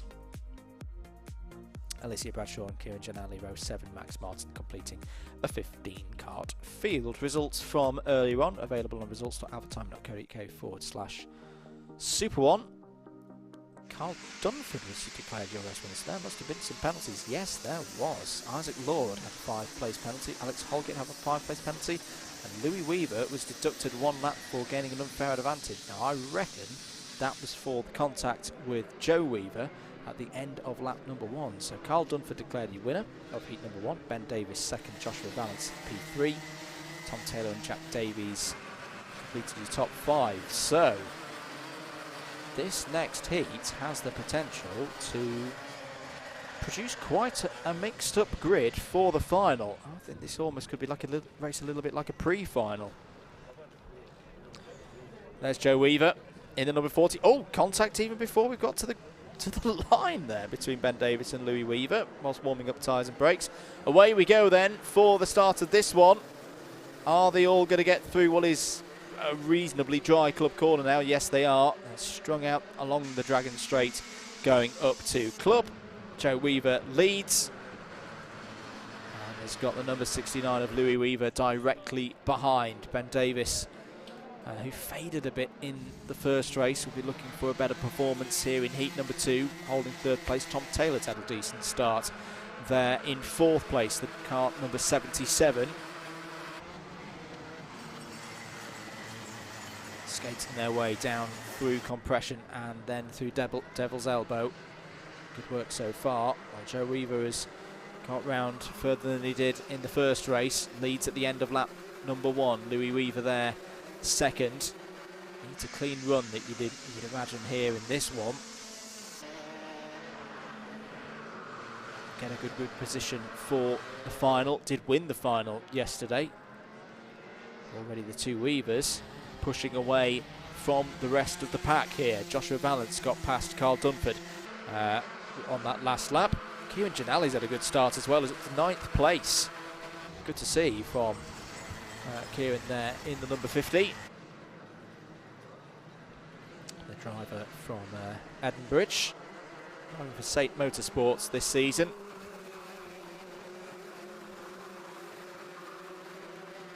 So it's Joe Weaver from Louis Weaver. Ben Davis in 3rd, Tom Taylor in 4th, and pulling Joshua Vallance along quite nicely there in 5th. Isaac Lord trying to recover, didn't have a great opening lap, but gained 2 positions on the 2nd. Up to 10th place now, past Alex Holgate and Harry James. These 2 drivers, for me, they've just got a bit of an edge over the rest of the field so far this weekend, especially now that we're into drier conditions. Joe Weaver had a spectacular weekend a month ago at Rowrah, and we're on the first day, pulling off a heroic move into the final corner to take victory in the final. Some of the best support in the paddock, if you ask me, from the JWR crew. Not just for Joe, but for all of their drivers. Always get a good cheer when one of them get a podium. So over 4 minutes of this race to go before we see the last lap board. Here's a good scrap. Oh, and a scrap that's now got Joshua Vallance going for a bit of rallycross there through Devil's Elbow. What triggered all of that? Well, Tom Taylor's still at the front of it. Carl Dunford as well in the orange and blue. The ASR karting entry. Joshua Vallance down to, I think Ben Davis was involved. Yeah, Ben Davis has disappeared off our screen. So Ben Davis now down in 13th place. Must have been a slight bit of contact just as the cameras were cutting round. It's turning into a little bit of a disappointing day for Ben Davis after a great qualifier. There is Ben Davis out of the race. Qualified really, really well, but he's going to have a lot of work now in the final. 3 minutes and 20 seconds to go. Yeah, that's a pretty dejected Ben Davis there.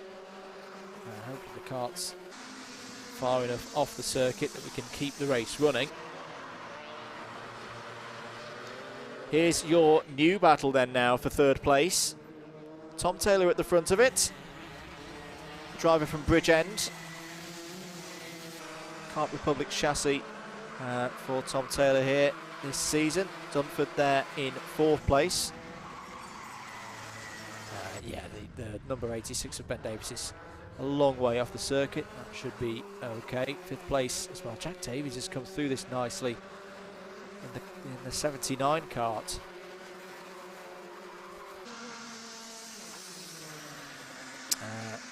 Just as I say that, he's falling down the order. No, where has Jack Davies gone?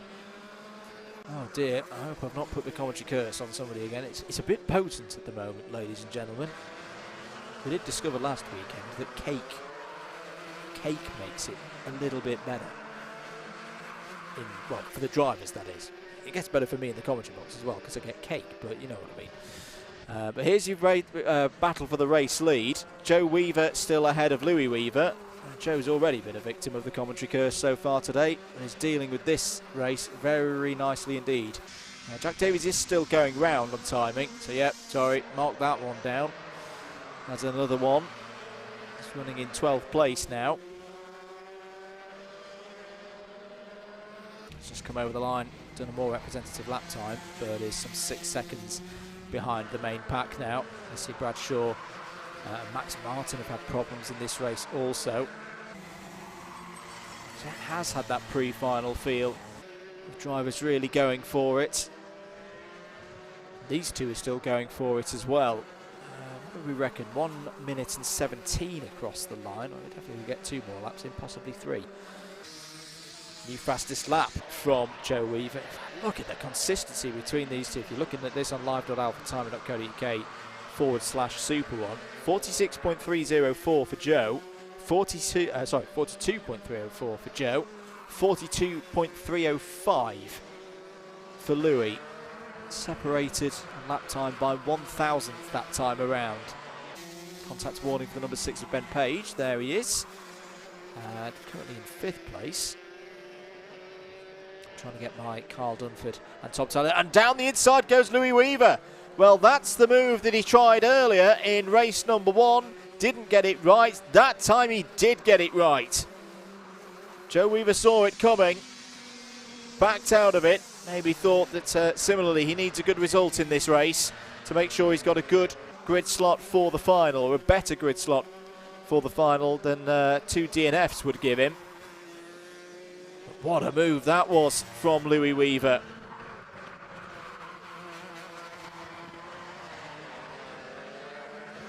Really, really, not a man of many words, but he's definitely a man of many moves out there on the racetrack. Last lap board will be shown, so they didn't quite get that extra lap in. No matter though for Louis Weaver. He's going to want to get this one in the can as a race victory. I don't know if we can have a little look at that. We'll do it after the race, baby. As I say, we are on the last lap. It'd be great to have a look at that move again for the race lead. There's been a change for 9th place. Daniel Jones has just got ahead of both Harry James and Kieran Giannelli on that last lap. Harry James also got past Giannelli. So it's no net gain or loss for James there on lap number 10. In fact, I think something's happened to Giannelli because he's now falling further down the order.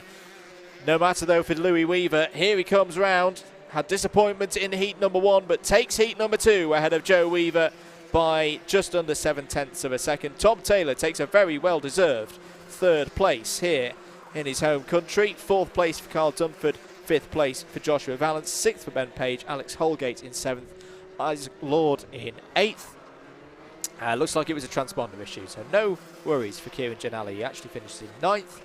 Harry James 10th, Daniel Jones 11th, Jack Davies in 12th, Max Martin, Alicia Bradshaw will be the last of those over the line. And Ben Davis, as we saw, was a retirement of the 15 runners there in senior Rotax, their second heat of the day. Well, that completes all of the heat racing here at Glan Y Gors today.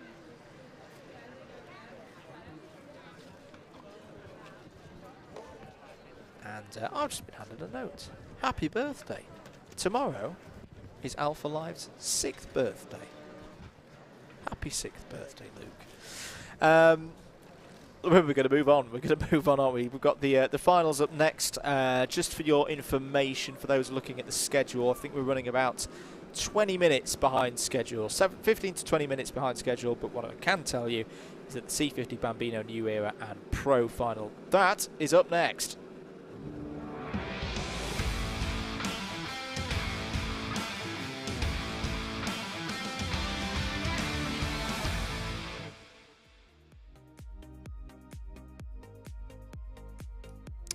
Here's a grid then for the final for round 4 for Super 1 2022 in the C50 Bambino Pro first and then the New Era category. Ellis Wildchild has pole position in Pro. Riley Murrow alongside on the front row. Austin Oman and Harper Das on row 2. Alfie Mayer and Cole Teal on the 3rd row of the grid. Amelia Dial and Bertie Clark form the 4th and final row of the Pro category. Chloe McGill has pole position in the New Era category, starting on row 5 overall with Buddy Hugo alongside on that one. Ethan McClelland and Lewis Kirkcaldy start on the 6th row of the grid overall, 2nd of the New Eras. We then find Marley Wordy and Henry Elgar on row 7. Theo Poyser and Chester Fawkes, yesterday's final winner in New Era, start there on row 8. Cooper Earsman had a strong final yesterday, goes from row 9 in today's final. Grace Mayer joins there 18th on the grid. Charlie Page and Harry Chapman on row 10. Jack Mellon and Soren Gallagher on row 11. Mason Hibbert and Jensen Biglands complete the 24 entries in this field. And there they are on their formation lap. 60 points available for a final victory now, up from 34 in the heats, 58 for 2nd, 56 for 3rd, 55 for 4th, and then a point less for each position down through the order. Still way too early in the season to be talking about championship permutations. I'll get onto that when we're like at Fulbeck and Whilton, and definitely at Shenington when we complete this season, so don't worry, you won't get Spreadsheet of Doomed until at least 2 months' time. But here comes Ellis Wildchild, winner of the final in Pro yesterday, going for 2 in a row. Other final winners so far this season in Pro. Austin Oman took both of the finals at Rowrah, the 2nd of which we saw here on Alpha Live. If you want to see more action here on Alpha Live, make sure that you've subscribed, clicked the notification bell as well. Next action for Super 1 will be on 5th of June at Clay Pigeon. We're ready to go though for the first final here at Glan Y Gors. Away we go for the final in Bambino C50 categories. Good start for Ellis Wildchild up alongside the number 7 there of Austin Oman and the 38 of Riley Murrow. Everyone looks to be through the first corner safely and on their way up to, no, it's round, there goes the number 19 up the bank, and that is Cooper Earsman. So Cooper Earsman, who had a great final yesterday, unfortunately not good luck here in the second final of the weekend. I'm just trying to make out which colour flag that was, because it was either a green or a restart false start flag. I think it was a green flag, so we keep running. Austin Oman trying to look round the outside there in the number 7. See Cooper Earsman in the background there, just being recovered into the centre of the circuit. Ellis Wildchild defends there. And is this going to be a defensive job all the way out? Longer race this time, 9 minutes plus 1 lap for our finals. Ellis Wildchild. And of course, these drivers haven't experienced dry conditions yet so far today. They have been running in various levels of wet so far here at Glan Y Gors on this Sunday round for Super 1, round number 4 of the season. This top 4 running at the front of the order now. Child, Owen, Murray and Das. They have been a cut above the rest in Pro today. Chloe McGill, meanwhile, still has the lead in the new era category. 7th place overall. And Chloe has been knocking on the door, I feel, for a final victory for quite a while now in this series. Cart being recovered in the background again is Cooper Earsman, who unfortunately did not see the end of lap number 1.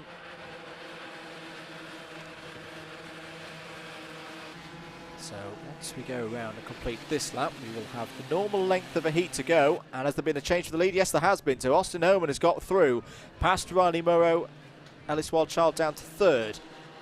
Not to worry though at this stage. We have seen these 4 drivers doing this all day, swapping the lead back and forth, each having a go at the front.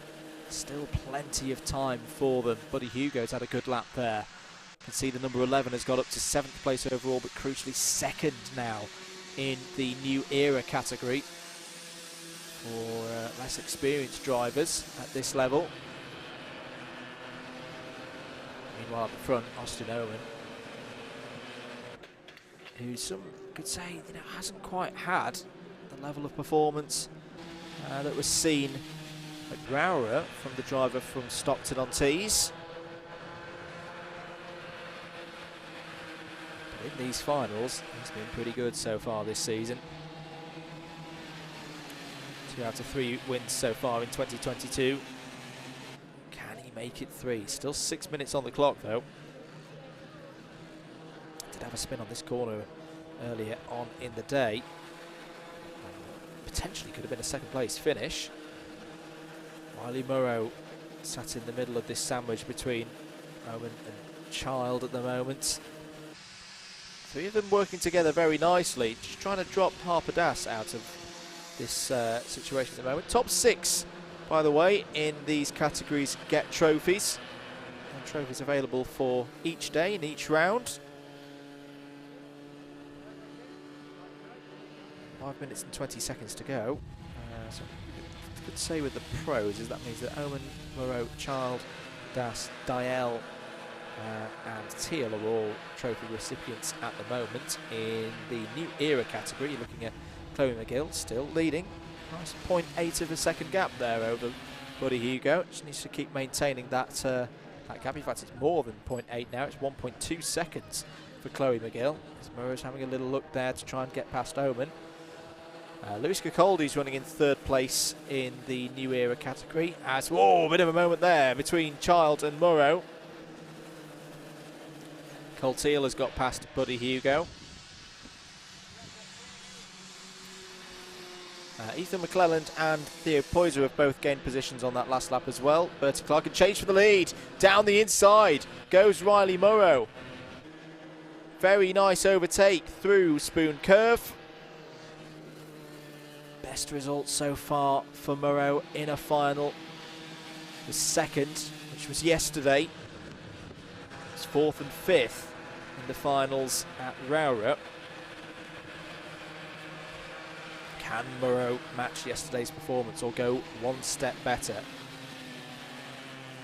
think we'll probably prefer to go one step better. If you'd offered him at the start of the day, would you like 2 heat wins, no final victory versus a final victory and any other results in the heats? I think he would have preferred the final victory and get that big trophy at the end of the day. There's changes in new era as well. I can say Lewis Cacoldi, I think there's been a bit of a problem between Buddy Hugo and Cole Teal on that last lap because they've fallen down away from Chloe McGill, and Lewis Cacoldi's now got through and into 2nd place ahead of Buddy Hugo.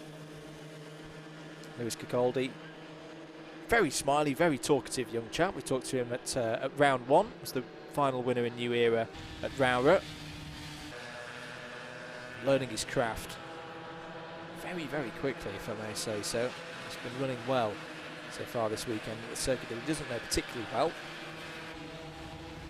He's now up to 2nd place in the new eras. Riley Murrow just edging out a bit of a gap now.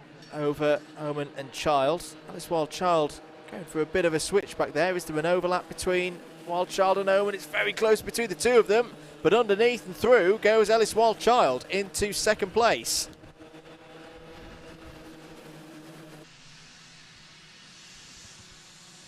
Harpadas still holding in fourth place. Chloe McGill, you can just see Chloe's cart there coming through shot, the number 15. Just ahead of Amelia Dial at the moment. We've got Dial and Kirkcaldy next to each other on the timing board. Two famous racing names from Scotland there. 2 minutes and 10 seconds of this race to go. Contact warning for the number 14 of Soren Gallagher. Ethan McClelland has got past Alfie Mayer for an overall position since last time around. Charlie Page, good lap from Charlie. He's gained 2 positions past Soren Gallagher and Henry Algar. So that's 15th place now for Charlie. Just get a count as whether there's a chance of a podium trophy there for a top 6 for Charlie. A couple more positions could be there. The 6th place trophy at the moment is being held by Theo Poyser in 13th place. That's the cut-off at the moment for those top rookies at the moment.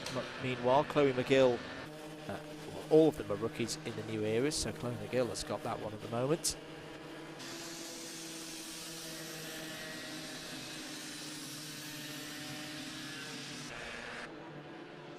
Just coming down the hill here. Here is the group headed up by Lewis Kirkcaldy in the number 18. There he is with the red and blue helmet. Defending at the moment from Buddy Hugo. So this is over second place in the new era category. Ethan McClelland fourth, so it's second, third, fourth of those with the black number boards for the C50 Bambino new eras. Cole Teal and Alfie Mayer are also fighting over what will be the last of the pro podium trophies as well, for that 10th place overall and 6th in pro. Bit of help between Kirkcaldy, Hugo and McClelland there. And Kirkcaldy just checking over the shoulder. Not long in this race to go now. Less than 15 seconds on the clock. Harry Chapman's gained 2 positions last time around, has got past Jensen Biglands and Jack Mellon. But here we are looking at Wild Child and Omen second and third, and Riley Murrow really has, in this final, turned on some performance here, has pulled out a 2-second lead over Wild Child, Ellis Wild Child and Austin Omen. On the last lap now, Riley Murrow has just got to keep eyes forward, not make any mistakes, keep driving as Riley has been driving so far in this race. Child and Omen fighting over second place here. Child once again, really been impressed with Ellis's driving, and defensive driving in particular so far this weekend. You're going to see these two drivers fighting a lot across the course of 2022, not just here at GYG. Again, just the way that Child's able to position the kart, not let Austin Omen get underneath and go for a move. But Riley Murrow, well, this has been on the cards, I feel, all weekend, but what a drive in the final. Riley Murrow takes a first final victory in 2022 after a number of second places in a row. Well deserved ahead of Ellis Wild Child. A great weekend for Child there, finishing in second place in the final today. And over the line as well, Chloe McGill takes the win in the new eras. Really good stuff from Chloe McGill. And that's another driver who I feel has more than deserved a final victory based on her driving so far this season. It was second place yesterday, it's first place today for both of our categories, Murrow and McGill. Let's run through the rest of the order. So Murrow from Child, Austin Owen there in third. Another great final run as well in pro from Amelia Dial, fourth today in the final, ahead of Harpadas in fifth. Cole Teal will be the last of those, at least provisionally, with a final trophy. Here is your order in New Era. Chloe McGill, as we say, takes a brilliant victory, well clear of the rest of the field, nearly 8 seconds clear of Lewis Kokoldi, who takes another strong result, our round 1 winner, back in the top half of the podium positions here today. Ethan McClelland was 3rd, Buddy Hugo in 4th, Marley Wordy 5th. Good to see Marley back in the top 6 in a final ahead of Theo Poyser. Chester Fawkes just outside the top 6, but a very brave effort from Chester, considering he had a bit of an incident yesterday and has come back. He's got his head down and finished in 7th place in the final here today. Charlie Page was 8th, Henry Algar 9th, Soren Gallagher in 10th, Harry Chapman, Jensen Biglands, Jack Mellon, Grace Mayer, Mason Hibbert and Cooper Earsman complete the New Era order. We also had Alfie Mayer and Bertie Clark 7th and 8th in the pros. We're going to move swiftly on though, because I can hear the engines getting fired up now for our next final out on circuit here at GYG. Final for Army Bambinos is up next.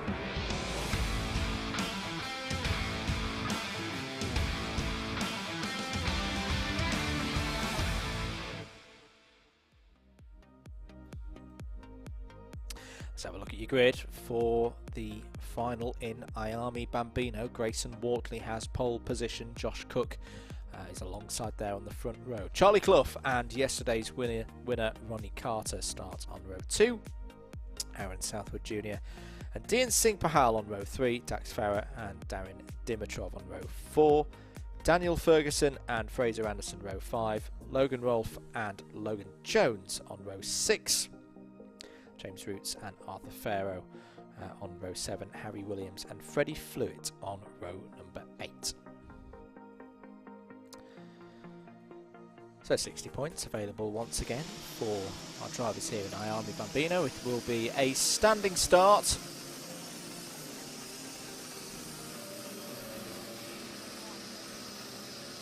Nine minutes on the board to decide who's going to take this one.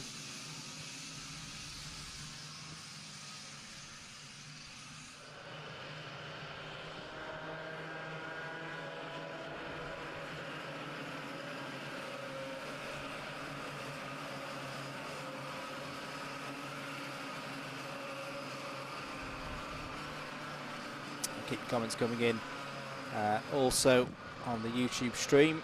Big thanks to everyone who's kindly subscribed over the last few weeks as well. It's been quite a busy few weeks here, and it's not ending, because next week we're back here for some more Alpha Live and DDMM karting action at this very circuit.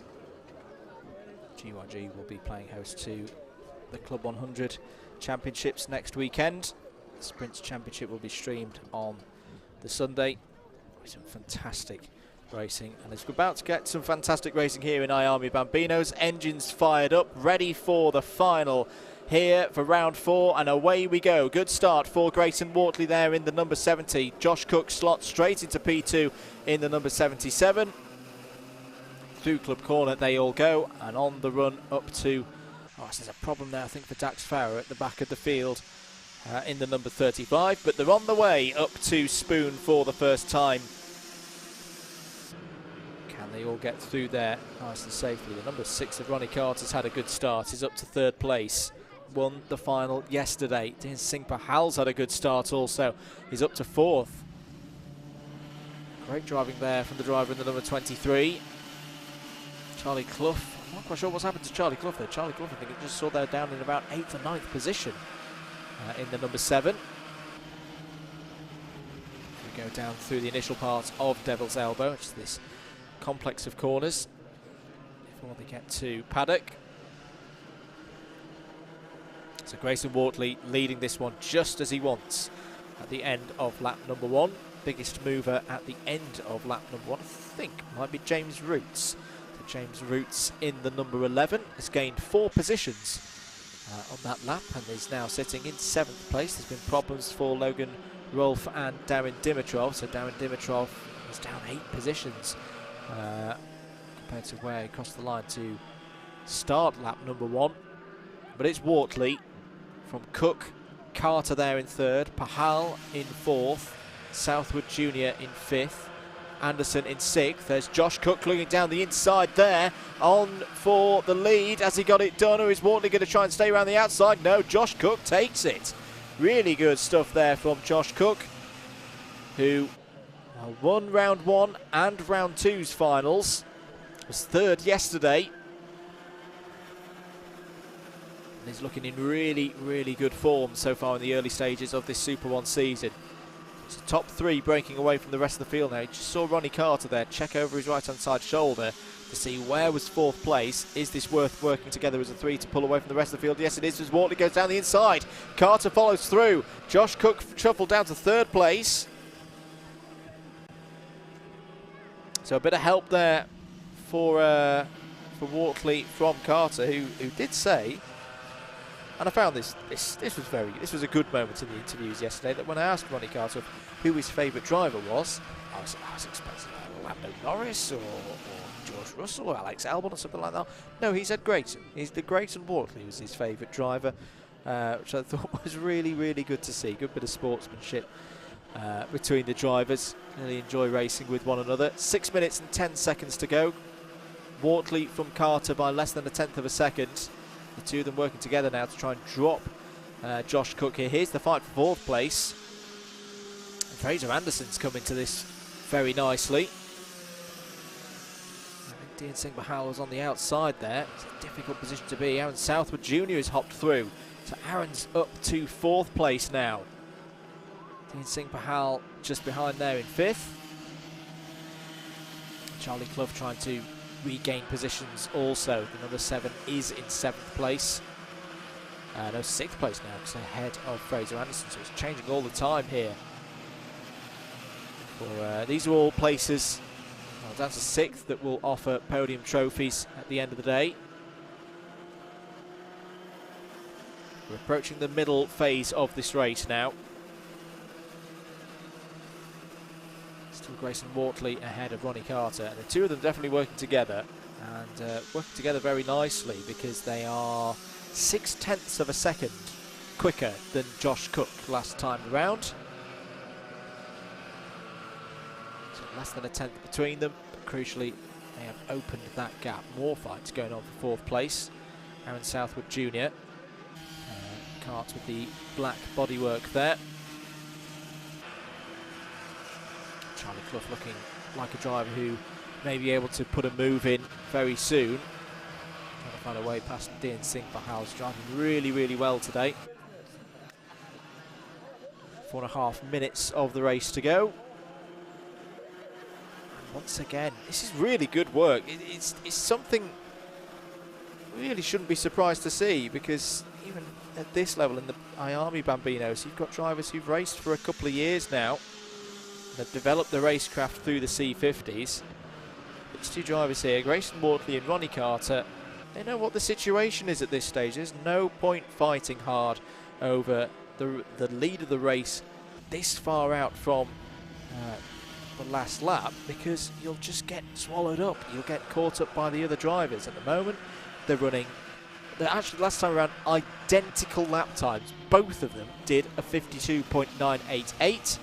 And they're now nearly 2 seconds clear of Josh Cook, and it's those bits where the bump drafting really comes into effect. You'll see it now. Ronnie Carter will probably just stick behind and push Grayson Wortley along as they come here out of Club Corner and push, push, push up the hill. Away they go. 3.8 seconds is now the lead that these two have got over Josh Cook. And poor Josh Cook, there's absolutely nothing he can do about this, because he's got no helper behind him at the moment. He may get some soon in the shape of Aaron Southwood Jr. And Dean Singh Bahal and Charlie Clough. But the way that those three are racing at the moment, I don't think they're going to be in a mindset to help Josh Cook or push along to try and catch up to the front two. I think the gap is simply too big now for them to be honestly thinking about that. 2 minutes and 45 seconds to go. Darren Dimitrov has gained a position. He's got past Logan Rolfe for 14th place.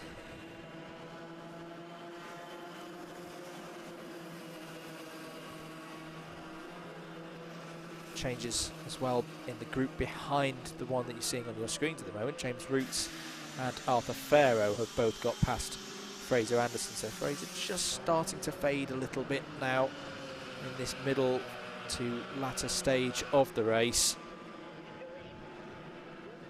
Still as you are between Southwood Junior, Pahal and Clough. These drivers will be used to driving on these tyres, of course, because they're still running a treaded tyre. Well, I say that, no, they're not. They're not actually on treaded tyres here. They're on a slick now. But Grayson Wortley and Ronnie Carter, again, both of them 52.8s. They've just popped in 53.0s. And they're working together with one another. 5 seconds is now the gap. What's happened there to Josh Cook? Is Josh Cook had a bit of a problem through turn 1 because he suddenly appeared right in front of Aaron Southwood Jr. and Dean Singh Pahal and Charlie Clough. Arthur Farrow has gained another position, has got past James Roots last time around. I think I might be right in saying that James Roots is on to be the top rookie driver, as there's a problem for Freddie Flewitt, who was in 10th place. James Roots at the moment is looking to be the top rookie of those that we've got here. That'd be a great result for James. I want to say he got that trophy yesterday as well. So cross start finish, the leaders go. Well, actually the leaders went across start finish a long time ago. A whole 6 seconds ago. Here's that second group fighting over third place.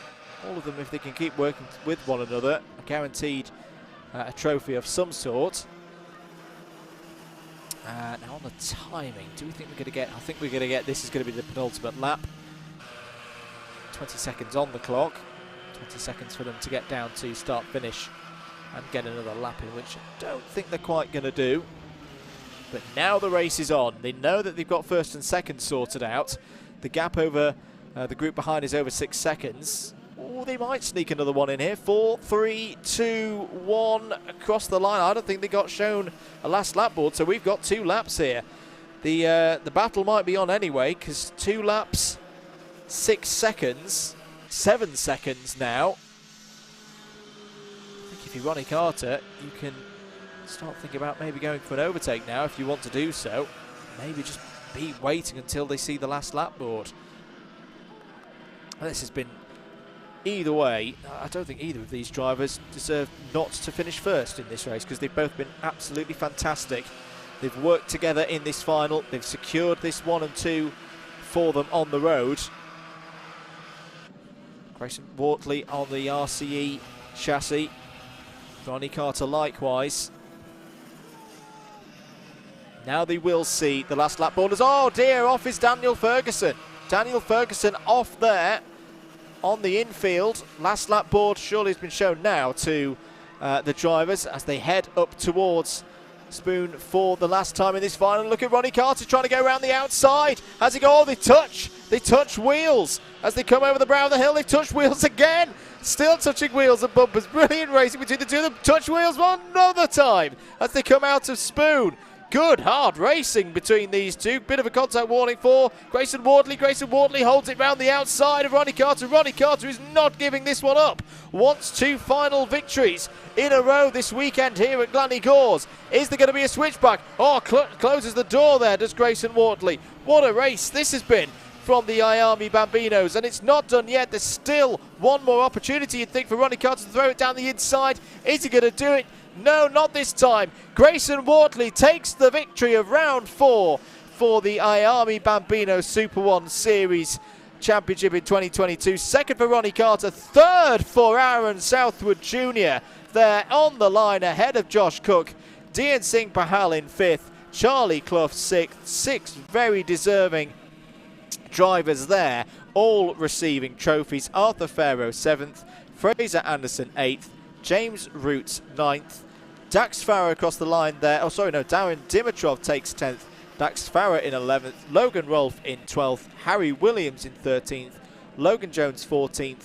And then it'll be Freddie Flewitt in 15th. Daniel Ferguson in 16th. But what an entertaining that race that was. between Grayson Wortley and Ronnie Carter.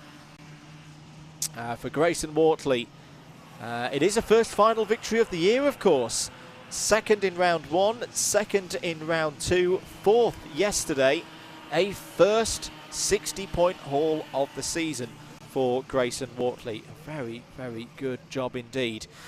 We'll see all of those drivers again on the first weekend of June when we're down south at Clay Pigeon. Very entertaining stuff from them all day. We're going to move on to our next category on the order, which is going to be the final for Honda Cadet.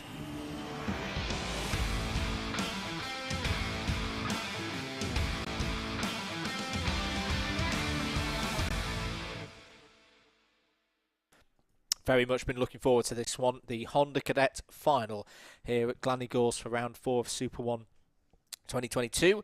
Let's have a look at the grid and how this is shaped up from across the course of the 2 races. We're just going to have a little bit of a spin of the graphics to confirm what the grid is looking like. I think I've got a slight technical glitch here for a moment, ladies and gentlemen. No is the answer, Adam. I do not have a grid either.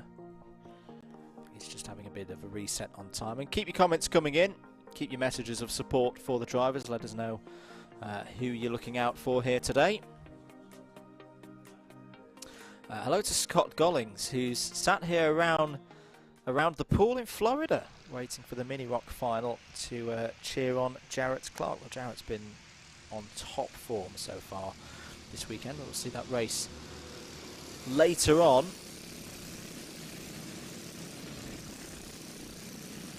It will be a standing start for Honda Cadet as always. I think the Welsh internet's failed, Adam. So bear with us. Okay, I'm just hearing in my ear that the results website's having a moment. As oh dear.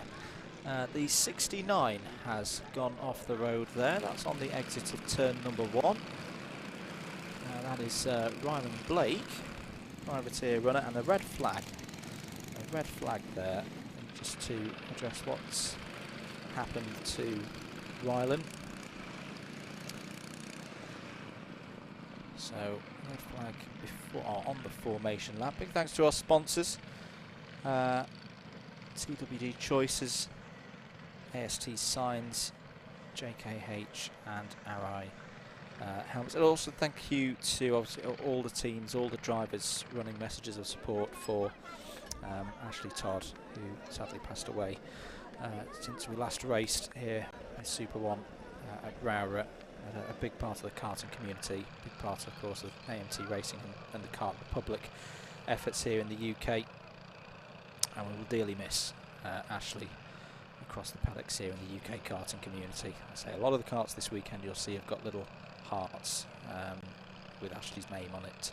So big thank you to everyone who's given their support to the family and friends of Ashley. The good news there is the number 69 of Ryland Blake. Well, Ryland is on his feet and walking away. The kart doesn't look in such good shape. I think, well, the front left wheel there is no longer connected to a steering tie rod for a start. Ryland's just holding side a little bit there. A little bit bruised. But sadly for him, I think that's him out of this race.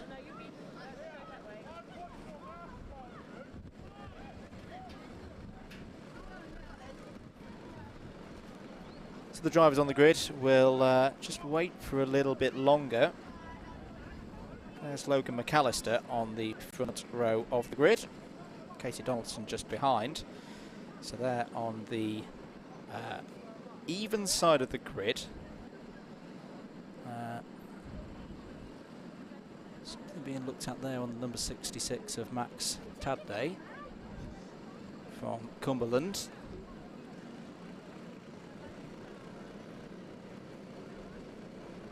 It should be a fairly short hold because the kart has now been cleared, and away we go then. So it's Hugh Roach leading us from pole position. Great start for Joel Bullen there in the number 17 from third on the grid, straight up into second place.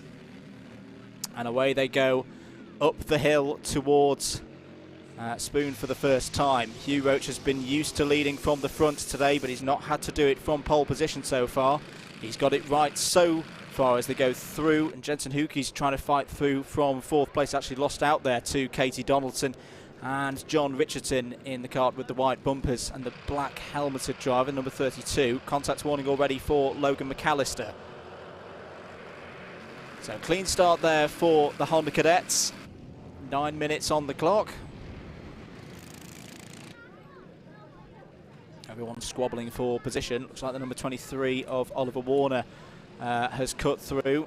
Jensen Hookie down the inside of Katie Donaldson going for a position. So lots of changes for position at the end of that first lap, but it's Roach from McAllister, Bullen, Richardson, Warner, Hookie, Donaldson, Dixon, Davis, Till. That is your top 10 at the end of lap number 1. Joel Bullen looking for a way round Logan McAllister there. The thing with Honda Cadet Racing, we've said it before, we'll say it again, it's all about momentum and working as a group at this stage of the race, especially these longer races. As we saw in the Army Bambinos there, you can get a big lead over others if you work together in the early stages and then fight it out for a win in the last couple of laps.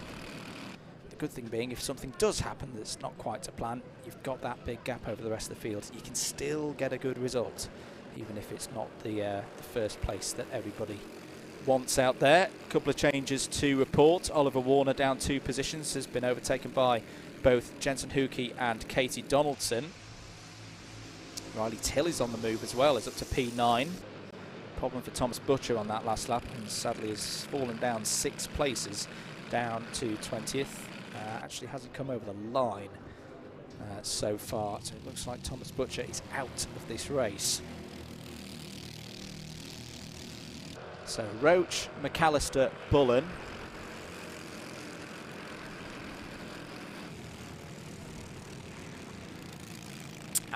Move for the lead there. Really nice stuff from Logan McAllister. Through he goes. Down the inside again. Hugh Roach fights back. Joel Bullen's going to hop through into second place. Apologies, I said that Max was from Cumberland. He's from Cumbernauld. Can't read on the sheet. 6 minutes of the race to go. I've just had some grids handed to me, so we won't have that problem again for later on in the finals. This is good stuff once again. Joel Bullen today has really, really impressed me. The privateer on the Project 1 chassis. Did have a third in the final last time we had a stream at Rowrah.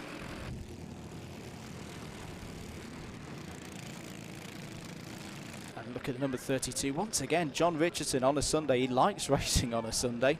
He's having a good fight with Jensen Hookie there. Top 6 get trophies in this one. New fastest lap of the race from Hugh Roach, 50.157. That's been straight away by Oliver Warner, the number 23.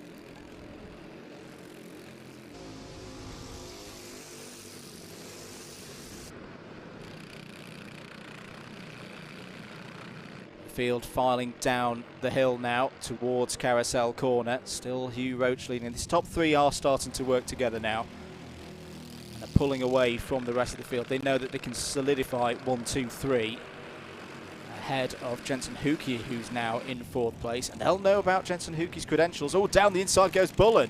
No, do not want to work together at this stage. Joel Bullen wants to lead this race. And that'll be confirmed over the line. Lead change with still best part of 5 minutes to go. Results so far in finals for Bullen. As I said, we mentioned the 3rd place 2 rounds ago. Apart from that, it's been a 9th and a 12th. Hugh Roach coming back, though, up the inside, takes the lead again as they go through Spoon. Jensen Hookie, we've seen him do this in the heats as well, be able to cross from one group to another. It's a very difficult thing to do on a solo run, and Jensen Hookie is doing it. Jensen Hookie, this is a big lap in the context of this race from Jensen Hookie.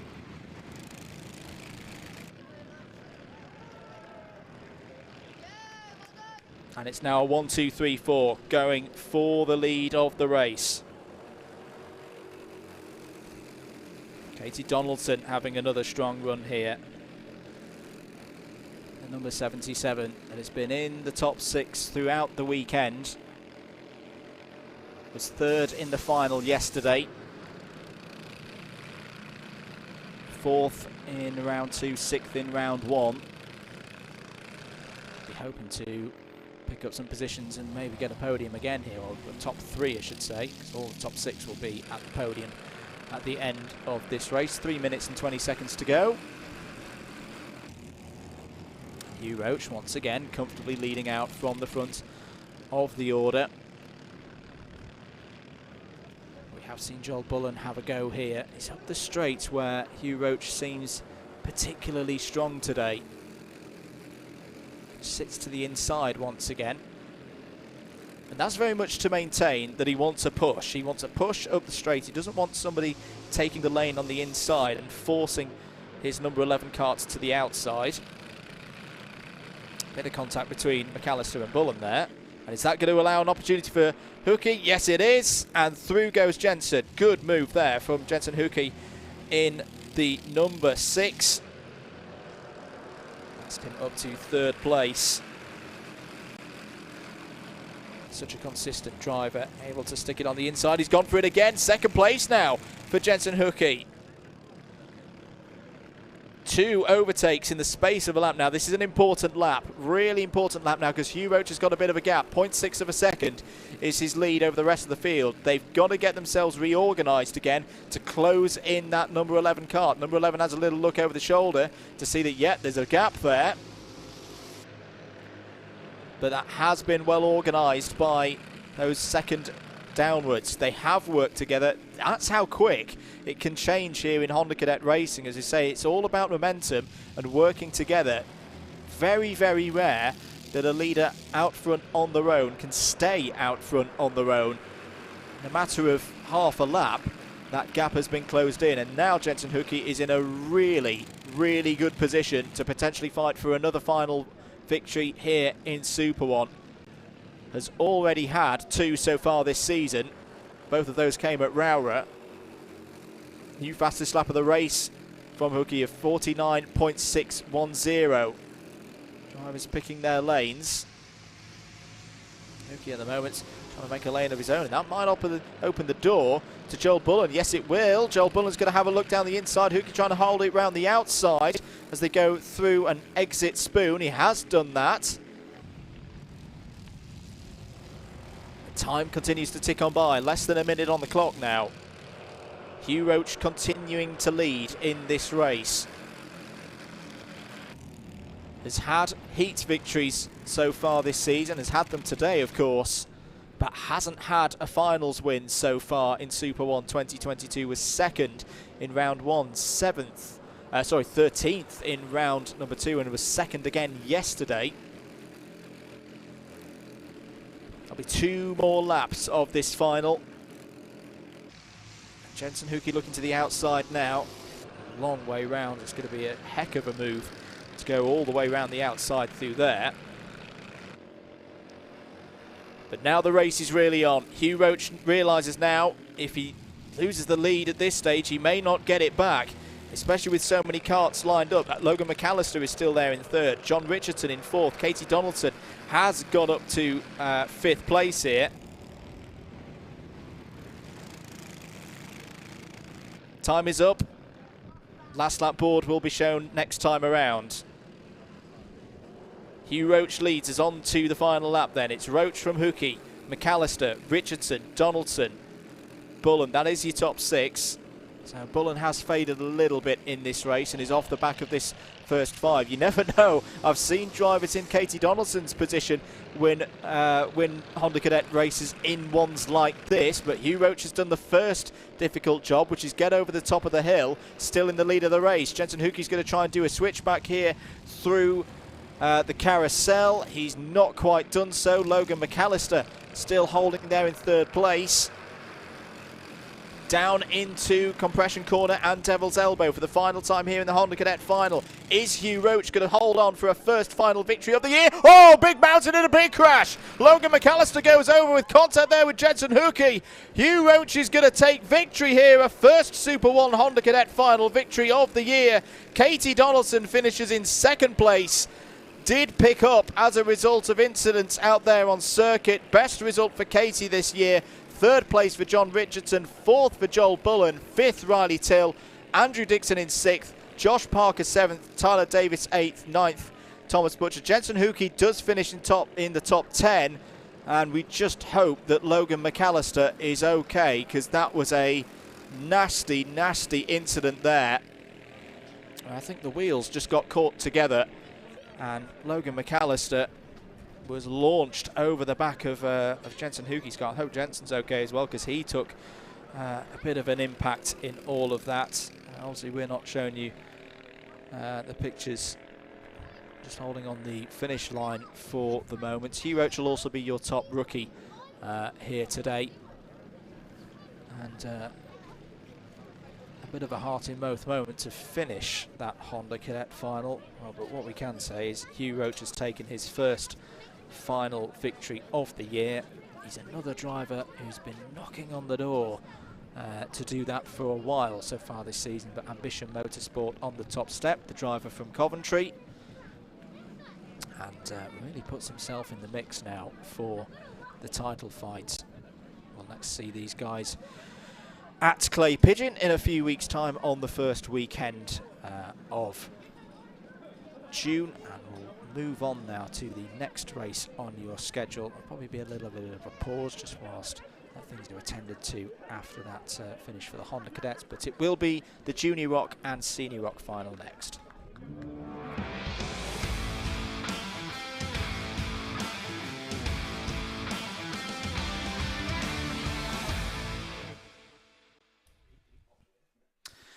I have just heard in my ear that Logan McAllister has got to his own feet there, so that's really good news. Let's have a look at the grid, or read out the grid for the Senior and Junior Rock final. Senior Rock grid looks like this. Rob Ellis ahead of Isaac Lord. Virtue of the fastest lap so far today for Rob Ellis of a 50.139.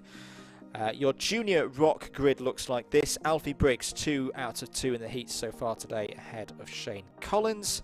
That's your second row overall. Your first row of the juniors, George Barker and Oliver Law.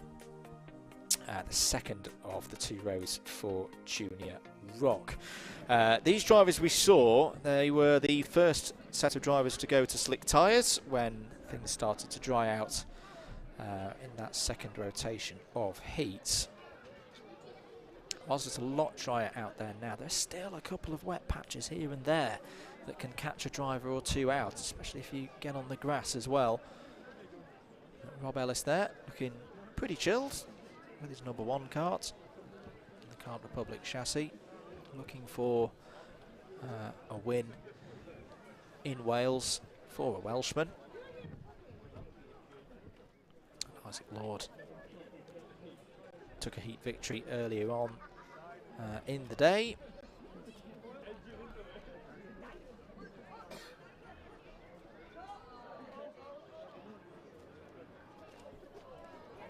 Alfie Briggs just behind in the number 47. It's been a bit of an up and down day for Alfie Briggs, especially in the Rotax racing, but we'll look to get more points on the board. This weekend for these drivers is very much about, yes, there's not many of them here, but there potentially will be more of them later on in the season. So this is a great opportunity to get points on the board and not have to worry about using drop scores at this stage of the season. You always want to do that in a series that's got drop scores. Which, if you're wondering, what's that about? What's all this stuff about drop scores? And not all of the rounds racing will be counted across the course of the year for our drivers. So they will drop their 2 worst final results and their 4 worst heat results, i.e. 2 rounds worth of heat results.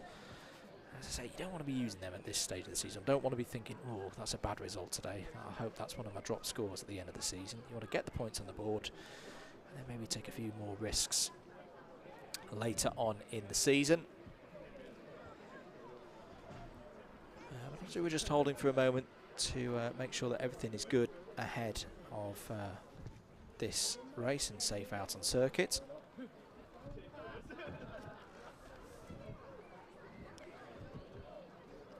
Thank you for the continued support. Races coming up after this one, just in case you're tuning in, because we are running slightly off schedule now. Junior and Senior Rock now, about 24 minutes behind schedule. Mini Rock will be after this. You can see some of the drivers already getting ready in the dummy grid there. Rotax 177 after that. So all of our Rotax classes finishing the day. Rotax 177 first.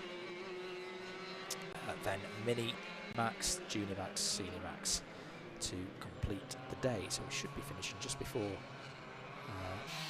6:15. So Isaac Lord there, just trying to get some heat into the tyres. This is going to be one of our, in terms of pace, fastest races of the day between Rob Ellis and Isaac Lord. It's Rob Ellis ahead of Isaac Lord yesterday in the final. What can they do today? Away go the seniors then. Rob Ellis ahead of Isaac Lord. And a bit of a twitch already for Isaac as they go through turn 1, but away they go for 9 minutes plus 1 lap. Wait for the juniors to come through. Here they go. It's going to be a bit of a fight here for turn 1, and who's going to have the advantage? It's actually pretty even between the two of them, but it is Alfie Briggs in the end who holds out and leads ahead of Shane Collins, George Barker and Oliver Law. So the juniors are on their way.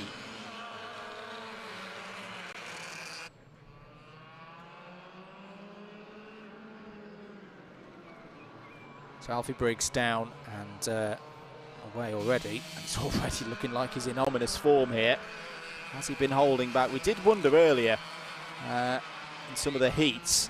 He was doing a bit of race management and taking care of tyres. Holding in something in reserve for this final. And look at this for a first lap. Shane Collins is not a slow driver. None of these drivers are slow drivers, but that is a big first lap in from Alfie Briggs. 45.329, quicker than both of the seniors, in fact. And in fact, Isaac Lord has got ahead of Rob Ellis in the second half of the first lap. Here they are. Seniors coming down through compression and into Devil's Elbow on their second lap of their race. Isaac Lord now ahead of Rob Ellis. We're not quite sure what happened with Rob's kart in the second race. He pulled off the circuit. And if it was a technical issue, whatever it is now fixed. Looks like it's good for the moment. Is this a little bit tactical maybe from Rob Ellis to allow Isaac Lord to lead out and just sit in his toe at the moment? Set the braking markers, put Isaac under that pressure. Another big lap has gone in from Alfie Briggs. His lead is now 2 seconds ahead of Shane Collins. George Barker once again challenging for that second place. Had a really strong race for the most part in heat number 2. One small mistake. I said it was in that point of the day when the transition was occurring between, well, in terms of a dry tyre, it was definitely a time to run a dry tyre. Getting off the racing line meant things were very treacherous if you were on a slick tyre, and George Barker found that out.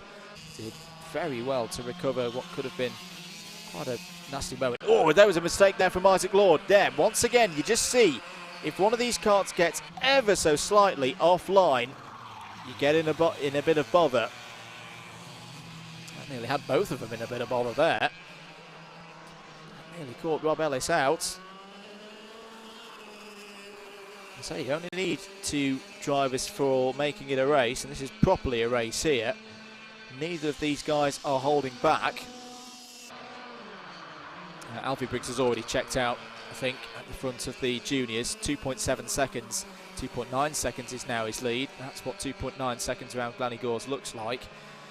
And Shane Collins has not shaken off George Barker yet. Oliver Law has fallen back there in 4th place, but Isaac Lord continuing to lead here in the seniors class.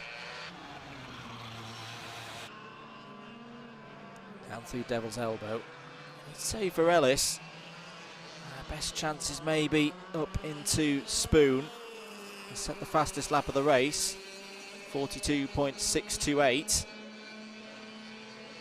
I just wonder with the tactics so far this season, the raw, dry pace of Rob Ellis's kart has looked a little bit quicker than Isaac Lord. Is this a bit of a pressure tactic to get Isaac Lord to push as hard as possible, use up his tyres more, and then pounce later on when Rob Ellis perhaps has got something in reserve? I don't know, I'm purely speculating at this point of the race as to what's going on through the minds of these two drivers, but I can tell from the body language of both karts, they're not hanging around. 4 minutes and 40 seconds on the clock, both of them in the 42.6s again. 42.603 is the fastest lap time for Rob Ellis. Alfie Briggs, meanwhile, I can tell you in the juniors, consistently pumping in the 42.9s now. But this is similar to what we saw in heat number 1. He bridged that gap, he got the gap out. He's just able to take things a little bit calmer across the course of the second half of the race. 3 seconds is now the lead for Briggs over Collins. And still, Rob Ellis holding there in second place. Now he's had a look down the inside. That's a brave one. That's a brilliant overtake. Fair play to Isaac Lord. He gave him space, he gave him room, but Rob Ellis went for the big one down the inside into Paddock Bend and got it absolutely nailed on. Rob Ellis takes the lead then. Now let's see, what does Rob Ellis do on this lap? Has this been a tactical game? Has he been holding something in reserve? He is pulling away from Isaac Lord.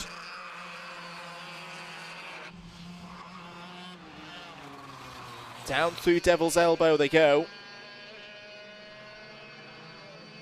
What can Isaac Lord do here to respond? That was a big lap, a very big lap from Rob Ellis. He's dropped the best lap of this race. He's dropped it by over 3/10, 3.5 tenths. Bam, out the pocket like that. Here's your battle for second place in juniors, Shane Collins and George Barker. They're on the same pace as Alfie Briggs now. That lead gap has held around 3 seconds for the last few laps. This has been a good drive from both of these drivers today. Shane Collins coming into this series was not present at Rowrah. George Barker stepping across into the rock categories from Rotax last season. I'd say this has been George's best round so far in machinery that he's still getting used to. And he's paddling pretty well. Rob Ellis continues to pull out the gap, has just put in another purple fastest lap of the race, 42.243 now, and Isaac Lord, whilst doing personal bests himself, cannot live with that pace at the moment. 42.5 for Lord. The gap is nearly 1 whole second now.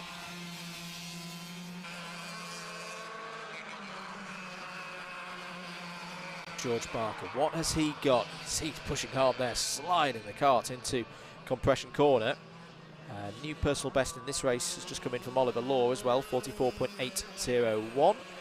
The number 77 currently running in 4th place in the junior category. Another 42.2. So I have a few chats with Rob in the paddock. He's a very friendly guy. I didn't ask him as... Oh, that's Isaac Lord! Isaac Lord has broken down, and that will have decided things now in the seniors. Steam coming off the tyres. You can see that's how wet it is still off the racing line. When some hot, sticky, slick tyres make contact with some moisture, you get steam, but that is it for Isaac Lord. He'll still get the points for second place, but that is not how he would have wanted to finish his weekend. Rob Ellis can relax now for the remaining 2 laps of this race. He's got this one under control.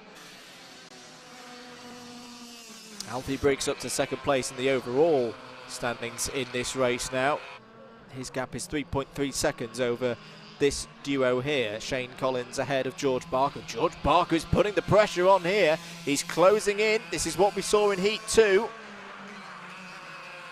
This is good stuff from both Collins and Barker. Matching each other very, very evenly. They'll have 2 more laps to go, I think. Just trying to track where our race leader is in the shape of Rob Ellis. He's just coming through the carousel now. So yeah, so there'll be this lap that they're all on at the moment, and then one more. George Barker had a trio of second places at the streamed round for Rowrah, which was round number 2. In third place so far this weekend, hasn't been able to get by Shane Collins so far, but this is a really good opportunity to do so. You can keep putting the pressure on, find a way, maybe force a mistake out of Shane Collins.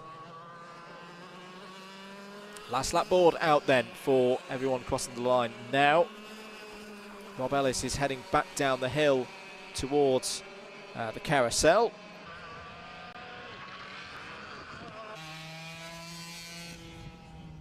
And you can hear by the tone of the engine that he is just bringing this one home. Knows that he's got no challenge from behind. Fortunately for Isaac Lord, he's retired. In fact, I think he's just holding off to allow Oliver Law to keep going and go on to the lead lap. But Rob Ellis is going to take another Senior Rock victory. Has a slight shrug of the shoulder there. I say a little bit of a gesture to Isaac Lord, say, oh, unlucky chap, bad luck. Alfie Briggs is going to take the win in Junior Rock, and second place does go to Shane Collins. Oh, a bit of a sigh there from George Barker, but a very good effort there from George Barker in the number 63. That is your 1, 2, 3, 4. Isaac Lord, you can just see him there, stood on the left-hand side. Will be disappointed that he wasn't able to get to the end of the race, but at least he's got the knowledge that he's got second place in seniors and a good haul of points for his season. Just waiting for Oliver Law to come round as well. Here he is to take 4th place in the juniors across the line. Another one of our drivers learning their craft with the Rock engines, and that completes the final for both junior and senior Rock. We'll see these drivers and hopefully some more drivers back at Clay Pigeon on the first weekend of June. Streamed around on the 5th of June here on Alpha Live. Do make sure you're subscribed and press that notification bell. We're going to swiftly move on because next out on circuit is the final of Mini Rock.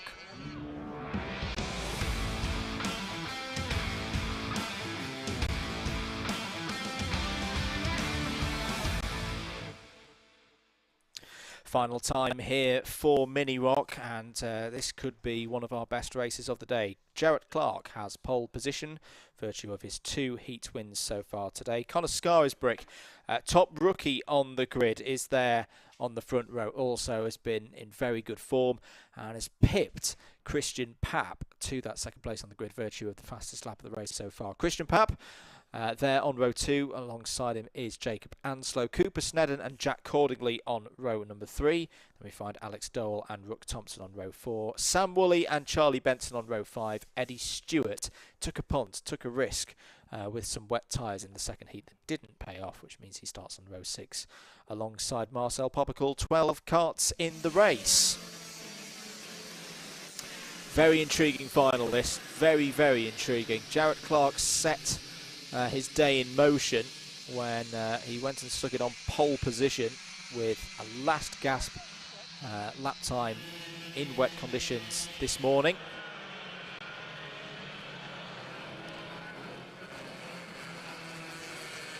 Can he see out what would be a perfect day and take this finals victory? Took it yesterday, of course. Spoke to him at the podium. A very good interview. Is it going to be another perfect day for Jarrett Clark? Away we go then for 9 minutes plus 1 lap. Good starts for all of them here in Mini Rock. Jarrett Clark checks over the shoulder, sees that Connor Scarisbrick is there, and away they go up to Spoon for the first time. diving into this tricky hairpin. And look at that, Christian Papp down the inside. Beautiful move by the Canadian. Takes second place. Driver who's raced at the European level, raced in Rock Cup Super Finals. Remember, all of these drivers racing for a spot on the Rock Cup Super Finals grid in October later this year. The big events who finished the year at Lonato. This is why this class is so competitive. It's been one of the top classes in Super 1 for a good couple of years now. End of lap number 1 then. Jarrett Clark leads by half a second over Christian Papp there in second place. Connor Scarisbrick in third. It's Anslow, Snedden, Benson, Woolley, Stewart accordingly. There have been problems though. I think Alex Dole and Marcel Popical, in fact, was that Marcel Popical's kart? Yes, it is. So Marcel Popical, it's been an awful day for the Polish driver in the number 99. He's unfortunately going to be well and truly out of the running in this one. Alex Dole, as I say, also hasn't come over the line yet to complete a first lap. Dole started on row 4, Popical on row 6. We did see technical issues for Popical in the first heat as well, so I wonder if that's a return of those gremlins here in the final. End of lap number 2 then. Very even at the front. Clark still half a second clear of Papp. Scarisbrick is currently your fastest driver on circuit, 47.321. A couple of tenths quicker than Cooper Snedden behind. Jacob Anslow's had problems on that lap as well. Was shuffled down 6 positions and now is down in 10th, the driver in the number 29. Privateer from Wellingborough. Alex Dole has reappeared.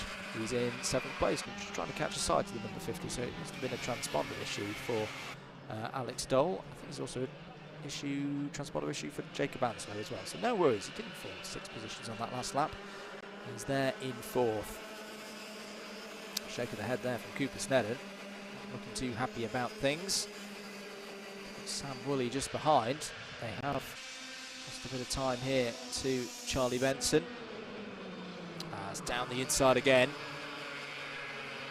Christian Papp fighting there with Connor Scarisbrick. This is good news for Jarrett Clark. Just look at that gap growing for Primo Racing's driver from London.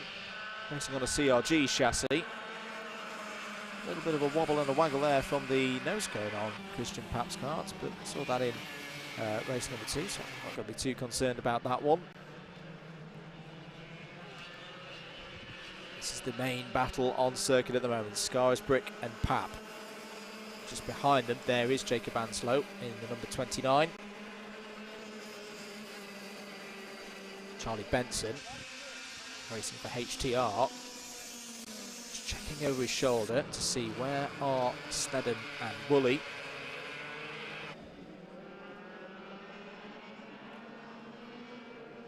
Sam Woolley having a look down. Oh, has he got that wrong? Yes, he has got that wrong. Sam Woolley went for a move down the inside of Cooper Snedden. Got it wrong on the brakes. Oh, that's a real shame for Sam. It's not been Sam's day today. I'm sure he'll come back stronger and get more good results later in the season, like we saw him do at Rowrah last month, but it's just not worked today for the number 34 kart from Manchester. A trying day, as we say. He's now in, I think, 10th place. That's Christian Papp just defending to the inside. Charlie Benson starting to move through. Charlie Benson now up to 4th. He's got past Jacob Anslow. And Cooper Snedden, another driver that we saw at Rock Cup Super Final in October, was one of the top performers from Team GB. Team GB were very well represented in the mini rock category, in particular in the 2021 Super Final, with strong performance as well from the likes of Jake Woods and Alfie Slater. New fastest lap of the race has just gone in. Charlie Benson 46.730. It's Charlie Benson just winding it up here. Took the win in the final last month at Rowrah, the last time we had one of these races in front of Alpha Life cameras, and he's gone down the inside there of Connor Scarisbrick, taking 3rd place. Look at this charge from the number 25. He's got to get past Christian Papp. Only then can he think about trying to catch up to Jarrett Clark, and Jarrett Clark may not be aware that Charlie Benson is on the move here. Jarrett Clark, who took that clean sweep yesterday, at the moment is the only driver who could take a full weekend clean sweep. But could that record be under threat? This feels like a big lap. This is a big lap now. Christian Papp points forward, saying, no, let's work together. Is Charlie Benson going to oblige with that? Oh, I thought he was had a think about going down the inside. In fact, they are side by side as they come off of Spoon. Charlie Benson is in one of those moods, I feel, at this stage of the race where he just wants to charge and get forward. Christian Papp, though, feels that what he needs is a bit of help from behind, and that's what will close in this. What is it? It's going to be more than 7/10 of a second now, because they have squabbled a little bit on this lap. There is still time on their side, though. Best part of 3 minutes and 1 lap. Just check it as they go through. Personal best from Clark that time around. Gained about 4/10 on them over the course of that lap, so they've got to work together now. They really have got to work together now if they've got any chance of catching Jarrett Clark. That's a little bit better from Papp and Benson, but Papp was a bit tight on the corner entry, which meant he was wide on exit. This is all playing into the hands of Jarrett Clark. Now, 2 of them on the same team, of course, both Prima Racing for Clark and Papp. And Benson right on the edge. That was a bit of a mistake. Half open the door for Scarisbrick, who tries to make it fully open. And that's a bit of relief now for Christian Papp. He's got a bit of a gap as they go up towards Spoon for this next time around. 1.5 seconds, there and thereabouts for Clark over Papp. Crucially, 2 seconds over Benson.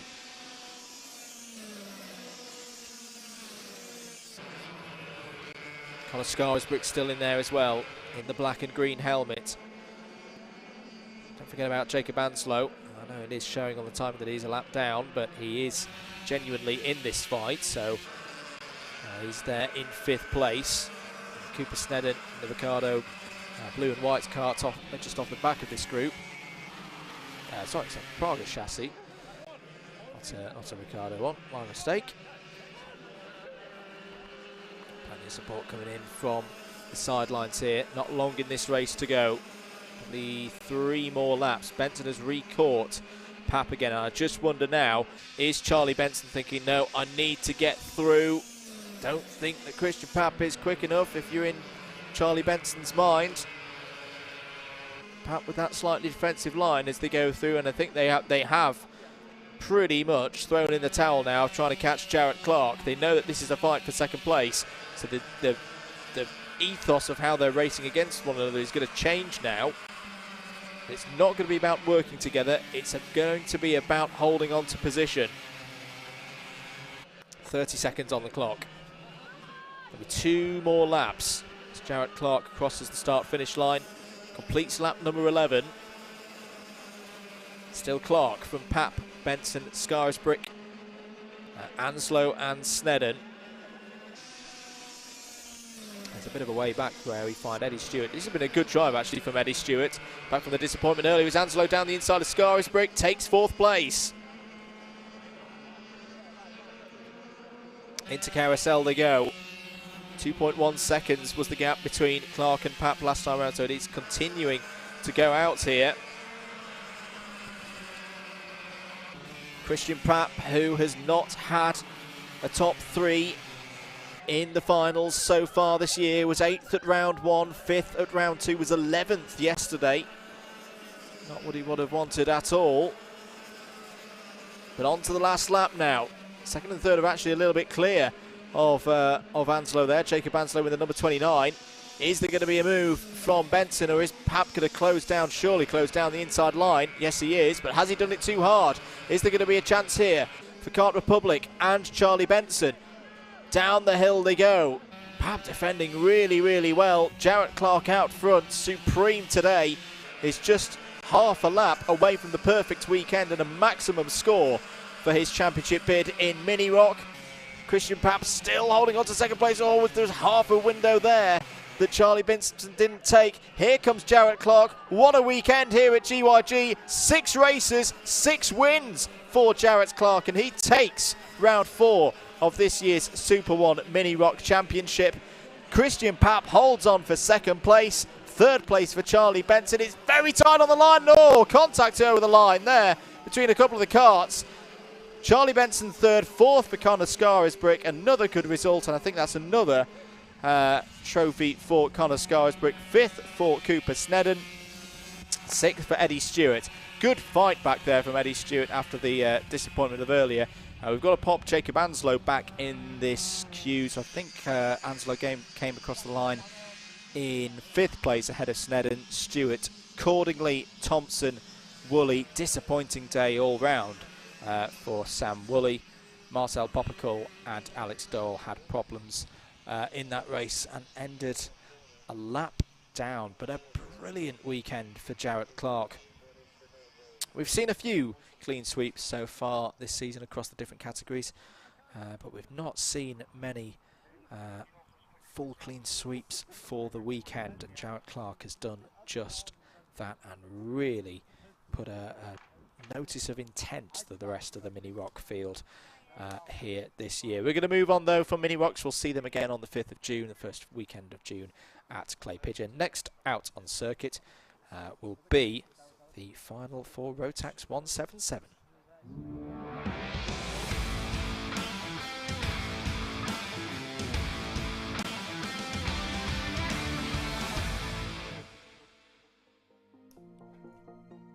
Rotax 177 out next for their final. It's got a familiar look to it with Chris Thomas on pole position and his teammate Oliver Appleby joining him there on the front row. Max Davies and James Ockenden form up a very intriguing row number 2. Sammy Milam and Stephen Richardson on row number 3. Yesterday's winner in the final, Ian Branfield, lines up 7th on the grid. Hayden Cater joins him there on row 4. Alex McGee and Rhys Llewellyn are on row 5. Scott Clee and Andy Ward are on the 6th row of the grid. Aaron Norman and Ben Johnson due there on row 7. Simon Kavanagh makes it a 15 kart field. I can hear the karts going outside onto the circuit. 9 minutes plus one lap. Scott Gollings has messaged in again saying, "What a drive, Mr. Clark." Absolutely. Has been on exemplary form all weekend. And it's easy to forget how young Jarrett is sometimes, because I've seen him race for a good couple of years, and he's always impressed me with his racecraft. He's always impressed me with his attitude to his racing as well. And as I say, a very, very talented young driver. Here are some slightly more experienced drivers, shall we say, across this Rotax 177 field. This has got all the ingredients to be a real humdinger of a race. Still slightly slippery out there, but away we go for 9 minutes plus 1 lap. Can Chris Thomas continue the good form he's been on today? Can they all get through turn 1? Yes, they can. After the issues that we saw earlier on in the day, Appleby is up the inside as they run up to Spoon for the first time, and he's going to take the lead in the early stages of this Rotax 177 final. Down the hill they come. Max Davies has had a good start there in the number 87. So to 3rd place, all of them filing through. These are the tactics that I think we're going to see from the KPR team across the course of this race. They very much work together as a team, Oliver Appleby and Chris Thomas. Chris Thomas has had the upper hand in terms of results so far this season. We're going to see, similar to what we saw with Rob Ellis in the Senior Rock final, where he just pushes along. He's quite happy to sit there in 2nd place and then pounce later on in the race. But having said that, at the moment, the 87 of Max Davies racing for HTR from Barrow in Furness. Very nicely there in 3rd place and getting a bit of a gap over James Ockenden there in the number 55. Ockenden at the moment the top rookie.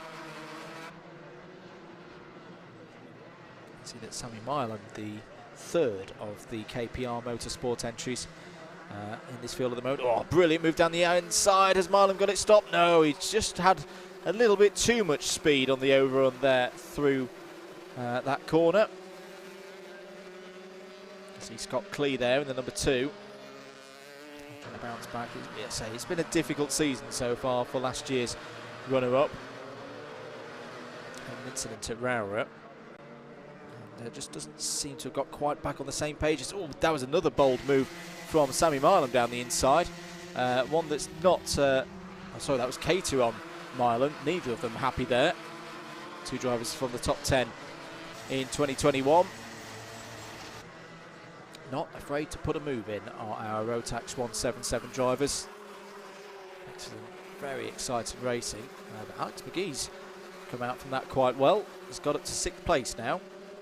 Aaron Norman running strongly. He's moved across to Rotax 177, was racing in the senior Rotax ranks last time out. Good to see that he's now up to 9th place, so we'll keep an eye out for the number 14. In front of the 3rd group on the road at the moment, just ahead of Scott Clee. 6 minutes and 15 seconds to go. Appleby from Thomas, Davies, Ockenden, Branfield is your top 5, then Alex McGee in 6th, Sammy Milam 7th, Hayden Cater in 8th, Aaron Norman in 9th, Scott Clee in 10th. Sammy Milam is now your fastest driver out there on circuit, 43.046.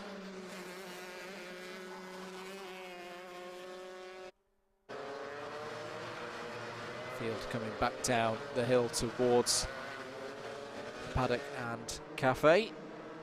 That's the number 46 there, seeing Branfield trying to get past James Ockenden. He's done so. Good move there from yesterday's clean sweep winner. Hasn't had things his own way today. He's still fighting in there for every point that he can get.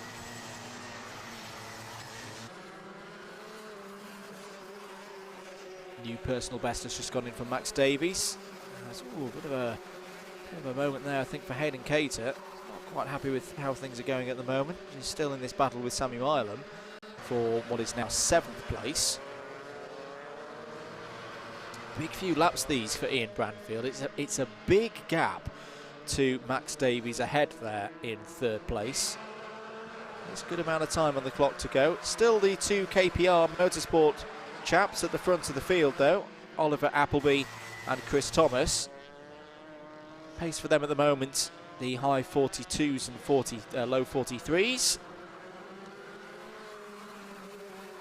Fastest lap of the race so far is with Chris Thomas on a 42.947. You just feel that he's going to start to turn the wick up now, and yes, there's another one, just confirmed on timing, 42.841. We have seen Chris Thomas play this similar kind of race before. As I say, working as a team, trying to solidify as good a result for both karts as possible for then going for the win in the latter stages. We've still got 4 minutes of this race to go, over half the length of what would be a heat, so plenty of time for them to sort themselves out. It does look like they're starting to break the resistance of Max Davies just behind. 0.7 of a second was the gap last time around. Yeah, it's gone up to 8/10 now. So Max Davies will be straining to try and keep in the slipstream of the 2 guys ahead. He's got to keep running his race because this has been a good run so far from Max Davies, and is on for easily his best result of the year so far. In terms of finals, his best so far was yesterday when he finished in 5th place.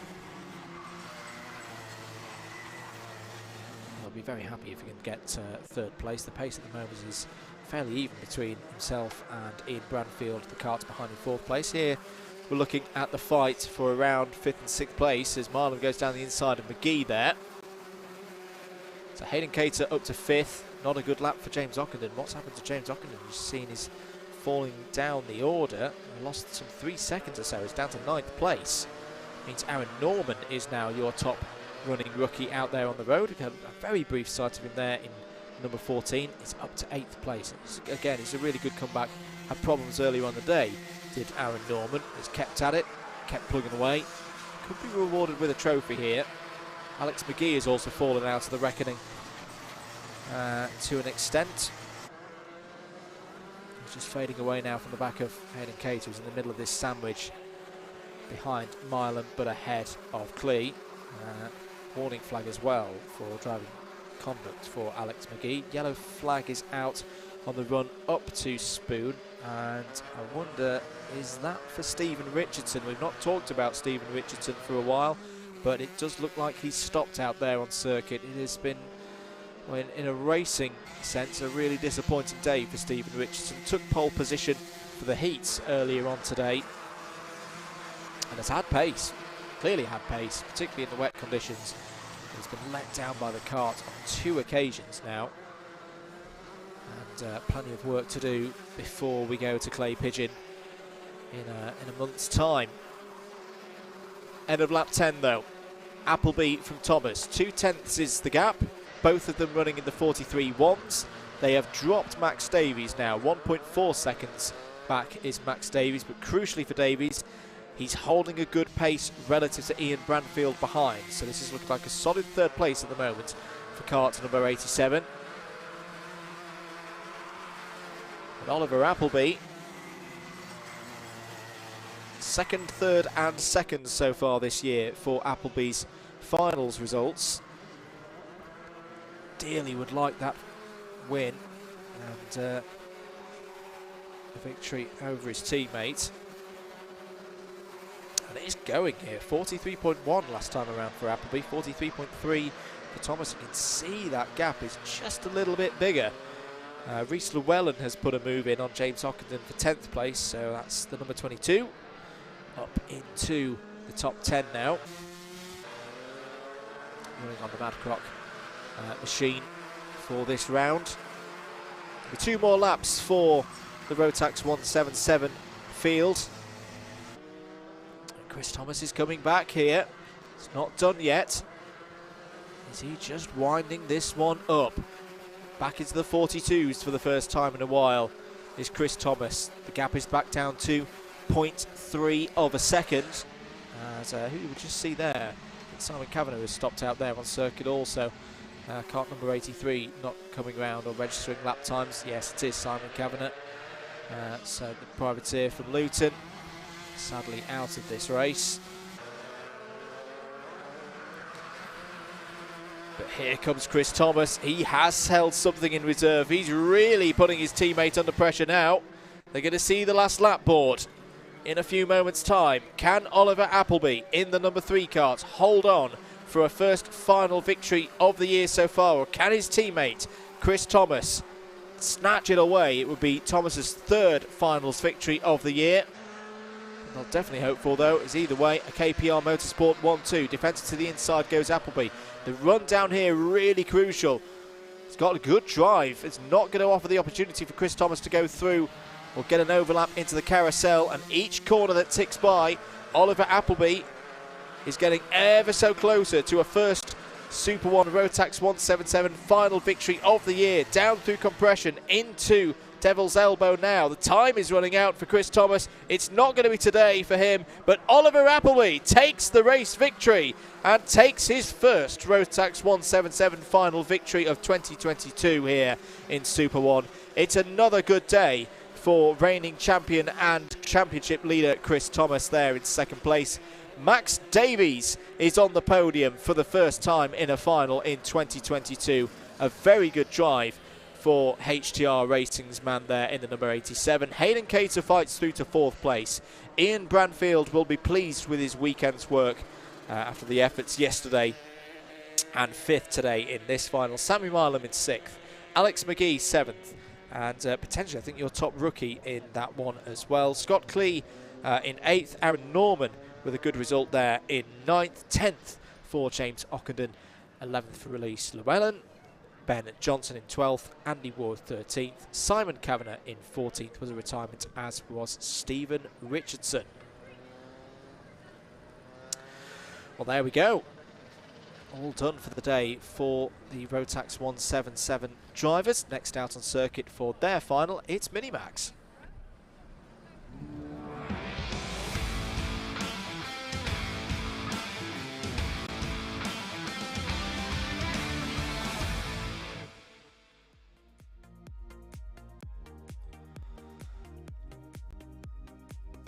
Here's your grid then for Minimax. Joseph Murphy and Freddie Worlock on the front row of the grid. Cameron Edmonds and Lucius McDermott on the second row of the grid. Milo Manderson and Jasmine Taylor on row number 3. Max Hollor and Ernie Overton on row 4. Charlotte Stanley and Archie Dyson complete the top 10. Joshua Begembi and Riven Wells start on the 6th row of the grid. Martin Wright and Joshua Jarvis go from row 7. Amelie Ackitts and Jensen Powers start on row 8. Then it's Jake Flewitt and Michael Barnes on row number 9. So karts out on their formation lap. It'll be 9 minutes plus 1 lap once again here at Glan Y Gors. Final winners so far this year. Milo Manderson took the win yesterday. Lucius McDermott took both round victories at Rowrah. Will we have a new name at the top of the order in about 10 and a bit minutes time? Joseph Murphy and Freddie Worlock have both been running very strongly so far today on pace. They share the front row of the grid as they did through the heats, virtue of their qualifying performances. All the way round though, with Murphy ahead of Worlock for this final. Round they come to start the race, and away we go for 9 minutes plus 1 lap. Good start from Joseph Murphy from pole position, ran a little bit wide out of the final corner. Milo Manderson's had a good start as well. It's already looking like he's up to 2nd place, so really good start for Milo Manderson in the number 77. There's chaos as they go through, and I think the 47's off. Charlotte Stanley has been involved, just caught sight there of her kart going backwards through Spoon, so a number of karts off at the top end of the circuit. Change of the lead there. Milo Manderson goes past Joseph Murphy. Looks like Freddie Worlock has also got past the number 48. Indeed he has. So yesterday's final winner leads at the end of lap number 1. Manderson from Worlock. Murphy in 3rd.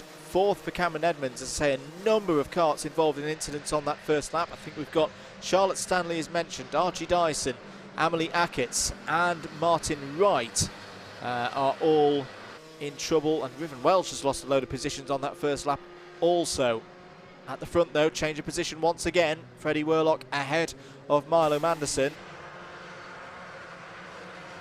These two fairly clear of the rest of the field now. See the number 10 of Cameron Edmonds, the bright blue helmet cutting through shot. Cameron Edmonds now up to 3rd place. So we've got 2 groups of 2 at the end of lap number 2. Worlock and Manderson versus Edmonds and now Lucius McDermott. So this has been a really impressive run through the heats actually for Lucius McDermott. Hasn't figured at the front of the order so far today, but has been keeping it clean whilst other drivers have been picking up a few penalties. He's been rewarded with that work now because Lucius McDermott is properly in the fight for this final. Was only 7th yesterday in the final. It's a bit disappointed to be that far down the order, having won the first 2 finals of the year at Rowrah. This one just simmering away at the moment. Worlock from Manderson, 1/4 of a second is the gap. 1/2 a second further back, Yvonne Edmonds. Another 1/4 of a second back, there is McDermott. Joshua Begembi has gained a position. He's got past Joshua Jarvis for 7th place on that last lap. Max Hollor has got past Jake Flewitt for 11th. It's been a tough day for Max Hollor so far, but hopefully he can pick up some positions here in the final. Well, Milo Manderson so far, I think another driver who's maybe just been holding something in reserve for this final, taking care of the equipment and releasing its speed at the opportune moment. It's just the fastest lap of the race, 44.125. Amelie Ackitts has got past Archie Dyson on that last lap for 16th place. Elsewhere, it's as you were a little bit wide there from Worlock. Is this going to be an opportunity for Manderson down the inside? He's got a look down the inside into Carousel. He's taking the lead. real confidence from Milo Manderson, which I don't think I've seen him have in the kart for quite a while. It is really good to see. That final victory yesterday, we also put in a mega move into the last corner. I think it's just perked him up even more from where he was yesterday. He seems confident on the brakes, which is something you definitely need around this Glan Y Gors circuit. Oh, contact between Manderson and Worlock, locking bumpers together, and off there goes the number 10 of Edmonds. So Cameron Edmonds into the grass. He protests as to what has happened there. It all got a little bit scruffy between Manderson and Worlock. Manderson has fallen back now. There's a contact warning for Freddie Worlock, and poor Cameron Edmonds is a bit of an innocent bystander, if you ask me. I wonder if we can get that on a replay and just have another look at that. 4.5 minutes to go. Change of lead confirmed. Worlock, and now this really has fallen into the hands of Lucius McDermott. Let's have another look at that again. So this is coming up over the hill into Spoon. There's going to be a bit of an interlock of bumpers there between Worlock, and then another bit of contact between Manderson and Worlock, and Cameron Edmonds is forced out wide onto the grass, no fault of his own, and that is his race absolutely ruined. There's been a contact warning for Milo Manderson. But Lucius McDermott now finds himself in second place. He was the one driver in all of that who wasn't involved.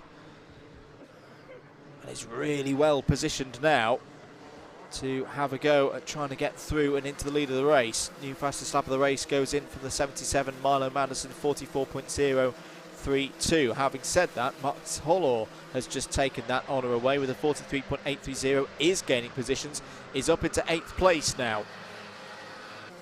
So Worlock leads from McDermott. Manderson there in 3rd, Murphy 4th, Overton in 5th, Jarvis 6th, Bigembe in 7th, Max Hollor in 8th. Michael Barnes has recovered well. Remember, didn't have a good time in qualifying in heat number 1. Is currently on for a top 10, and a well-deserved top 10. Only 4.7 seconds off the overall lead. Riven Welsh is now up into that top 10. Has got past Jensen Powers last time around. Less than 3 minutes to go then. More good pace from those at the front of the order. All of them in the high 43s or low 44s. Max Hollor has put in another new fastest lap of the race so far, 43.786. A bit of uncertainty, I think, though, from Lucius McDermott there, just as they came down the hill towards Carousel. Had to check over the shoulder, see that there was no need to defend. But nervy times here in this Minimax final.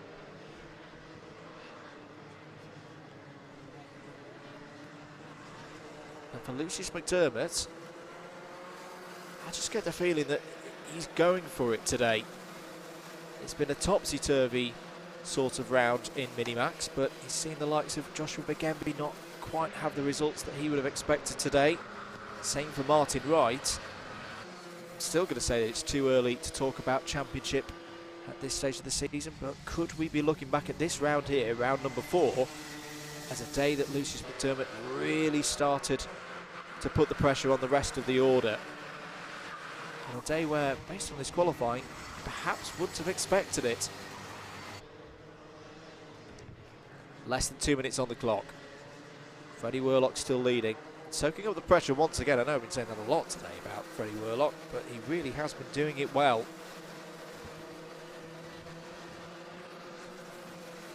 Max Hollor has got past Joshua Bigembe. Riven Welsh likewise on Michael Barnes, so that's moves for 7th and 9th places. Still this lead trio. We're definitely in one of those working together phases of the race now, because the second group led by Joseph Murphy is not that far behind, only 1.8 seconds. This circuit can disappear very, very quickly. 2 more laps then. Well, actually, no, might be 3 more laps. No, I think they'll get another one in at this current pace. They'll have 3 or 4 seconds left on the clock when they come round. Welsh and Barnes have swapped positions again, so that's 9th once more for Riven Welsh. PB in his final for Jasmine Taylor as well. And now the race has started in terms of, oh, mistake there from Lucius McDermott. He got on the grass. He got a wheel on the grass, did very well to not spin out there.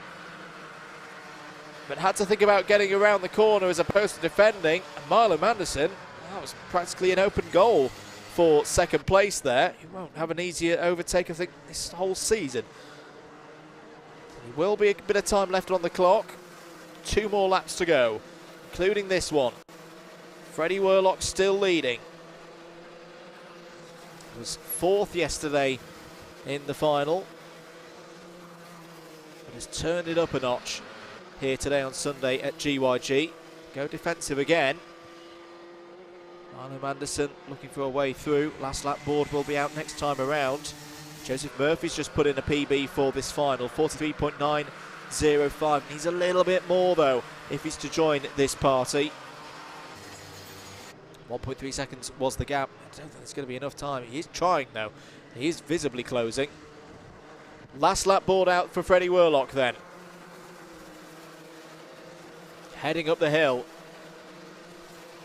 And it just looks like he's got enough here. Won't need to defend into Spoon this time around. That means he'll have a good run down the hill as well. He goes defensive again just to be sure. Back onto the racing line. This is looking good now for Freddie Worlock. Those are the 2 easier opportunities for Milo Manderson to get through done. Having said that, Milo Manderson threw a big move in on the last corner 24 hours ago. Can he do it again? He is closing as they come down through Devil's Elbow. He's in similar range to where he was a day ago. Is he going to go for it again? He is going to go for it again. His crash. Oh, big contact into the wall. And this day it did not work for Manderson. Lucius McDermott takes the round and the win. What drama in Minimax in a near repeat of yesterday where that move did work for Milo Manderson and he did pull it off. A big incident on the last corner. Joseph Murphy takes 2nd place. Ernie Overton finishes in 3rd. Joshua Jarvis in 4th. Max Hollor in the top 5. Joshua Begemby 6th. Riven Welsh 7th. Jensen Powers 8th. Jake Flewitt 9th. Jasmine Taylor inside the top 10. Amelie Ackett's 11th. Michael Barnes 12th. Charlotte Stanley, Archie Dyson and Martin Wright is your top 15. Cameron Edmonds 16th. And then Freddie Worlock and Milo Manderson. Well, the good news is I can see Milo Manderson out the kart there. It looks like he's just holding his hand there. And Freddie Worlock is also out of the kart. I didn't see him, imagine the speed at which he's got out of the kart that he's okay. And I think, well, Milo Manderson disappointed there. I can see why he went for the move because, as I say, he had a go at exactly the same overtake at the same stage of the race on the same corner yesterday, and he did pull it off. He backed himself, but just didn't quite get it right there on today on this particular time in history. Well, what drama. We'll come back to that in a few moments' time because we're going to get ready now for the final for Junior Rotax.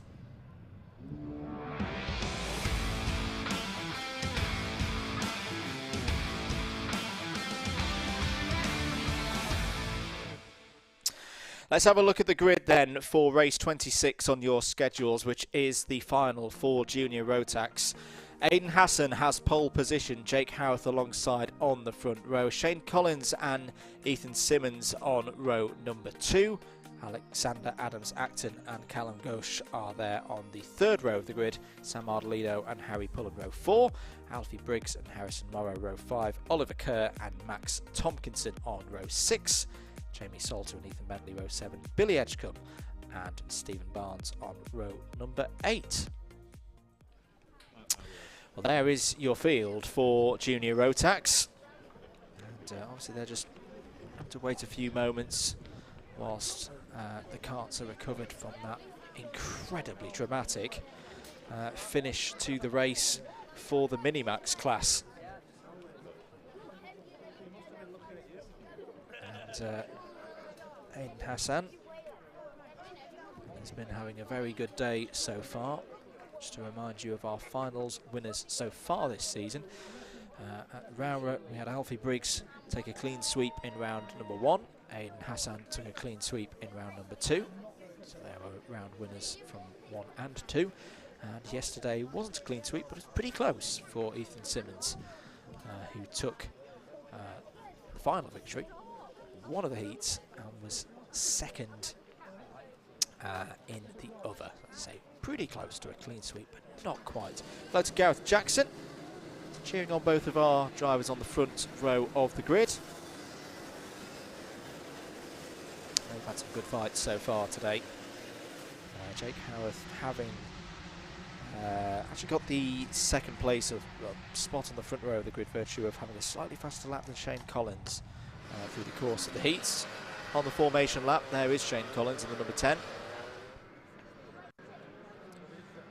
I think all drivers by this stage will be warmed up to the conditions.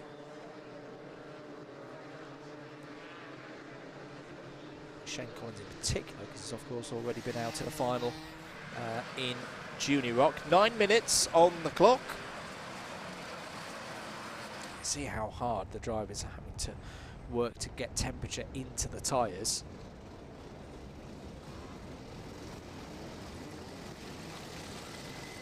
The pace slowed down by both of the front row sitters, Aidan Hassan in particular. Already a little bit of tactics that you could see with this one. Aidan Hassan wants to make sure that he controls this pace and has first position as they get round turn 1. We're ready to go then for 9 minutes plus 1 lap.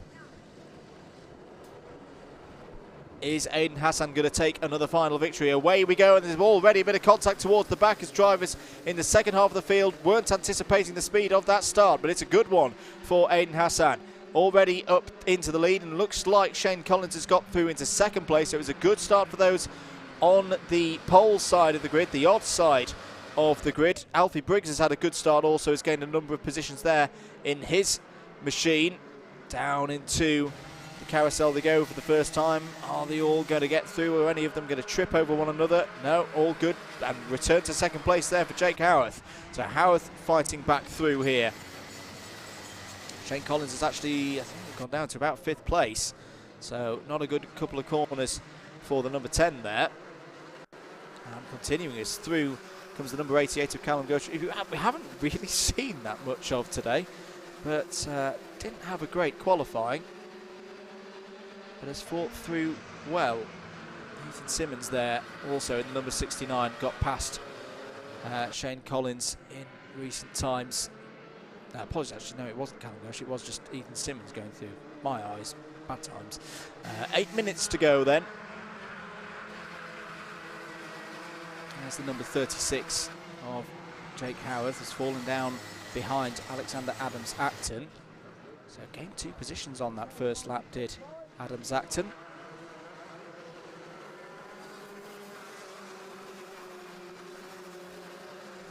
Has had a mixed set of results so far this season, has Alexander Adams-Acton. This is a big opportunity to get a best of those.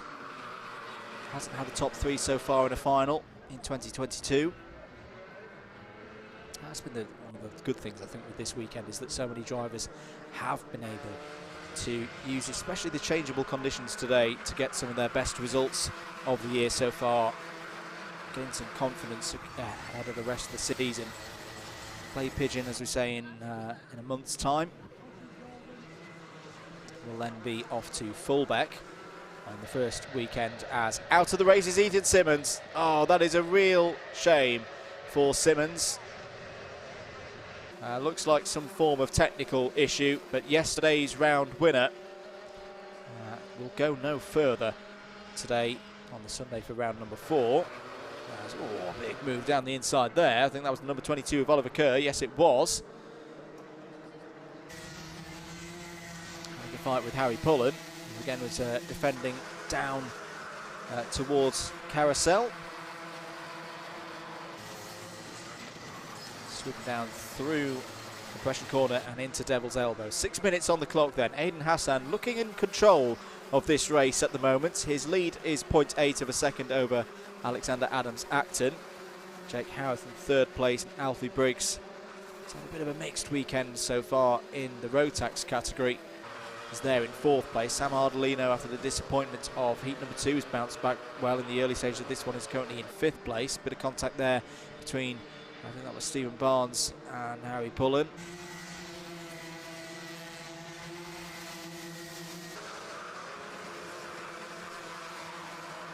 There is the number 23 of Billy Edgecombe. Not quite sure what happened to Billy. I imagine he had a penalty of some sort, meant he lost a lot of points. So he's had to start this race from the back, but we've seen his speed across the course of the day so far, so could be some good points coming in for Billy, the number 23. Down the inside there, that's the number 36 of Jake Howarth, going for 2nd place and has got 2nd place away from Alexander Adams-Acton. And Alfie Briggs is closing in also. Felt like a good time for a move there for Jake Howarth. One of the fastest drivers in the country closing in that number 47 car. Now can he pull away from Adams-Acton? Callum Ghosh has reappeared on top. I thought he was out there. I thought I had seen the 88 passing through. He's there in 11th place. My eyes and timing systems playing double tricks on me. 4.5 minutes to go. Jake Howarth not pulling away from Adams-Acton at the moment. Oh, mistake there. That was a mistake from Alexander Adams-Acton. Is Alfie Briggs going to pounce? No, it's just going to be a little bit more conservative today.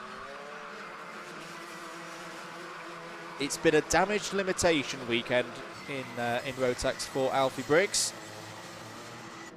Unfortunately picked up a DQ in race number 2 yesterday. Which means he's got to maximise the points here. Can't afford another one of those this weekend. Really won't be the kind of weekend that the winner of round number 1 would have been looking for. Aiden Hassan, though, he is in control of this race at the moment. You just get the feeling that he's holding it back for if one of those attacks comes in from Howarth or Adams-Acton or Briggs. Briggs has now got through and into 3rd place. I think he did that up through Spoon Curve. If Hassan could just hold the tyres together,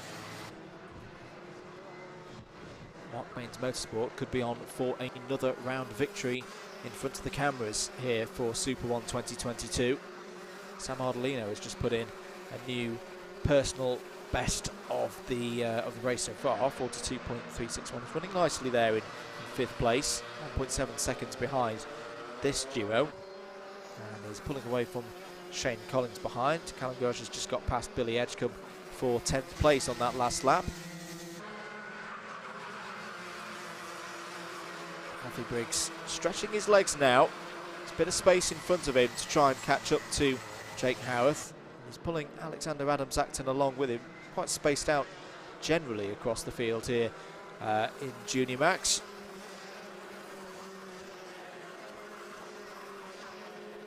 It's number 72 of Harry Pullen, currently in 8th place. A big hop across that curb on the exit of turn number 1. 1.4 seconds ahead of Stephen Barnes, so comfortable in that regard. Just trying to keep focused on staying with Oliver Kerr ahead of him there in the number 22.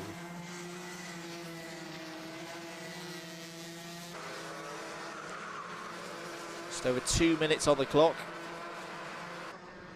Bit of a response and move coming in here from Jake Howarth. 42.137 last time around. And Hassan is having to respond. It's dropped his pace into the 42.2s. Similarly, Alexander, oh, there's a problem there for the number 22. Was that another one of those dastardly wet patches? I think it was. Oliver Kerr got it pulled back together pretty well. Might have been a heart-in-mouth moment, but it did allow Harry Pullen to go through. So fastest driver on the circuit at the moment is the number 18 there. The GMS liveried Alexander Adams-Acton. 42.111. This isn't done for any of these top 4 yet. And we've seen so many pieces of action and drama. You just do not know what to expect here at GYG today. Harry Pullen confirmed past Oliver Kerr. We saw that through turn number 1, less than a minute to go.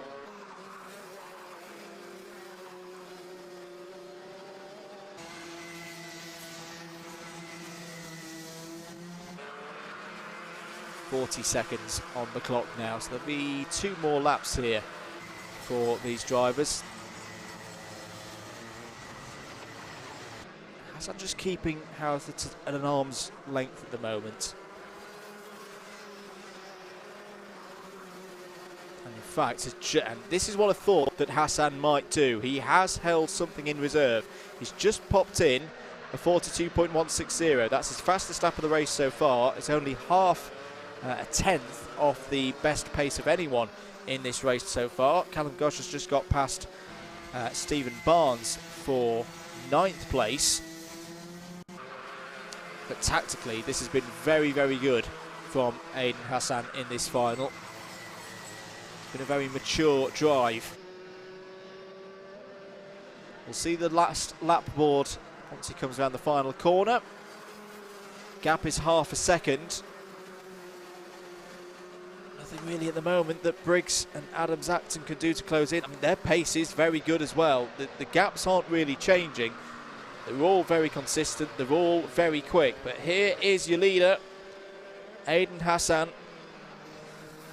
Was second yesterday in the finals. And if you could just see out this last half of a lap, is really stringing together a strong set of results in Junior Rotax for Super 1 2022. It was second in round 1. It was a win on the Sunday for round 2. It was second yesterday and Saturday as well.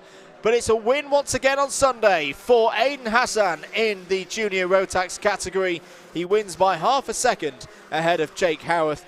Alfie Briggs recovers to 3rd place there after a difficult weekend. Alexander Adams Acton finishes in 4th. Sam Ardolino in 5th. Shane Collins 6th. Harry Pullen in 7th. Callum Gush in 8th. Oliver Kerr and Stephen Barnes complete the top 10. Billy Edgecombe in 11th. Ethan Bentley in 12th. The top 12 covered by 11 seconds there after 14 laps of this Glan Y Gors circuit. Harrison Morrow finishes in 13th. Ethan Simmons in 14th. Max Tompkinson in 15th. And Jamie Salter across the line 16th. And the last of the runners there in Junior Rotax. Oh, a very good race there and a very good win for Aiden Hassan, his 2nd of the year so far. He has finished no lower than 2nd in any of the 4 finals that we've had so far this season. We'll see these drivers and hopefully some more as well joining the grid for Clay Pigeon on the 5th of June and the 4th of June. We won't be streaming on the 4th of June, but we will be here on the 5th of June on your Alpha Live stream. One more race to go here today at Glan Y Gors. It is the final for Senior Rotax.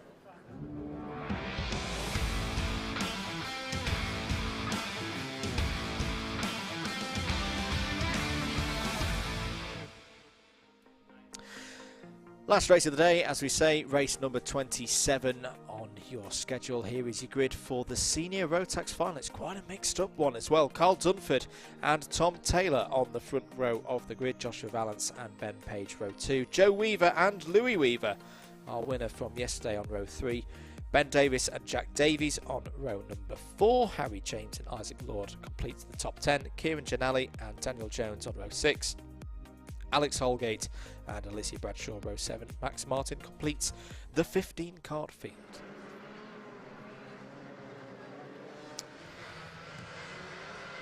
So it'll be 9 minutes plus 1 lap for our field here. Heat wins so far today in this category for Louis Weaver in heat number 2, moving these backwards, and Carl Dunford in heat number 1. This has been another one where we've seen some moments, we've seen some collisions, we've seen some incidents out there. A very talented grid of drivers ready to go here at Glan Y Gors for the final race of this doubleheader Super 1 weekend. Eyes on the lights, away we go, we're good for the start here. Tom Taylor's trying to go around the outside, Joshua Valance fighting to the inside, takes P2, but it's Carl Dunford leading on the run up to Spoon for the first time here in this final. Over the brow of the hill they go. Tom Taylor's actually been moved down a number of positions. He's gone on the outside there, which is not where you want to be on lap 1. I think He's down to about 6th or 7th place now. Ben Page has had a good start in the number 6. All of them filing through. Alex Holgate I just saw in the middle of it all there. As, ooh, bit of a wide moment for the number 57. That's Isaac Lord. He's already seen disappointments in the senior rock final. Had a mechanical issue and had to retire from that one. Skirting with the grass there, nearly ending up with a sheep. But there we go, end of lap number 1. Carl Dunford leading, Joshua Vallance 2nd place. Ben Page was 3rd place, but here comes through. He's changed for the lead, actually. No, change for the lead.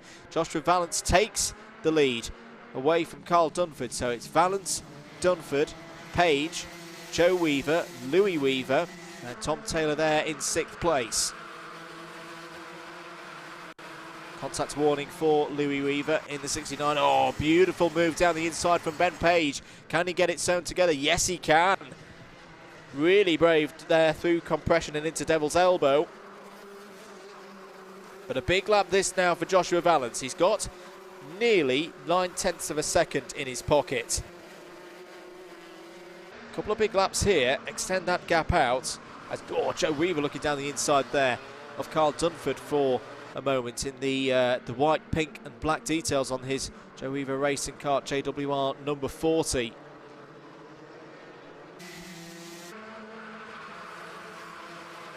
Through into the technical part of the course. This is a big move from Joshua Vallance. He is pulling away for this field. All contact with Dunford and Joe Weaver. There is going to be an opportunity here for somebody. Ben Davis is trying to go around the outside. There may be a drop bumper on the number 40 already at the end of that lap. Joe Weaver back down the inside of Ben Davis, forces the move. Here comes Tom Taylor in the number 77.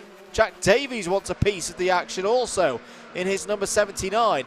1 second is the lead now for Joshua Vallance as they come down the hill once again towards the carousel. But the race is well and truly on now. Ben Davis looking down the inside of Tom Taylor there, trying to get through. Lando Norris kart run by Dan Holland Racing here in the UK. Trying to get it to grips with it. And oh, looking down the inside, that's a nice move now. That's how you do a move into the last corner. Got that one done on Tom Taylor. New fastest lap of the race has just got in. It's yesterday's winner, Louis Weaver, 42.180. Whoa, big attempt there from Jack Davies on Tom Taylor. Didn't quite pull it off. It's actually put him into the clutches of the likes of Kieran Giannelli and Alex Holgate. This is a fierce last race of the day. Just over 5.5 minutes on the clock to go. Ben Page, what has he got in the locker to try and pull this one back in? Down the inside goes Louis Weaver on Carl Dunford. And Louis Weaver is looking on it here in this final. Kieran Giannelli confirmed past Jack Davies for 7th place.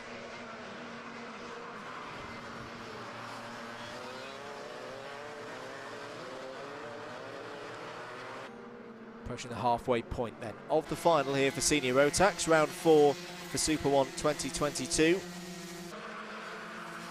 Joe Weaver, just trying to see, yeah, I think that's a drop bumper unfortunately on the number 40. Obviously re-administered by the officials checking the carts as they come in. It's not been the kind of day that Joe would have wanted. New fastest lap of the race for Louis Weaver, 42.156.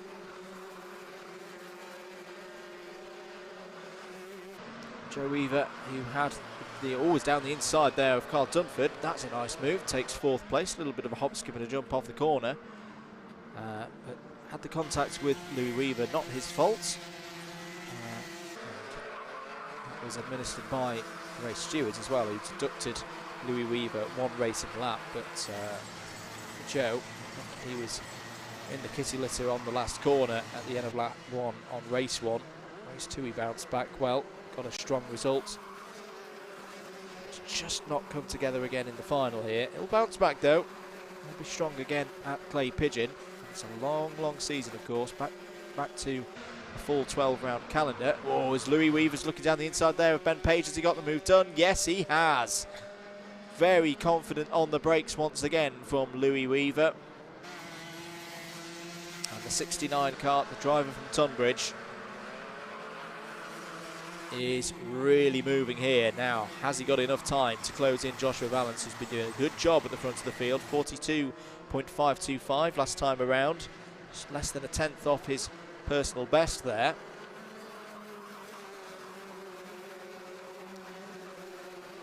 Joe Weaver now has taken the fastest lap of the race, 42.142. Catch a sight of Ben Davis out there, who had the retirement. Yeah, he's still there. He's just got a bit of a transponder error at the moment, but he's still holding the number 86. Picked up by the team on campus. He's in 5th place at the moment. I saw him have that retirement last time around. So far, so good for him in that machine. So Valance leads from Louis Weaver. Ben Page, Joe Weaver 3rd and 4th. Confirmed on timing in a few moments. There it is. Ben Davis now ahead of Carl Dunford for 5th and 6th. Jack Davies 7th. Tom Taylor holding in 8th. Alex Holgate has just got past Kieran Giannelli. That is your top 10. And now the race for the lead is well and truly on. So Louis Weaver has cruised up to the back of Joshua Valance here. 42.119 for Weaver last time around. 42.615 for Valance. Get the feeling here that there's not much that Joshua Valance can do to delay the inevitable, which is Louis Weaver going for a lead. He's already gone for a few moves here today, and here's another one down the inside, takes the lead. Ben Page is going to have a go now for 2nd place. He's got the inside line, and here comes Joe Weaver as well. Joe Weaver might get both of them as they run up towards Spoon. He's got the inside line. Valance is going to tuck into that and retakes Ben Page. What a brilliant couple of overtakes in the space of a few corners by everybody involved there. Ben Davis is now catching on to the back of Ben Page once more. 90 seconds on the clock.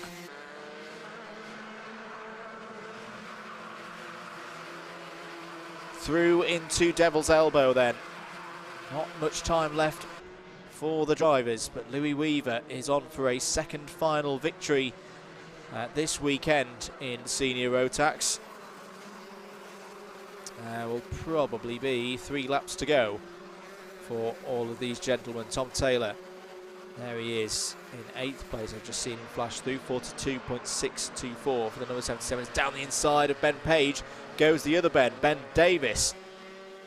So Dan Holland Racing will be happy with that. That's them up to 4th place now.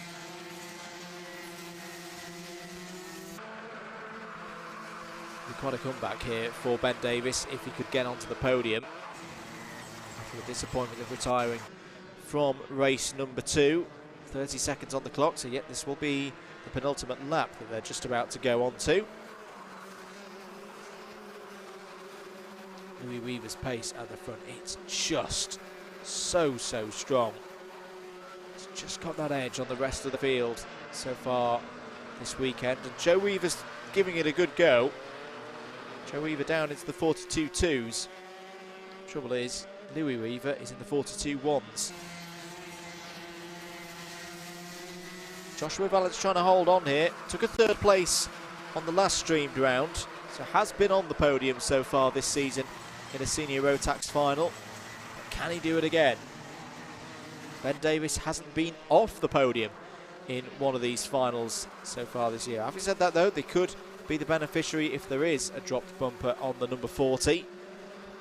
That is purely speculation at this stage of proceedings, but it does look like the number 40's bumper is hanging a little bit low.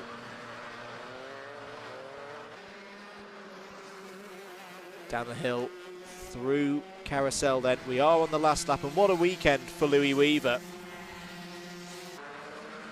He's had to fight for these victories as well.